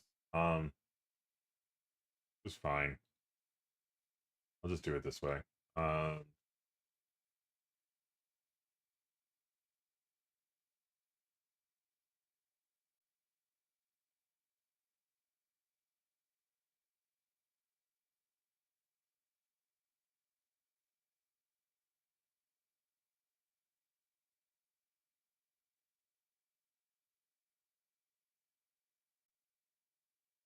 I'm going through my brain if this is the way I want to do it. I think at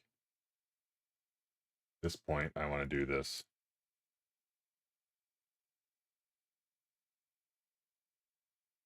Make sure I'm doing the right thing.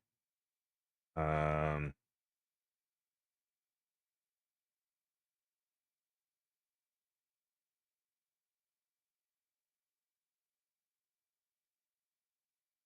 actually going to do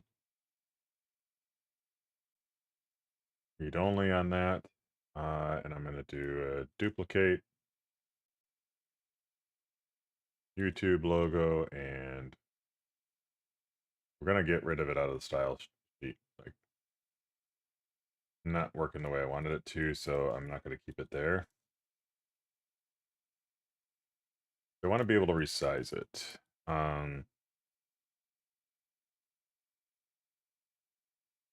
So instead of this, I do image source, and I need to fix this. Is Twitch. We want it to be the Twitch logo. I also want the YouTube logo. I spell YouTube properly. This will go away. Class equals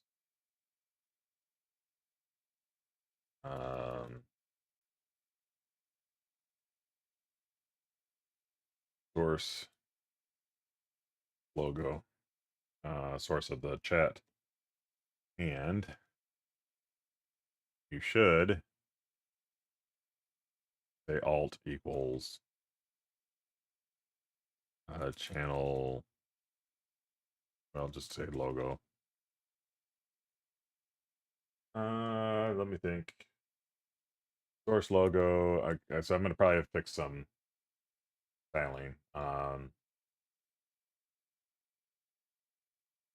Source logo will have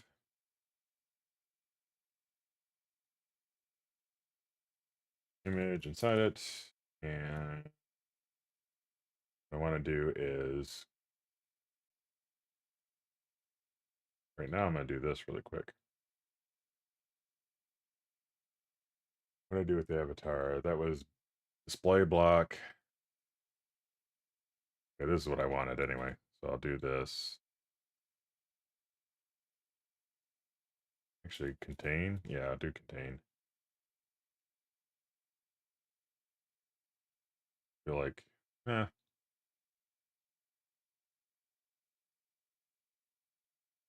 damn it.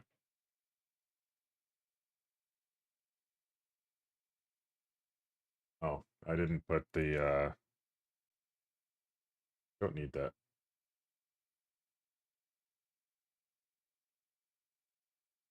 All right, so we're getting our logos now.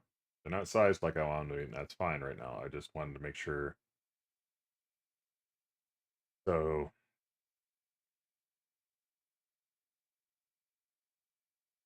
um,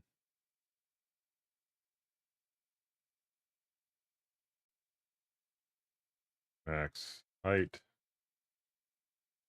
Say I want them 20 pixels. Max width, 20 pixels. See what that does. If they'll do what I wanted. It does not.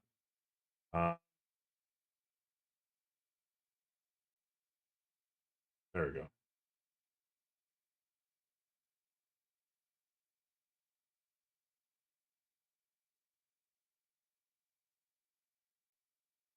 Feel like it's not the heights I want. See this 17 by 20. Okay, 20 by 17. So they're 20 by 20 square essentially. I think I might actually just do 20 by 20 and not do these max settings.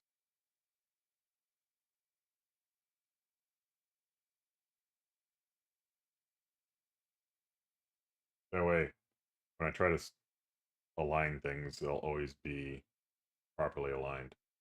So what I want to do for this is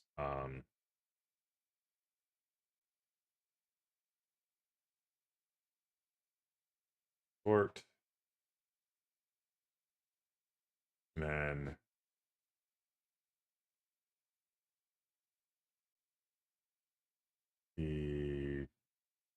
they're going to be in. Well, that's where I was debating because I can put it just like I did with the avatar. I think what I'm going to have is another div. I think I'll do just like I did with the other section. I hate this. Look at it. Just reformats again. I have to do it this way. I'm gonna do a class equals user name.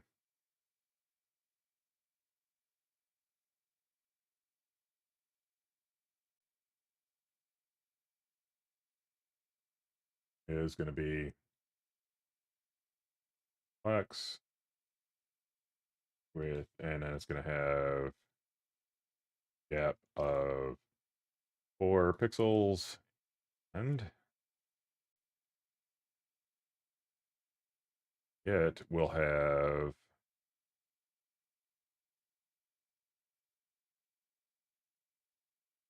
position flute top 0. Kind of go with that for the moment. See how we have to position it. And I must have another error again. Nothing changed. I do.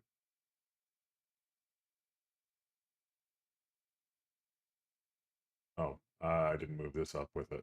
This needed to be up here.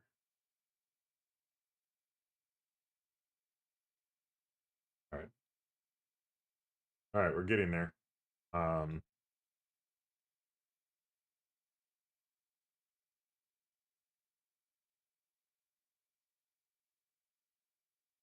This is what I was talking about before. Like I actually don't mind what I just did there. This is not what I wanted though. Like the symbol being part of the avatar instead of being part of the line, which is what I was gonna do.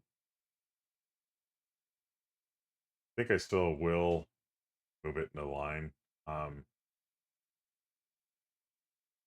so it needs to be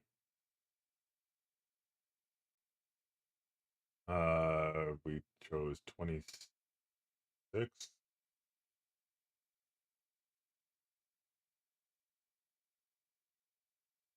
So 26 plus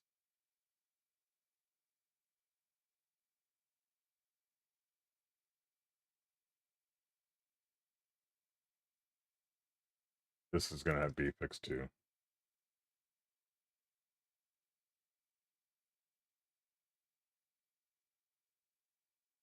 Um,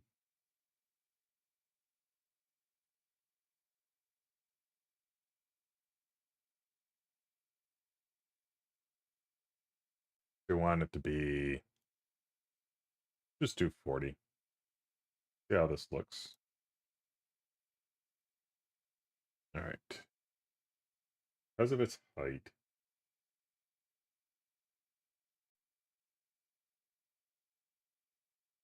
I need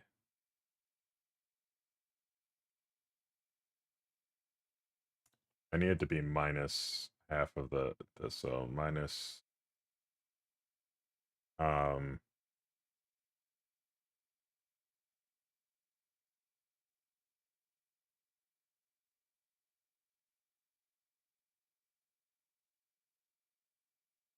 I'm gonna do 40 on this.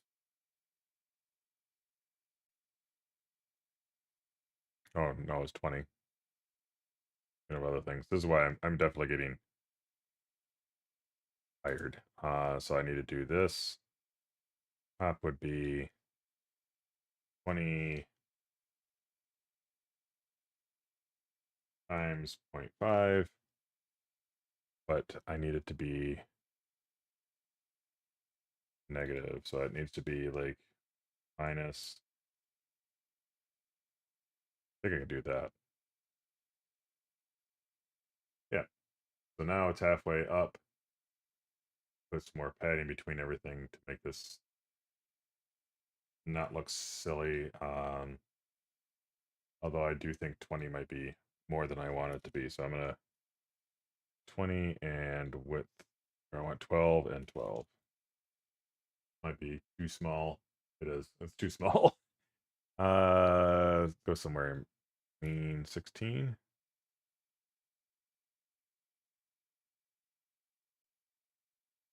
That'll work. I can put the name there.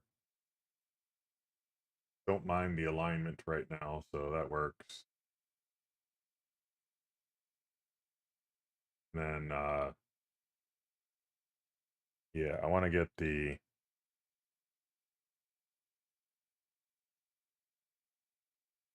theme. It's probably not the file I want. Maybe it is. Nope, not the file I want. The background. Get back to this. Background body theme file. It needs to be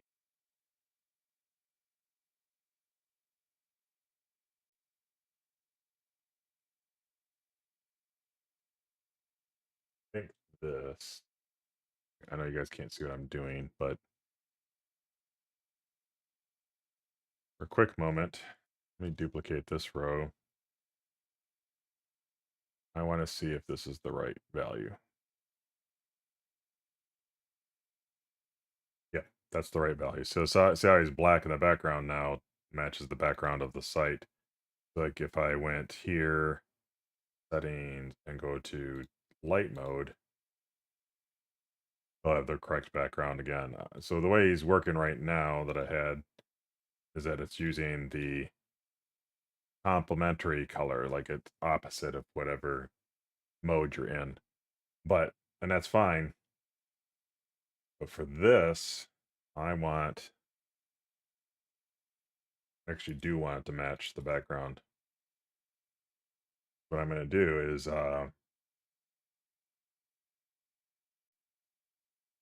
put in, let's see,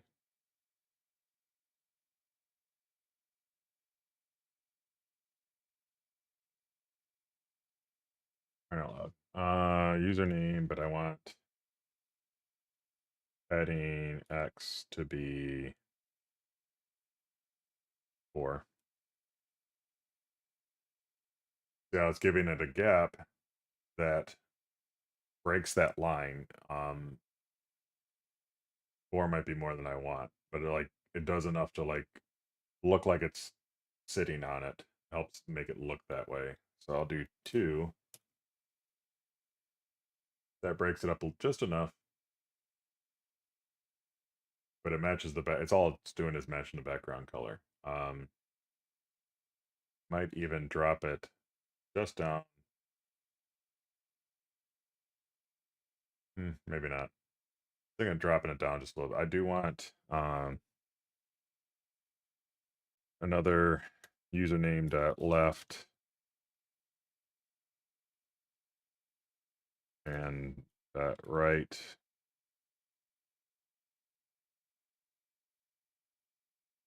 And because I'm giving them context inside of here, it should not conflict with our ones that we did up here. So I can do this, do right, and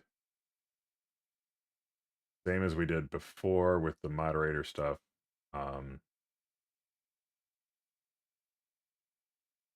Actually gonna add some gapping here. I want the where the left and right. This one here has it. You can use the exact same logic, but you can see now my name's gonna be like on this side instead of this side. So the moderator will have their name show up over here.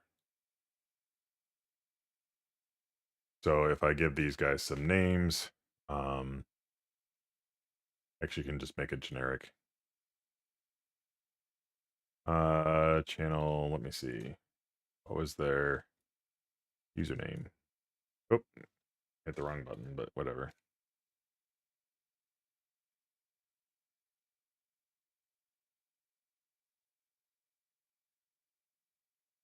Basic user. I can actually copy this and paste it into, well, I guess I won't paste it onto that one because that's one of the ones I want to change. Do that, that, that. And then on the moderator, I want this, but I want to say user. Now they all have a name they can display. I have to actually put the name in the display.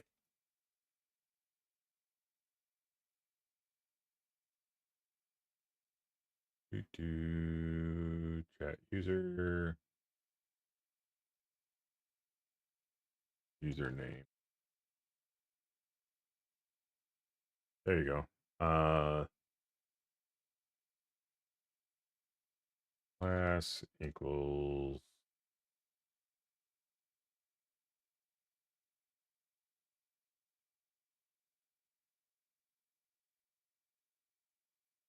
I'm just gonna do username. No, I already did that. Well, it should. I'll just do this.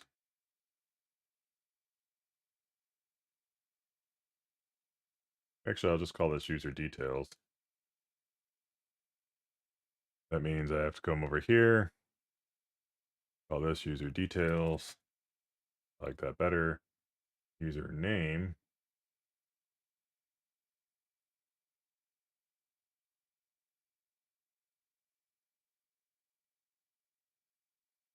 Give a font size of 2.7 rem. Rem will do according to the size of the main site. So like when you resize like this, it should resize accordingly. So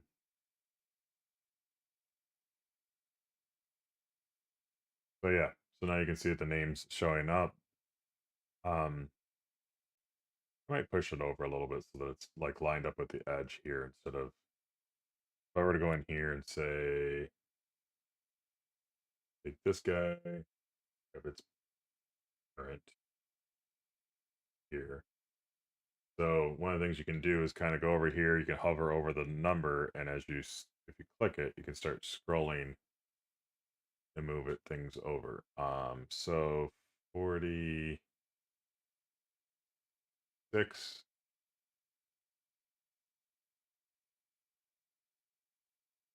yeah, 45 kind of lines it up.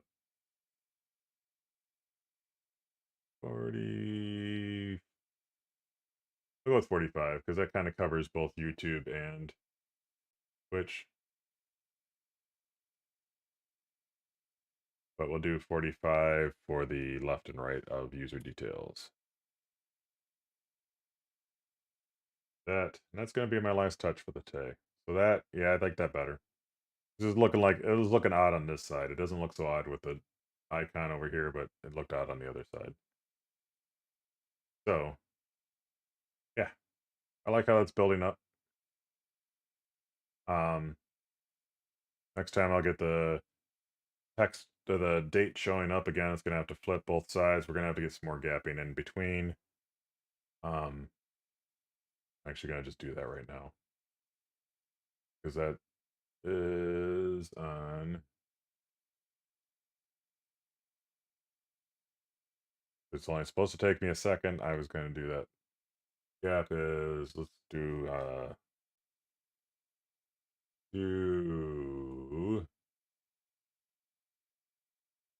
16. Funny is that something like that should be simple, but in my brain it's like I had to think it through.